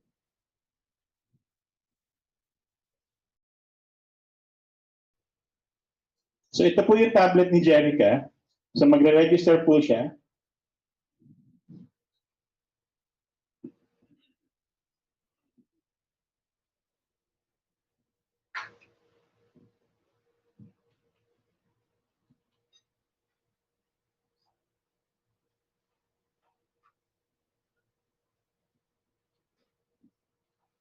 It asks for email addresses now, so you can have different types of confirmation or also multi-level, multi-level type of authentication for this.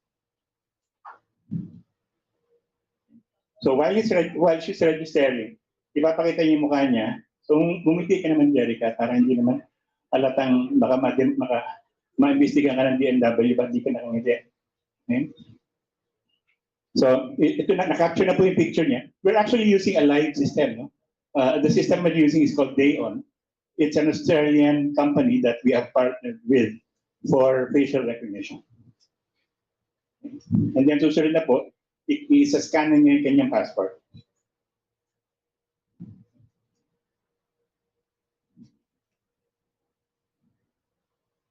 So all the information in the passport is also captured. Hindi lang po namin mapakitain sa demo yan.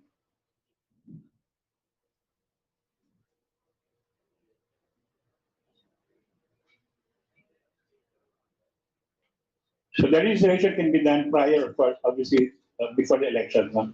It can be done maybe 1 year before the election on a span of 1 year. Okay.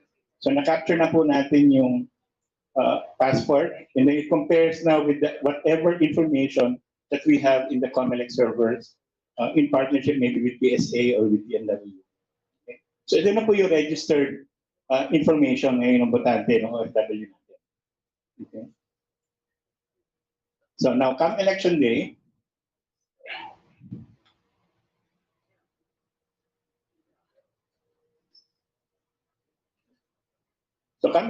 boboto na po ngayon si Jerica. So let's assume it's the May 2022 elections. Okay? So ang una po kailangan gawin ni Jerica ay mag-login. So ilalagin ngayon using yung credentials niya, biometric credentials niya na ginamit niya during the registration. Okay?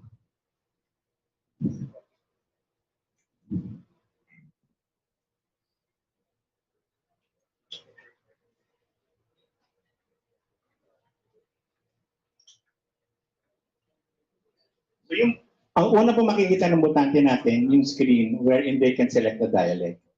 Okay? So pipili, for example, English, can you choose English, please? Okay. So ito na po yung ating, unang lalabas po natin yung choice for president. Okay? Now, depende po dun sa ginagamit nating device. Of course, depende dun sa real estate space niya.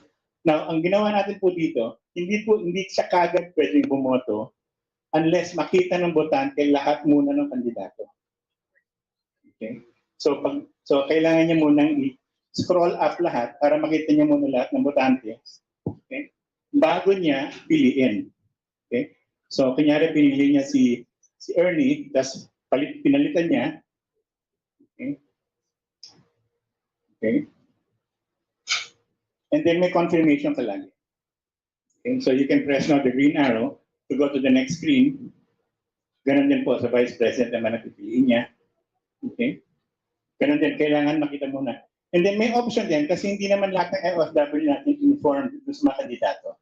So the voter can actually click on that, and then it can give you either a full picture and more information about the candidate. Para talagang informed po yung botante natin. Okay. Pumili ka na please. Okay. Ito na po yung sa senators natin. Okay. Again, ginawa po natin to make sure that the voter actually sees all the candidates first, no? Kasi magagaya po natin si Miguel Subiri kasi siya yung nasa huli eh. Okay? So we have to make sure lahat muna makita niya. Okay? So can you choose 12? Okay. So pag nakaabot na siya ng 12, na makikita po natin dito sa nakalagay 12/12, hindi na po siya papayagan. Okay? Kailangan niya mag-deselect muna ng isa o dalawa bago siya mag-select ulit. Okay? Okay. Ito na po yung party list again. So we're using the same data that we have during 2022 for President, Vice President, Senators, and party list. Okay? So ipapakita na po sa inyo yung selections niyo. Okay? And then i-confirm niyo muna ulit. So there's always a confirmation screen every time. Okay? So yes, proceed. So yung proseso po ngayon, piniprint na po yung balota natin sa COMELEC server. So kahit saan manggaling ka sa mundo, yung print po ng ballot natin dito na po sa Intramuros, dito na po sa office natin, or maybe sa bagong office ng COMELEC. Okay? So ito na po yung, this is how the ballot would look like. We don't have to spend for ballots because the ballot, you can use any kind of paper kasi yung security features po niya kasama na dun sa pag-print ng ballot natin. Okay? So this is how the ballot would look like. Okay? So nakast na po yung ballot natin. Okay? Now, so makita po natin dito, cast ballot 1, and then ito na po yung some information about it. Okay, so we're actually having, this is a live demo. So ngayon si Jerica now will represent a COMELEC personnel and now open the ballot box, and then isa-scan niya ngayon yung balota na binoto. Okay? So ito po yung QR code that we have. Okay? So we'll now access the TARA system. So ito na po yung TARA system natin. No? So this is how it looks like. So lahat 0. Okay? And then what Jerica will do now is she will scan now the code. Pag-scan po ng code, kukunin ngayon yung image dun sa servers, sa COMELEC server. Kasi ipe-present na po ngayon dito. Okay? So ipapakita na ito yung ballot count. This is how the ballot was counted. Okay? Ito na yung running count niya. So lahat ng balota will go through that process. So it's still automated. Hindi natin bibigyan ng pressure yung isang tao para magbilang ng TARA one by one. So it's going to be an automated system. That's why we call it TARAs. No? Tally and Review Automated System. Okay? So makikita na po yan. And then, ako ngayon as a botante, so balik ulit tayo kay Jerica as a voter. So ngayon, pwede niya nang i-scan ulit yung kanyang QR code para ma-check kung ano ng status ng kanyang boto. Okay.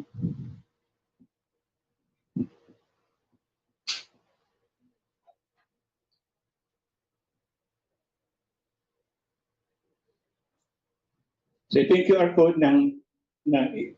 that will be passed on to the voter. And the voter now will also be able to scan it later on and to check what the status of of his votes. No?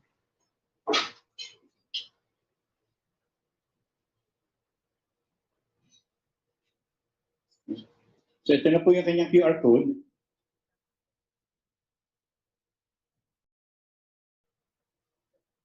So ngayon as a voter, i-check niya ngayon yung QR code niya kung ano na status ng kanyang QR code.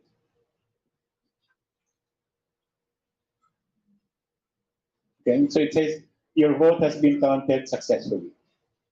Okay, so end-to-end po yung transparency natin Hindi lang po sa COMELEC at kasama din po dun sa botanical. Okay. Okay. So that basically answered them. Okay. Now,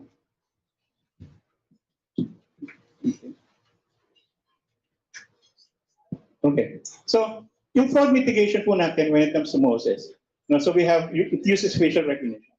So it maximizes the authenticity of the voter identification. And what we've used actually is a live demo already of the system. It stores digital ballots in the COMELEC and the CSO server to provide redundancy. And the images are actually tamper-proof. Okay? It prints the ballots in Manila to eliminate logistical problems. Okay? And then it also allows the voters to guard their digital ballots by then being given a receipt for the ballot. Okay? And then we use Tara now, and then it uses the printed ballots to ensure the counting is done properly. Okay? And of course, hopefully it's a live stream so that everybody can see it. And one of the things also that we're proud to say, the source code is open for public review. Okay? So we will not hide anything in terms of the source code. Okay? Now, Moses was basically built in terms of trust for the OFWs and for the voters in general. No? And we have an Australian company.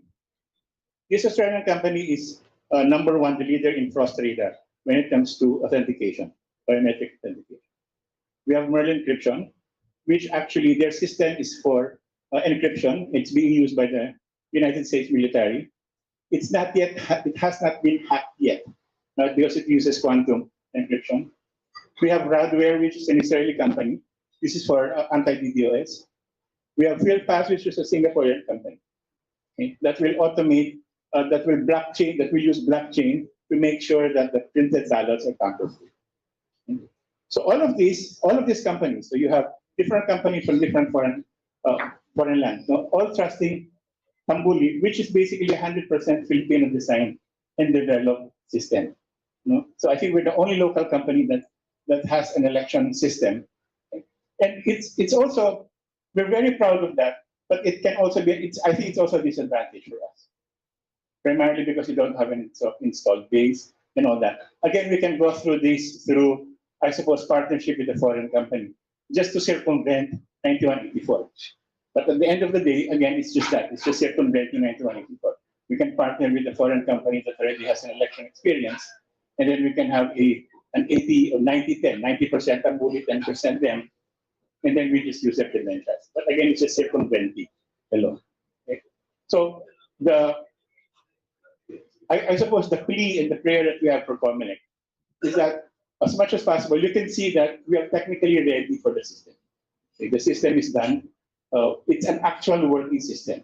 It's not only for the internet voting. We've done this already for other systems. In fact, we've actually tried this with the ITAS in Zambales. We tried to demo, we piloted Moses for them, and they were actually able to use it. Okay? So the only plea we have for COMELEC, despite the fact that we're 100% Filipino, is like what DOT said, love the Philippines. So that's it. Thank you very much. Moses, thank you again.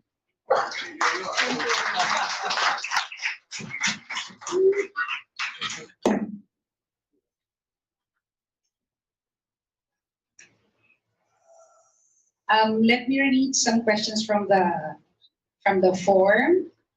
So I have 4 questions from a single questioner, if you may. So the first one is, how do you ensure the security of voter information and prevent any linkage between the individuals casting the votes and their personal data in the context of online voting?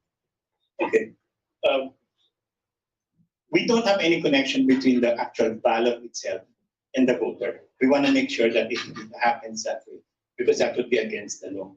So using whatever procedures that COMELEC has, we will make sure. One thing good about this, because it's a local product, it's customizable, it's very flexible.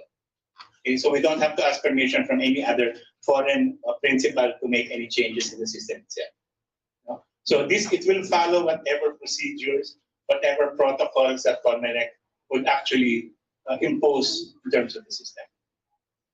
Okay, thank you. Second question.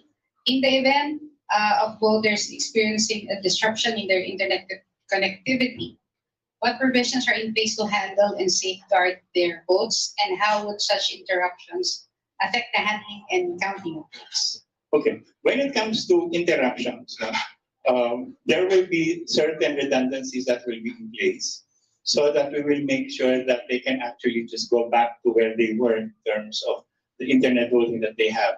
Okay? And then to make sure also that there's only a single ballot that's been cast.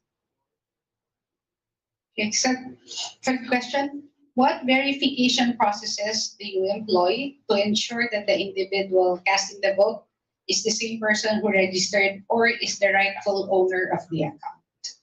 So we'll have facial recognition. That's one. That's one. We will also have authentications like maybe OTP. The challenge with OTP, most probably it will be email based in terms of the OTP, the one-time password. Primarily because sometimes your telephone might not work in other countries.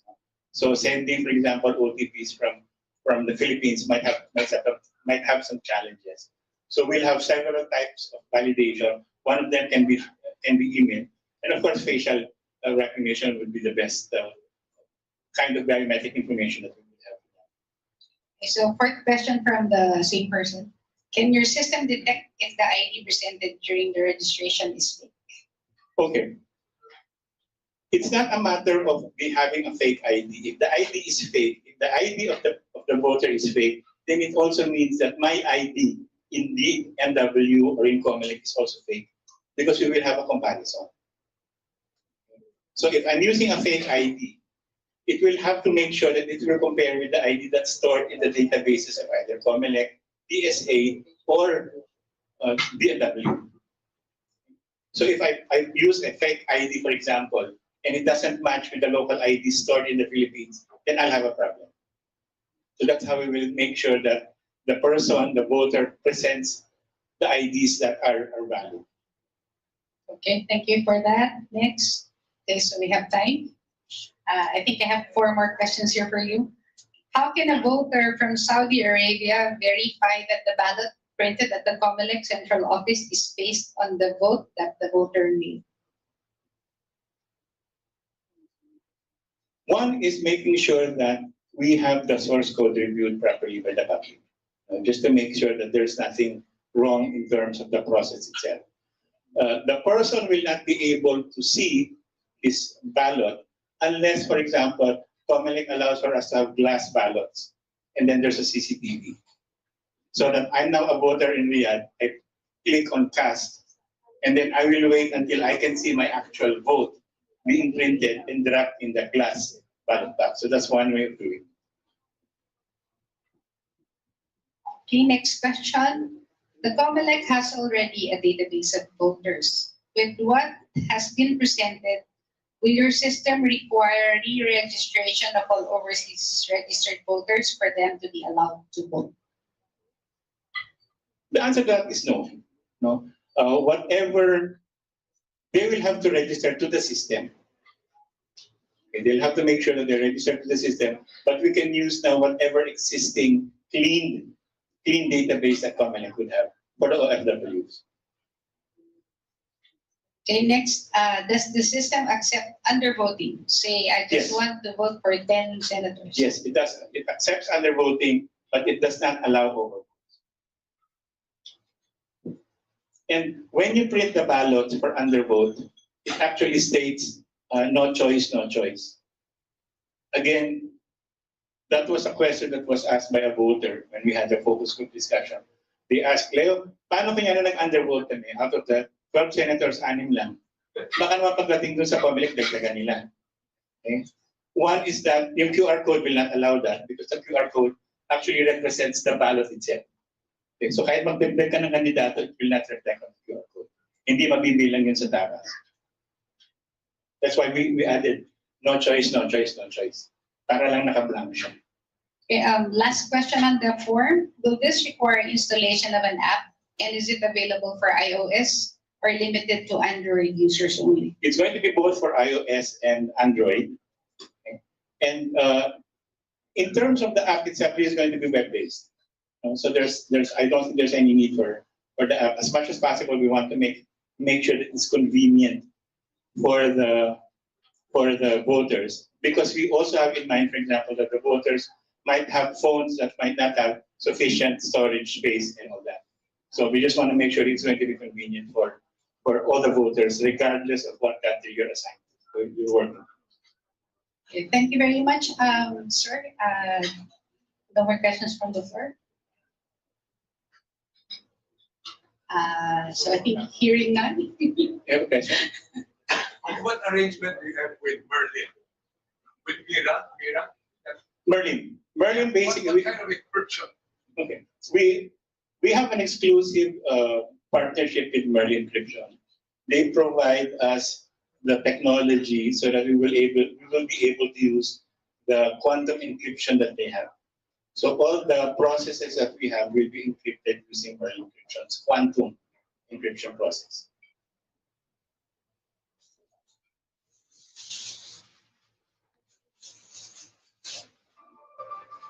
So I think there are no more questions. Since you still have 11 minutes, but there's 15 minutes more to 3 o'clock, so I think we can take an early break. Is that good for everyone? So I think we can have like a 10-minute nature break, and the remaining 5 minutes before 3, can we ask the next presenter to prepare the presentation? Thank you very much for your time and patience. Thank you very much.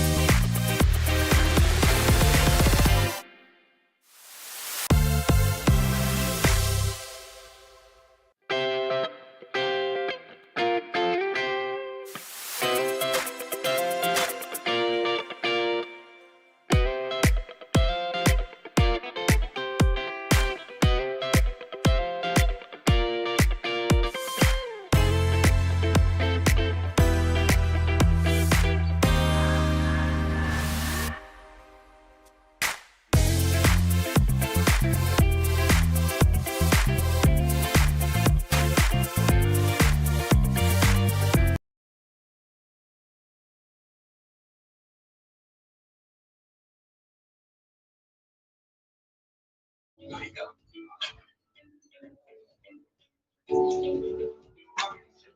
na si attorney.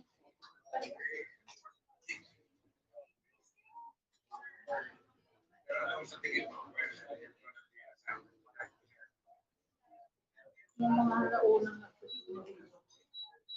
Parang same time zone. Kaya ko lang.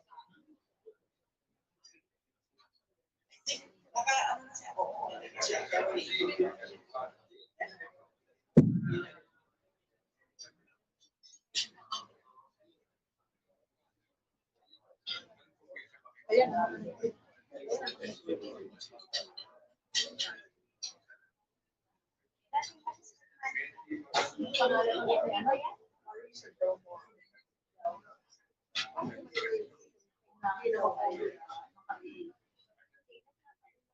Okay, good afternoon.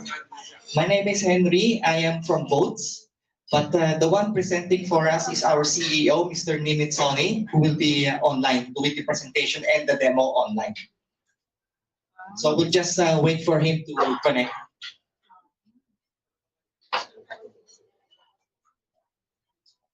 Kumuha ka na kasi ako matatapos na. Kasi kinakain ko.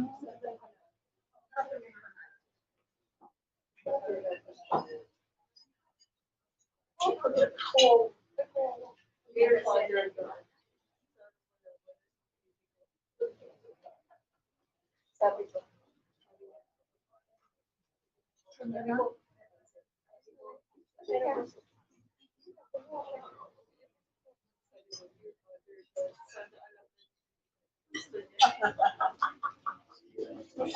Ako, empanada lang.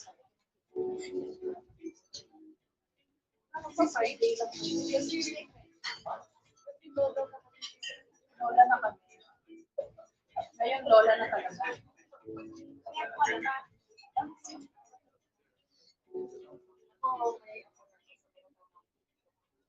Sa second pamangkin. So, sa mga pamangkin, hindi sa straight pamangkin. Ako sa pamangkin. Sa mga pamangkin. Anak ng sinasabi ko. Okay, kasi ako.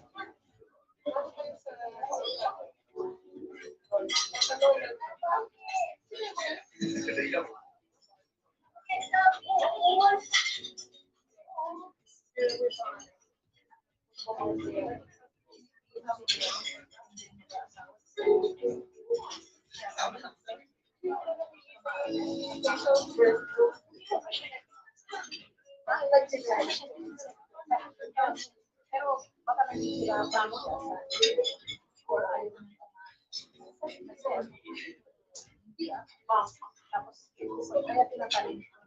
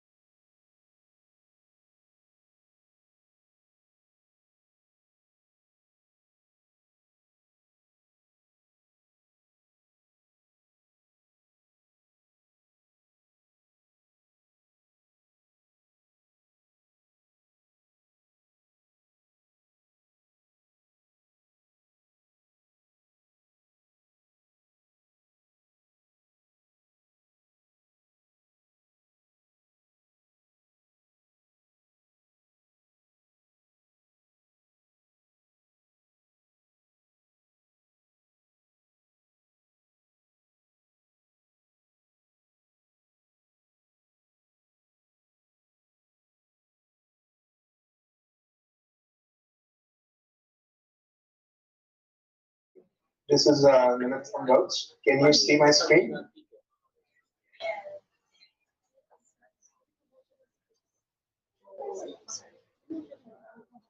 Okay, let us know when you would like to begin.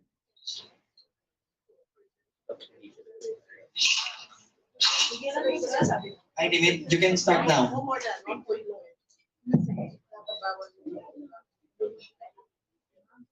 Okay, great. Can you see my screen?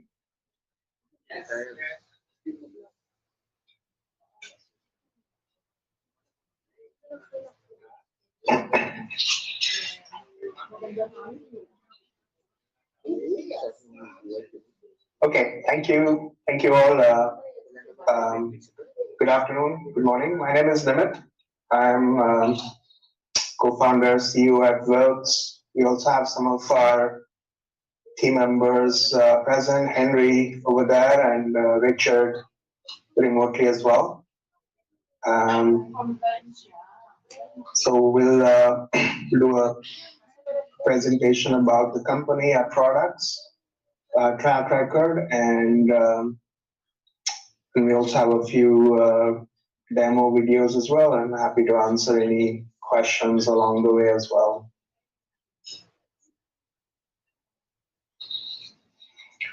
So Volts is based in the US. We also have offices in Canada as well. Our headquarters are in Boston, Massachusetts. We are essentially, we like to refer to ourselves as a high security, highly accessible electronic elections platform. Our main pillars are based on biometric security, hardware-based security, remote ID proofing, and using DLT, distributed ledger technology, as one of the pillars of securing the data to keep it tamper resistant, and also offer new ways of auditing the system. And it's accessible on a multi-channel approach, so you can access it using a standard web browser, using our mobile applications that are available on the app stores, and also using tablets such as iPads. Since our inception, we've completed, as of last week 125 elections now. System has been successfully deployed in 6 countries, and more than 2.3 million people have successfully used the system.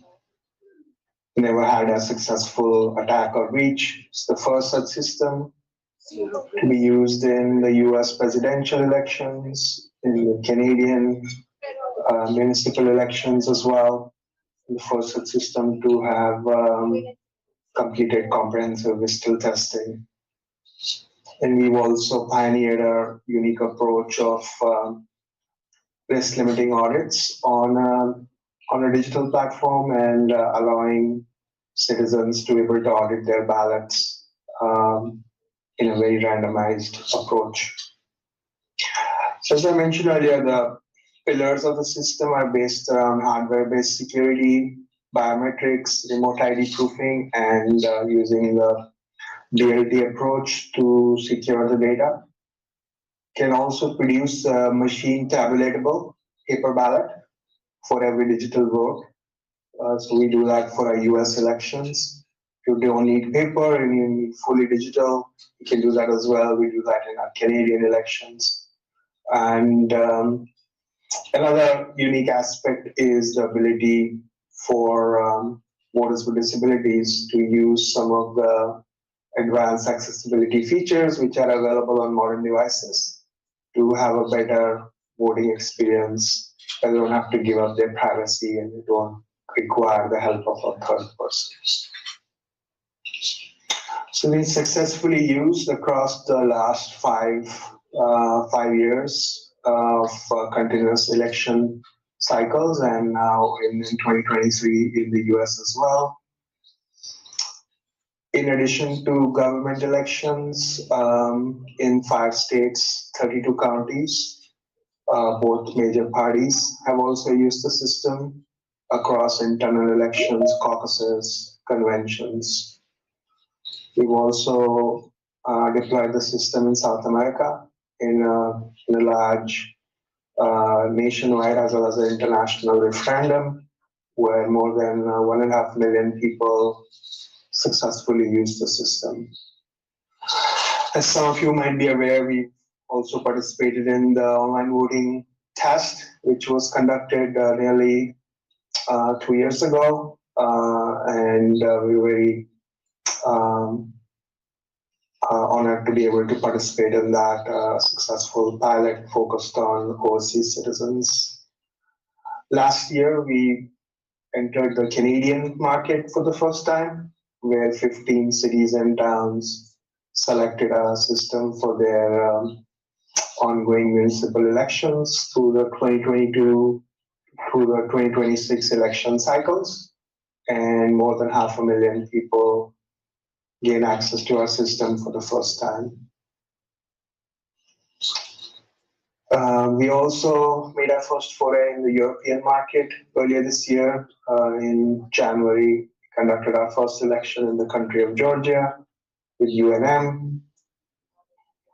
And lastly, but not least, we have been participating in a very exciting project, which also launched this year in the US state of Florida, where all the 15 million or so eligible registered voters across the state are eligible to participate in this project for the first time.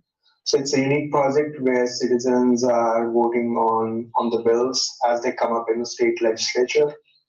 It's called a Digital Democracy Project, and the vote system is the engine that's driving that project. And we hope to expand that nationwide next year. So that's a quick overview of sort of our track record for the past few years.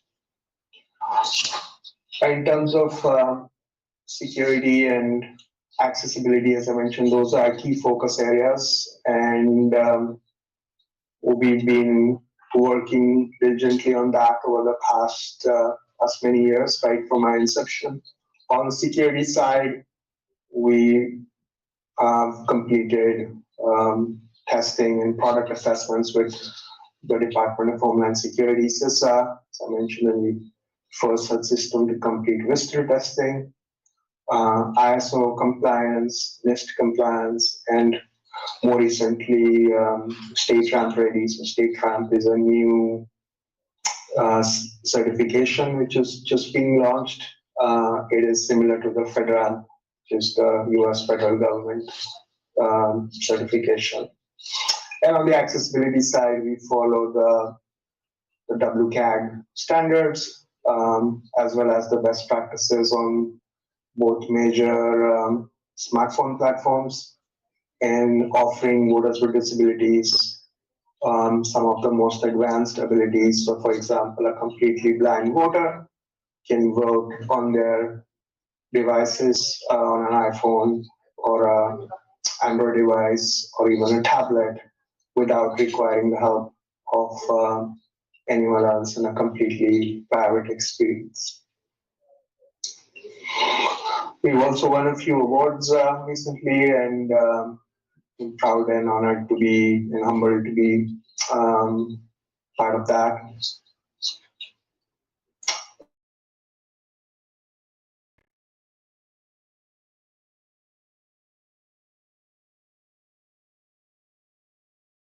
Very diverse. On the election side, we have more than 300 plus election management experience globally. Richard, who's on the call as well, has been part of more than 150 elections in Canada alone. And some of our other team members have been involved in elections globally as well. We also have some experts in the high performance SaaS area, cyber, network, mobile security, payments, as well as accessible product design. So overall, a very diverse mix of skills, both from a security perspective, software development perspective, as well as election management and election administration. Another one of our team members, Linda Hutchinson, is one of the leading election certification experts in the country and has led a platform from scratch in a prior experience through the full federal certification process as well. We're also fortunate to partner with some great companies globally. Thales, who is one of our partners, will also be presenting later. So our system is integrated with their system. So if you were to require that functionality, we can easily deploy the digital ID solution using their platform as well. In addition, very close partnership with AWS, Spaces, Eclipses, service.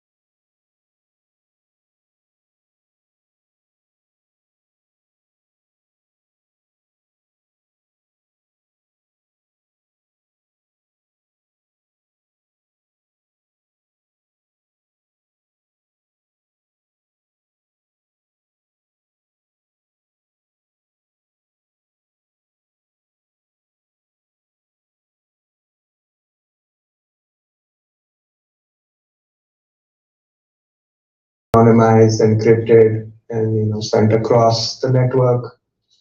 If receipts are enabled, voters would get anonymized digital receipts.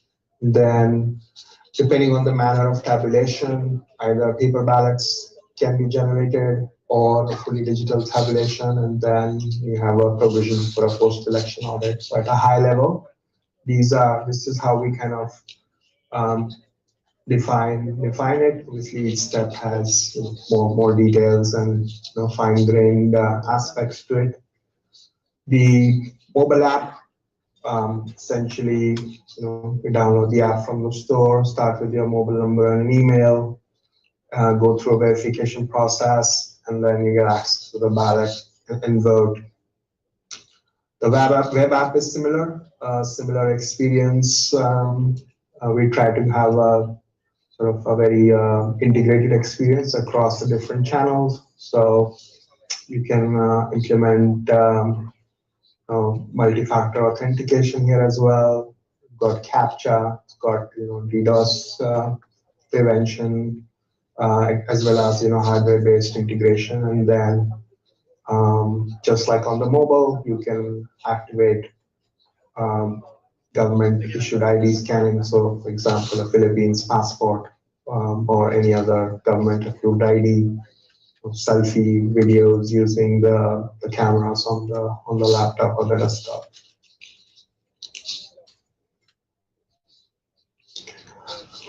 We've also participated in several in-person voting events as well. Many of our elections, we do have both components, people voting remotely as well as people voting in person. And their a tablet-based infrastructure is very, very popular. It's very similar. There is a sort of administrative support process there as well. So as voters come into a location, they get checked in, marked on the voter registration system as having checked in. They either receive a QR code or another credential, then walk over to a area where the iPads are deployed, and then they scan. They can vote privately, and then they'll either produce a paper ballot or do a digital vote recording, and then once the process is over, tabulation happens, and we found that our system is able to save numerous hours for election officials, on an average 5 to 7 hours saved on election day. The administrative portal is kind of the dashboard view for election officials. So as you mentioned, minimum 2, but ideally more. Here you can design digital ballots or look at the paper to digital converted ballots. You can proof them before the election begins. You can look at other election parameters. You can see the voter list, eligible voter list, other communications. And then once the process begins, you seek the election, create the election keys, the security that are used.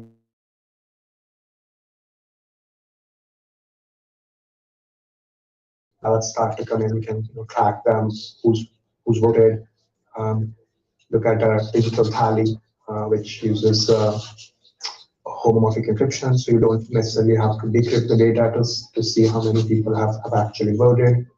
And then once the election closes, all the closing procedures, if ballots are needed, you can print out the generated paper ballots for tabulation or do the fully digital tabulation. And then there's the audit suite as well, where you can perform a post-election audit. So pretty comprehensive set of features. If receipts are enabled, you can use that process to do a post-election audit where receipts can be compared with the digital version of the paper ballot that was generated with the blockchain data. If paper ballots are not available, you can directly compare the the digital receipts with the data on the blockchain. And this is done in an anonymous manner, so the identity of the voter is never revealed. And we use a concept known as risk limiting audits. So a random selection of ballots are chosen to be audited, just like you would do with physical paper ballots. And the reason that's really important is because the system doesn't know in advance which ballot's going to get selected for auditing. As a result, the system cannot, plan to be fraudulent ahead of time. And so that acts as a very good check in terms of from a mathematical perspective to eliminate fraud from a system perspective. So that's a little bit about the various aspects of the system. We already talked about security and accessibility initiatives earlier. The ability for voters with disabilities, such as a blind voter, to be able to vote independently. So next we can show some demo videos. I will switch to a different screen. One moment.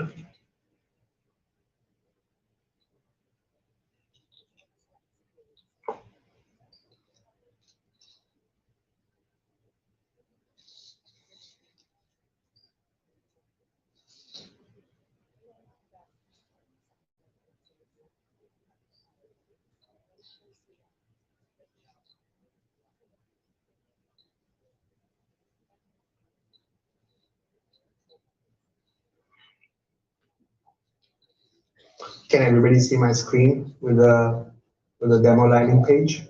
Yes, we can see it. Great. So typically, this is kind of the landing page for voters to come in and get all the information, the FAQs of different kinds of questions they may have, both for the web interfaces as well as the mobile interfaces, kinds of browsers, IDs are required, how do I upload my ID and stuff like that. So very comprehensive list of questions we've seen over the years. Obviously, we can add more depending on your preferences as well. Voter guides as well, and contact information. So let's look at one of the videos. So let's start with the web app.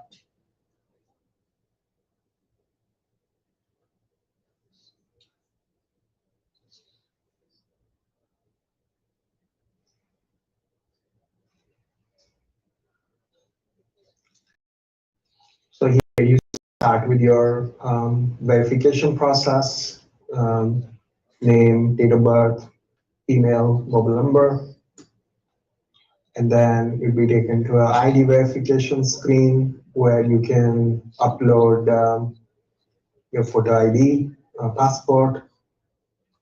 You can then you'll be prompted to take a video selfie. So for this, obviously, a camera is required on the device. So you can do that, and once you finish that, your verification process initiates, and then as soon as it's successful, you can get access to the ballot as well. And so the ballot is pretty straightforward. Depending on the office and the number of candidates, you can easily mark the ballot and declare selections. And then once you've marked through the ballots, you get to a review screen, and then you can review your choices and then submit your ballot.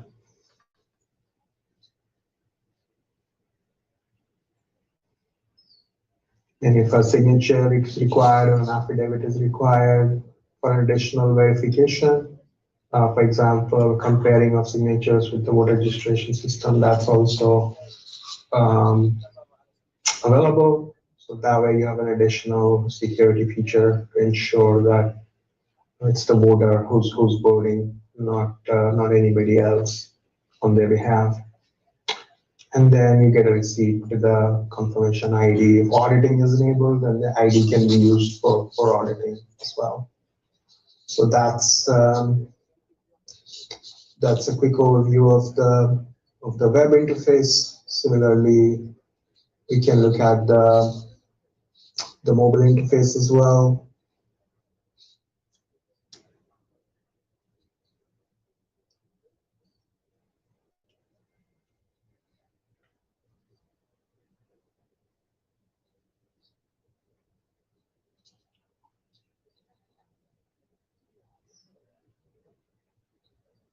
So here you start with your mobile number and an email. You'll receive a one-time password on the mobile interface on your device. You can also receive the password over email if desired. And then use that to verify your device.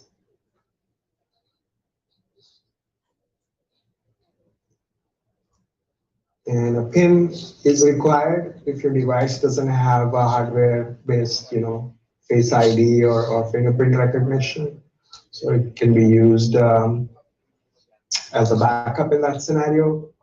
If you have those enabled, then you probably never need to use your PIN. So it's available as a backup to ensure, some older devices can be supported as well as, if, for example, your fingerprint scanner is broken, so you don't get, disadvantage, you can still get into the system. Once you're in, you are in as an anonymous voter, so then you need to do a verification. So here you click on identity, you scan your ID and do a selfie, just like you did in the web-based interface. So we support IDs from all different countries around the world. And then you can choose passports, other approved government IDs. And then once you scan the ID, you can do the selfie as well.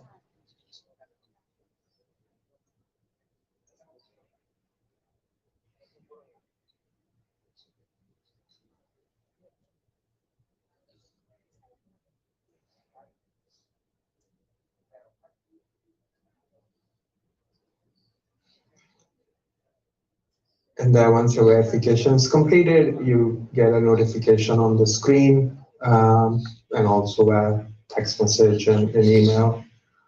And so that's kind of the mobile side of it as well. Similarly, we can share these videos with you as well. There's how to vote on the mobile app. You can quickly show that as well. So the interface is very similar to how you saw on the web app, and then you get to review your ballot. You can sign on the screen if that's enabled as well, and then submit your ballot.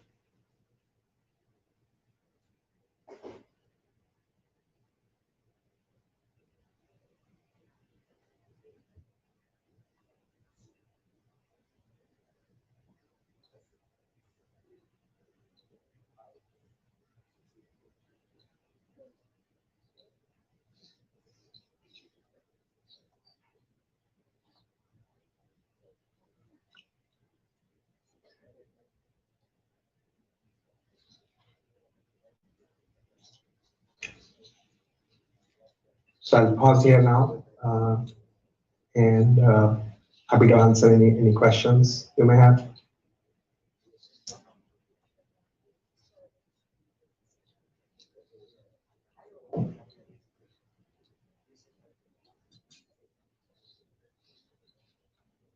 I don't have any questions on the form for votes, but if anyone in the room has any question for votes, we can ask now.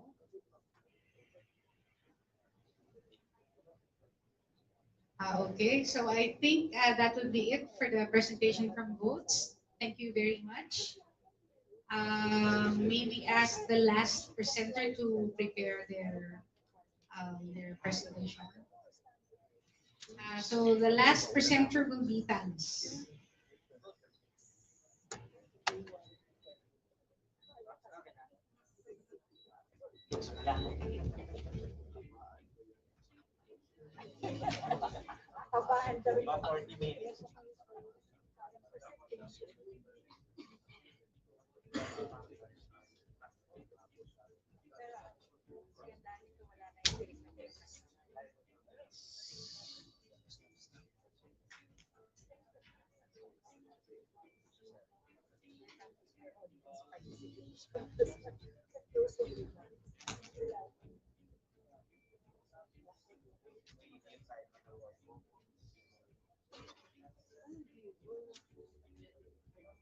Yes. Yes.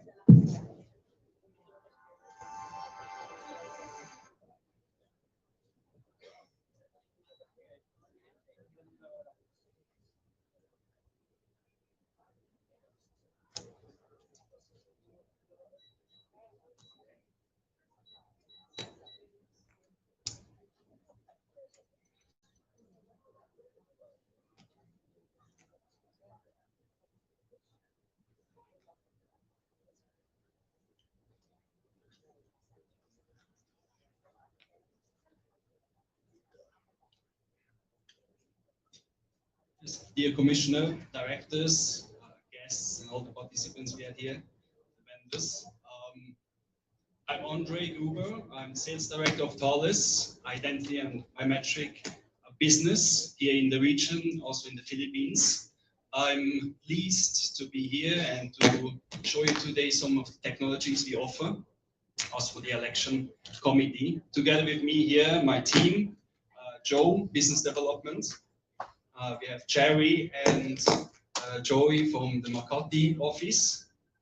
So we have here a regional footprint in Makati and also Laguna with our personalization center, where we hire about 50, 60 Filipinos supporting us in the region, not only in the country, but also in Asia.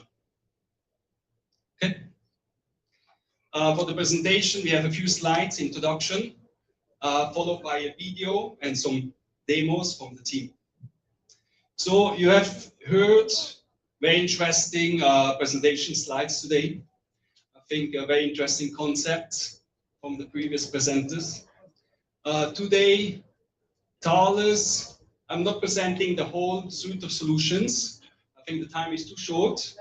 But where we see our benefits, what can add on to Comelec,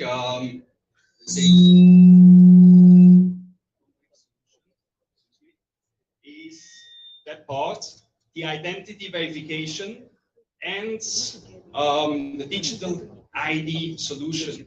So because we think further than just the election coming up, we think about a tool, a digital ID tool, which all the Filipino overseas, the OFW, can use in the future, and maybe even the citizens. Okay. The application provider will be on top. So we have seen nice solutions already from Wards, but also from Moses, the local company here. I think they're using the latest technology already to secure the internet voting solution application layer. This is something where we can cooperate together to bring the best state-of-the-art technology to Comelec. Okay. So a few words about Thales. Thales is a big giant software house headquarters is based in Paris, France. We have more than 80,000 people worldwide and about 16 billion revenue euros. And we spend 1 billion euro every single year for the research and development just to be on top of the latest technologies and solutions with innovation. You see the different sectors, business units where we are active. Defense, definitely one of the major here in the Philippines.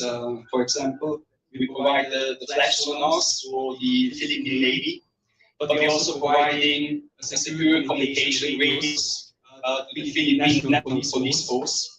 Next to radar systems for the civil aviation. So you see we have a lot of, let's say, technologies already in the country, mission critical systems, which we are supporting with our teams. We are here for digital identity and security. This is the portion which will be important for Comelec solutions. And why I'm, let's say, showing a little bit more of this business unit in terms of the technologies we are providing is that you understand the expertise we have in-house. Number one, the banking and payment systems. We do a lot of authentication services for the banks in the whole world. Okay, and this for the last few decades already. Mobile connectivity solution.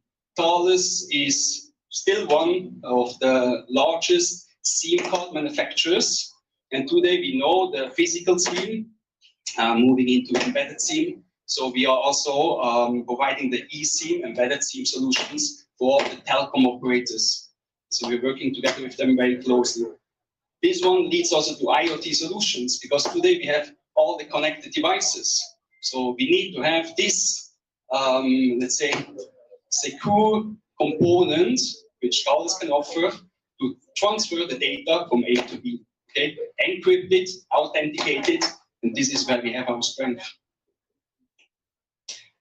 Together in IBS, the identity and biometric solution, this is what we offer for the government institutions, but also for private sector in certain cases. So here now we are using all this expertise to building these solutions for you, okay, for Comelec in the next elections. A few highlights. In the 1990s, we started with our biometric solutions back in the US, where we have developed the fingerprint forensic technology for the law enforcement, for the state police and also the federal police in the US. Since then, we have further developed these technologies. And we have even supported in the early 2000s Jamaica, the Electoral Commission with the upgrade of the biometric system inclusion into the electoral system. Okay, they were using the fingerprints. Until today, we are, let's say, a partner supplier from Jamaica Electoral Commission, and we are very proud, actually, for more than 20 years of supporting this government institution. Total 16 electoral projects we are offering today, and we are active, where we are providing biometric solution upgrades and other components, registration, authentication for governments worldwide. Then we have manufacturings in China, in the US, where we do the 442 fingerprint scanners. So 442 fingerprint scanners also for the Philippines will be important, because in the future, you heard the chairman today, Juan Garcia, speaking about upgrading the system from 4 fingerprints to 10 fingerprints. Okay, so this is important to increase the accuracy, but also speed in the future elections. So we have 6,000 units which we can produce per month today in our factories, and we are shipping this worldwide to all the government and private institutions. More than 1,000 engineers. I mentioned, you see 2 here from Makati. We have more here in the Philippines, but also worldwide, which are supporting us in projects. And currently, we are doing over 200 AFIS and AV systems, advanced biometric identification systems for governments in more than 80 countries. So we have been mentioned by analysts worldwide in the past years. As you can see, Thales is ranked as the identity wallet for citizen. Thales is the leader in identity wallets, in outstanding document verification. So AB Research, Gartner, Uniper, I mean, you name it. We have been recognized by the world market and by the customers for our contribution in technology and security. Coming now to IDV, the identity verification portion, let's go more into the technology portion. IDV stands for the identity verification. So here now we are targeting the OFW. So OFW, the overseas Filipino workers. So how to register them? We had some discussions earlier today, how to make sure that the citizen or the voter are who they say they are, right? For the registration, but later also for the rest, the verification part. So for us, very important, this is where we come in with our solution, we will see later on. But 4 main points we have to consider is number 1, the convenience, okay? Facilitating a smooth user journey. This is will be very important for the Filipino citizens using the internet voting, okay? It will be something new, so we need to convince them to use it and to make it as user-friendly as possible.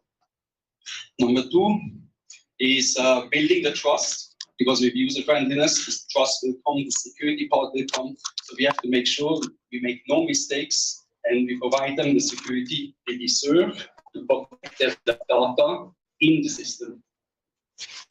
And of course, very important as well is the compliance regulation part. Here is where we work very close with the customer together, like Comelec in this case, in order to ensure we follow the latest legislation, regulations to customize our solution for the sport in the Philippines. And last but not least, the increasing of the security, of course, and preventing the fighting the fraud in the system. So this will be very important for us. And it's not mentioning here to increase the participation for the overseas Filipino workers. I think that's target number 1 for the next midterm elections in 2025.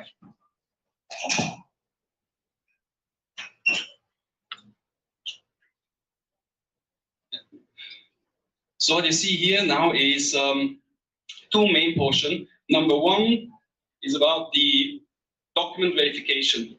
So something that I didn't mention Thales also today is the #1 in producing documents, security documents, and especially the passports, where we have more than 40 references worldwide, where we're working together with the governments, producing these security documents in our own factories.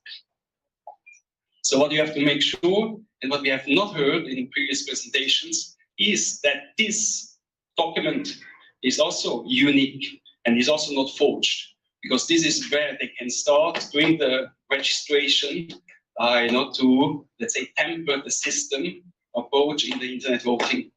Okay, so we have an engine which we will show later on, how to check the security features in the document, even though you take a picture remote. The verification part, chips, etc., the data in the chip, according to ICAO, we're working with ICAO in all these, let's say, standards and regulations and certifications together, know how to identify a real document in the market. So the passport of the Filipino overseas workers will be for us the main document to verify them and to register them for the next elections in 25. Second, the face. So the face, this is where it comes to the selfie. You have seen a lot of, let's say,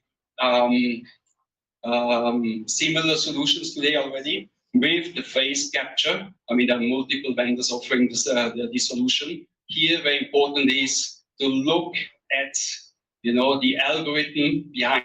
And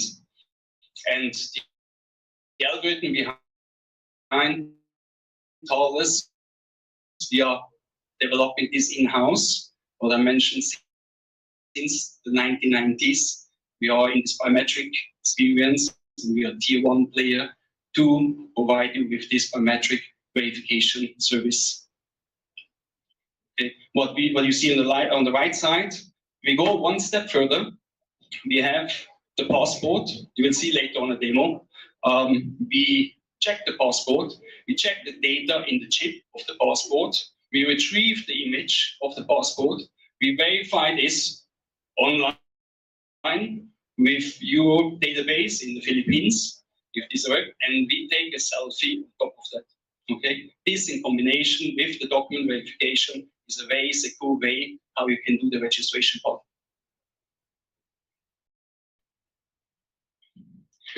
So here, a little bit in detail, I go quick. It's all about increasing the accuracy and the efficiency to do this registration for the customer. Okay, so, and that's why we are working with ICAO to use the information in the chip, because the chip information you cannot alter, and together with the selfie, what I have mentioned, you have actually a very accurate, let's say, internet voting registration. Okay. The selfie portion here, I mean, we see a lot of presentation attacks.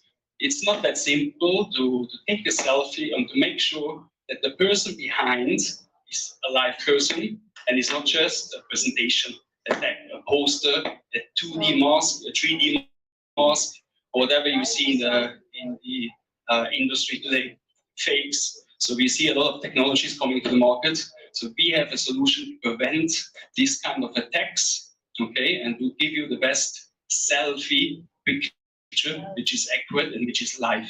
This is very important. And in terms of one-to-one, crucial for the voter registration, what I've already mentioned, the 3 steps you will see in the demo later on. And here, what I'm also referring to is the NIST, the National Institute for Standards and Technologies in the US. So every, I can't say a year, but on a periodical basis, you can actually send your algorithm to this institute and they will test. I think you're familiar with this procedure from a security point of view, and then they have a ranking. So Thales is a top tier player in this ranking, not only for the face, but also for the fingerprints and for the iris technology we can offer. So mobile digital wallet, this is now the second technology which is very interesting. And I think now you understand why I mentioned in the beginning, we are working together with the banks, we're working together with telcos to exactly design the solution now to store the credentials of the OFW inside the mobile phone. Okay, in a highly secure way. And this one can be used later on as a digital wallet.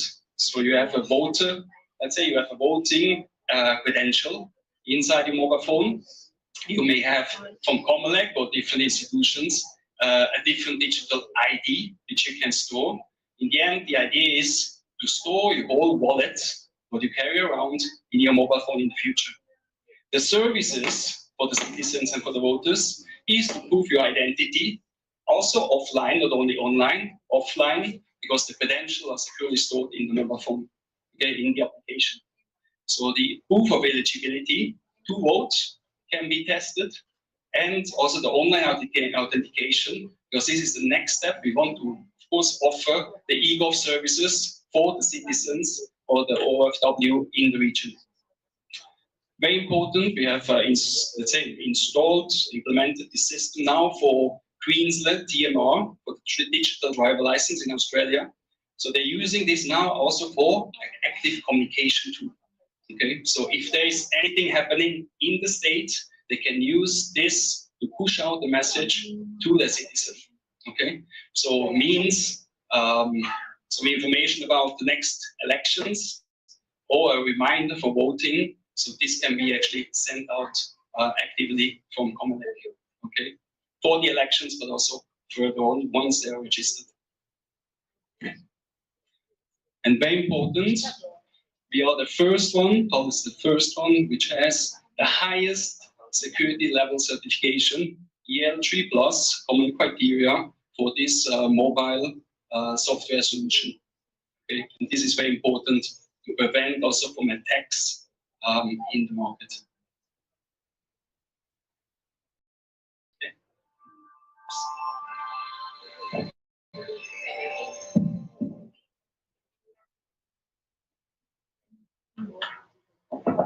Hello, everyone. Lucy, student in psychology, and me, her digital ID wallet issued by the government to offer a range of identity services. In fact, I'm a handy way of proving and protecting her identity both online and face-to-face. Let's have a closer look at what I can do. I can help governments to better communicate with citizens. Right now, I'm reminding Lucy of the appointment she needs to schedule for her mandatory vaccination. Time to go to her exam. Lucy's a bit stressed out. I'm here to make it easy for her to prove she is the right candidate, with a quick and secure connection between her phone and the examiners.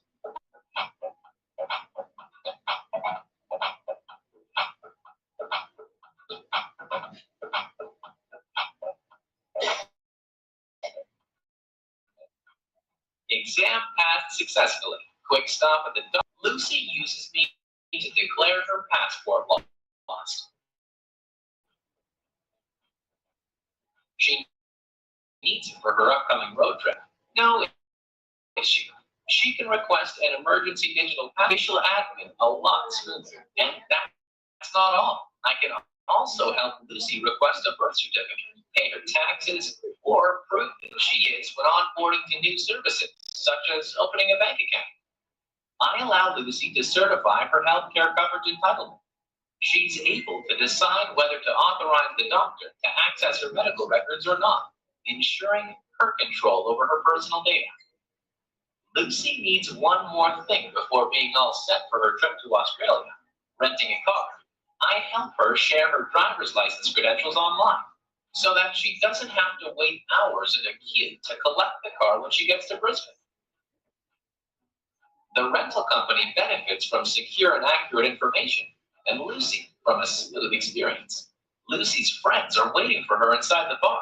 To allow her to get in, I simply generate a QR code that proves Lucy is old enough, so she doesn't have to share all her ID details with the bar staff.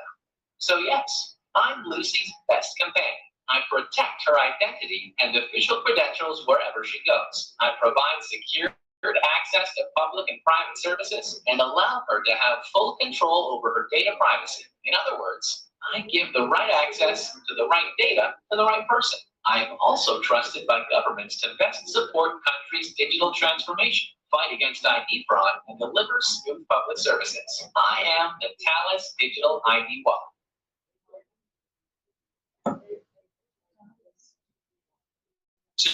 I've seen some examples, use cases, what the digital wallet can do. But definitely for Comelec, the election committee, we have to think about some, let's say, some use cases above the proof of identity and proof of eligibility. But we have started out already more than 10 years ago, also with NIST, the institute in the US, with 5 member states. It was a public tender, which we won, Thales, and we have developed since then this digital ID wallet with all the use cases in different member states in the US. And now it swaps over not only in the US, but Australia and other countries in Europe, etc., taking this, let's say, use case with the certification, the security certification, as a standard to implement the digital ID wallet. Okay, I think this is a very important message because it's different if you do an offline verification on the spot and you share the credential with the person opposite, or if you do just an online verification where you have multiple vendors who can provide this solution. Okay, use cases. Yeah, as you can see, so today, just giving some examples. In the US, let's say a tobacco shop, you need to buy or you want to buy cigarettes, alcohol, so you need to prove your identity and your age by verifying actually a QR code, encrypt the QR code with the shopkeeper, and he only sees, because of privacy matters, your age, which is above 21 or below. Okay, so I mean, that's a simple use case. You can use that also for access, entry to concert, festivals, sports stadiums, etc. Casino, definitely another one. Law enforcement definitely plays a big role to retrieve the information from your digital, let's say, digital driver license, right, out of your phone. It's always updated, and the officer can see that you have an updated driver license stored in your phone. Okay, it's more like a companion. It won't replace 100% the physical documents in a short term, but definitely there's a companion, a strong one, and very convenient for the citizen, the drivers, or the voters to use. Okay, we will do some demos now with my colleagues.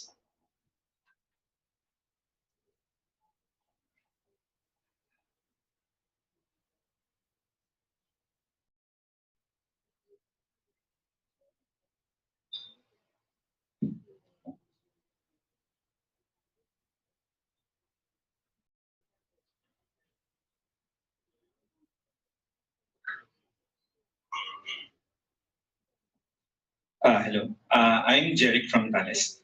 So, hello. Yeah.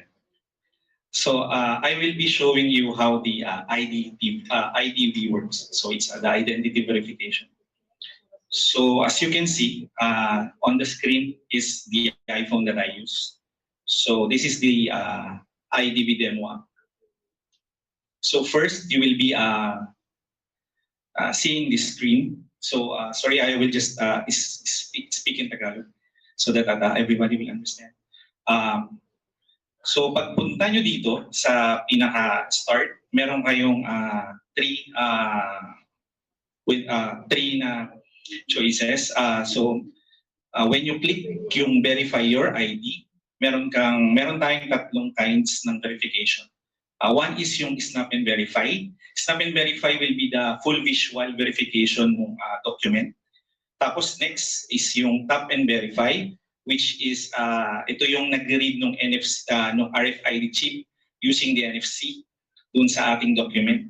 And then the last one will be the read and verify, yung MRC. MRC yung machine readable zone ng ating document. This will be the last 2 or 3 lines at the bottom of the document. So sample, pwede kang pumili ng kahit ano. Sample, pinili natin yung tap and verify, which is the NFC. So this is the passport. This is actually my passport. I will press the go. Yan. So mamimili ka either national ID or passport. So we have the passport here. So passport yung pipiliin ko. And then when I click passport, nakasulat naman dito na what it will do or the instructions. So i-scan yung machine readable zone, yung nasa bottom na 2. And then it will read the RFID chip via the NFC.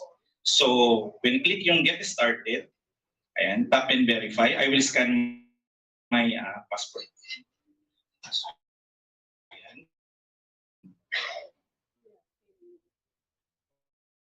Okay. So mabilis lang siya.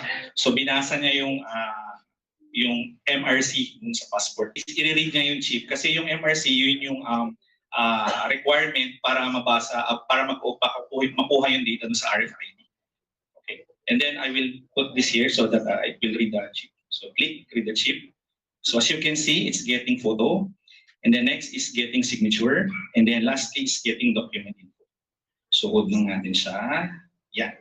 Tapos, after that, need nating kunin naman, once we get the ID or the data from the NFC, kailangan naman natin yung selfie capture, which is the liveness check ng ating, yung may dala ng card. So that, katulad ng sinabi nga kanina, is para malaman natin na yung nagdala is yung right person or yung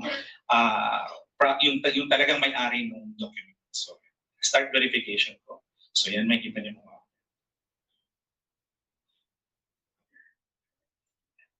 So, at the back end, ginagawa niya yung security checks. Anything na nagkakaroon din siya ng, para makita niya kung live, ginagamit niya yung biometrics ng face para makita niya kung, ma-detect niya kung live yung nandun. Tapos, either kung gusto mong, kunyari, gusto mo, i-retry mo, kasi medyo pangit yung ating itsura. So, pwede mong pindutin yung retry, pero so, hindi natin gagawin. And then, after, pag okay na sa'yo, pwede natin iba. Ayan. So dito, nagkakaroon sa ng face matching 1:1. So kinukuha niya yung photo from the, makikita niyo dun sa right, sa left ko, yung picture ko dun sa passport, and then the right one is yung picture ko na live. So yan, makukuha niya ngayon lahat ng document, ililist na lahat ng info dito sa loob. Tapos as you can see at the bottom, meron siyang remove saved images, which is naka-default siya. So i-remove niya yung naka-default siyang, i-remove niya lahat ng picture or anything na kinuha niya doon sa phone. Pero meron din naman kayong choice na hindi. So yung pag-press niyo yung done, yan. So babalik na naman siya sa umpisa. So yun, doon lang siya nag-work yung ID. So next, yung digital wallet. Thank you.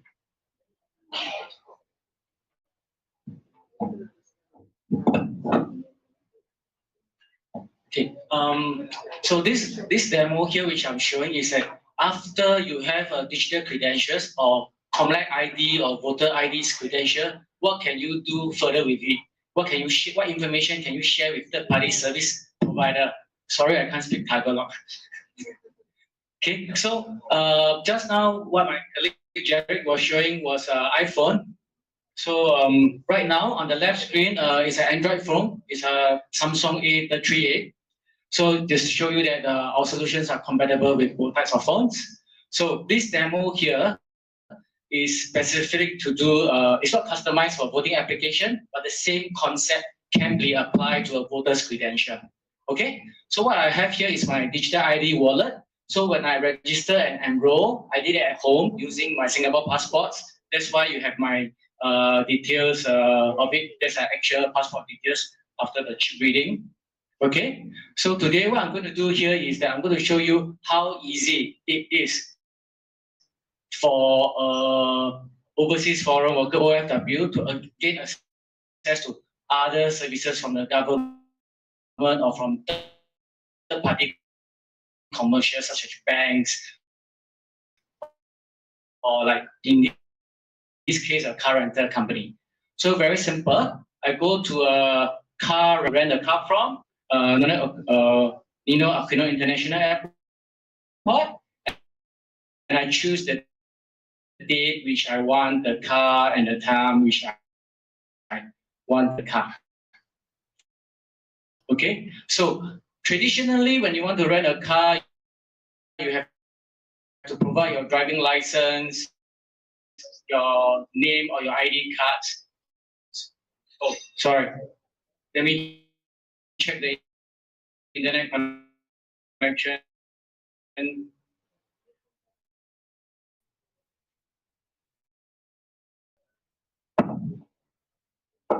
Just give me a minute. Murphy's Law always happen.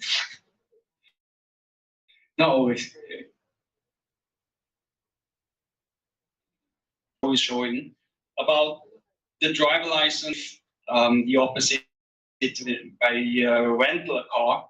I had a person curve where there was a big queue after landing of the long flight just to get a car rental which you have already booked. Okay, with this system, with this sharing of the attributes, you don't need to photocopy anymore the. Okay, so it will be all, and this is a message to all the government institutions. Not only this solution can be used in the Philippines, but also overseas for you Filipino citizens by traveling. Okay, so once you enter the airport, you choose the car that you want to rent. I personally like Jaguar. Okay, so let me click book now. What is happening now is that this is the third-party service by the website or the government agency website. You'll flash out a QR code. I'll take out my phone. I'll click the QR code button at the bottom, show the QR code, and I will scan the QR code on the web page. Okay, again, data privacy law, I'm actually transferring my driving license details, information. I can drive a car, my expiry is 10 years later, transfer this information to the third party. Okay, so once this information is transferred over the internet, of course, it's encrypted and tokenized. And then immediately the reservation is confirmed, and you see that my information, the car rental company actually has my information. I'm allowed to drive Class A1 vehicle, Class B2 vehicle, is issuing by the Transport Department, and these are the license expiry of my different vehicles. And then this is my name, this is my billing address, this is the iPhone. My Jaguar is still there. Okay, so that sounds about how we can securely pass information to third party, but you do need not pass all your information, you just pass related information to the third party service provider. So it can be for the OFW, or it can be for Comlec employees for your intranet login, your emails, and all the other kinds of services. You just need your mobile phone. Okay?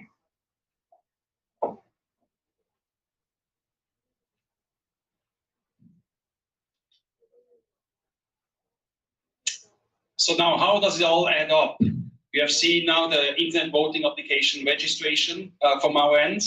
Then using the IDV, the identity verification of the documents, which is a very important point for the OFWs overseas to register successfully. Number 3, then using the application from the internet voting solution provider, okay, the application layer, which is customized to the Comlec elections, the midterms in 25. And number 4, you have seen now the demo, how we share the attributes, the credentials with eGov services or mGov services with Comlec or other institutions in the future. So to summary, I know we are just in time, the benefits of using Thales solutions, and you have seen just, let's say, a couple of bricks, technology bricks, which we like to offer, Comlec in this case, is the digital ID wallet, okay? A wallet which can be used for future use cases as well. Okay. Important actually for all the technology bricks, and I think all the solution today you have seen ask for references, implemented references, proof cases that not Comlec is the first one using or experimenting with a new technology. Okay, what we have shown is is a proven solution today. The first mobile ID with the highest level of certification, EL3+, this should be a standard in the next tender.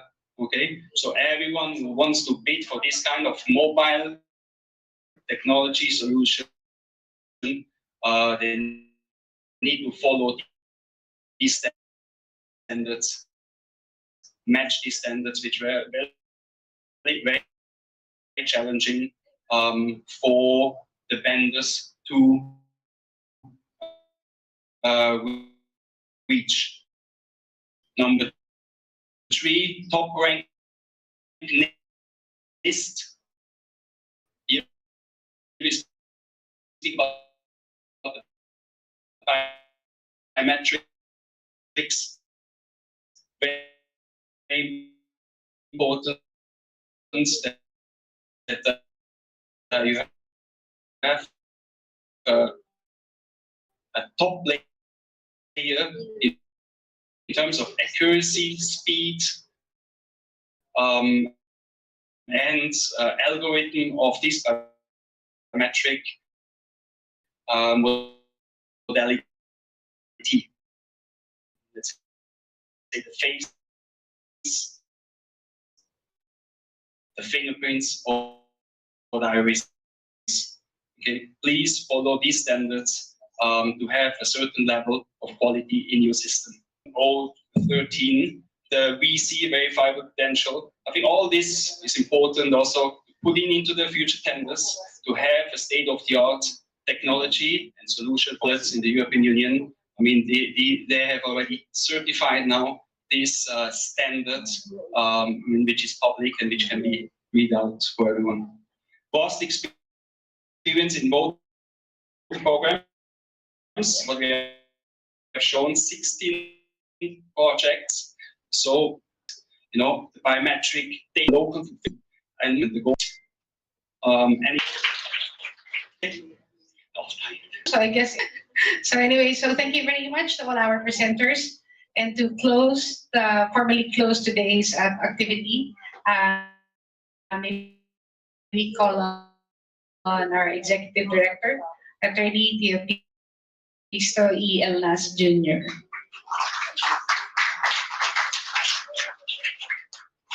Thank you, Director Edin.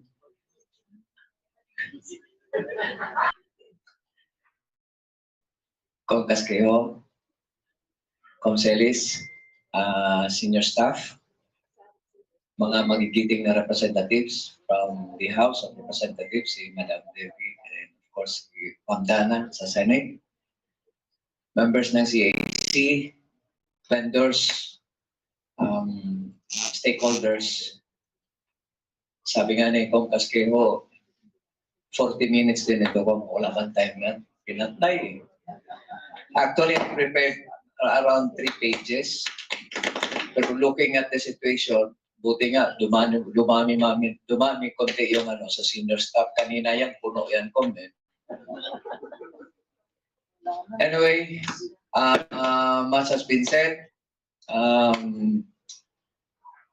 Saturate na natin lahat. Narinig na natin, the 8 vendors were able to present. Since kanina, ito yung pagalingan and of course, payabangan. Okay? Using the template as far as elections is concerned. No? Template on the conduct of elections wherein which ginagamit ng lahat ng election bodies. So, nakikita natin kanina, it starts with the verification process, identification process. Okay. The list of voters as against the identity of the voters himself. Nakikita natin yan. To establish the identity of a particular person or voter. To the end that one vote will be entitled sa isang tao. Isang boto ka lang. One man, one vote. Okay? So on that, nakita rin natin yung secrecy of votes. How secure the ballots the moment the voter cast his ballots.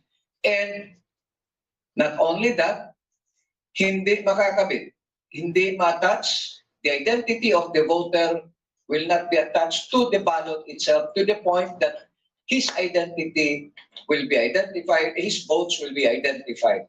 So secrecy of ballot, nakikita rin natin. Okay? And of course, doon sa pag-verify, cast ng ballots hanggang sa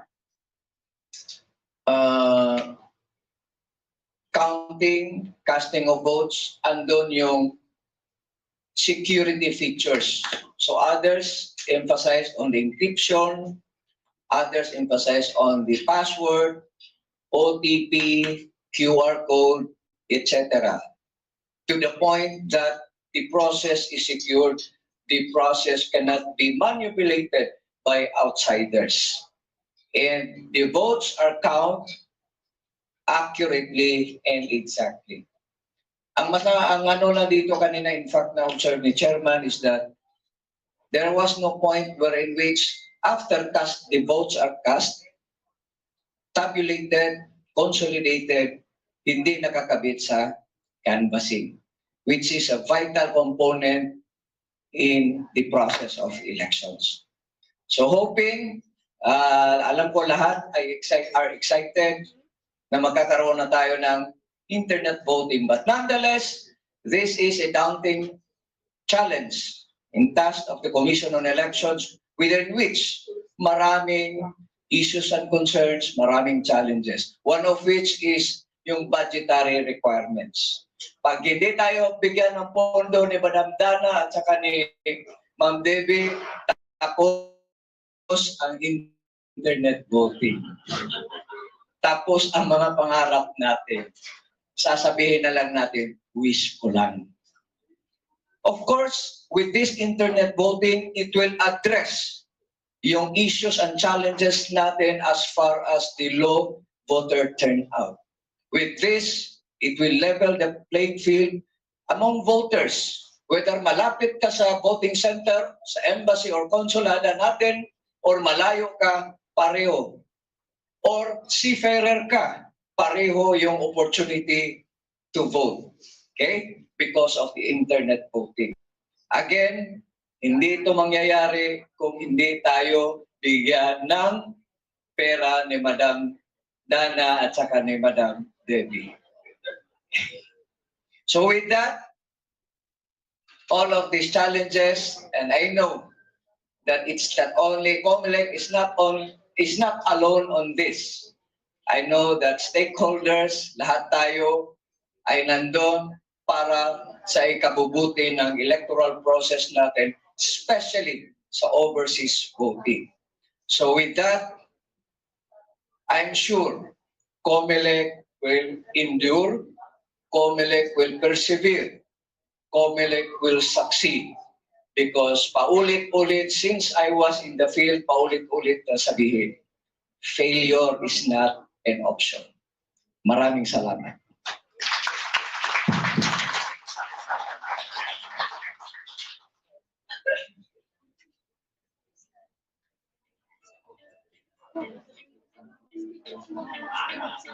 Thank you, everyone. So that concludes our activity for today.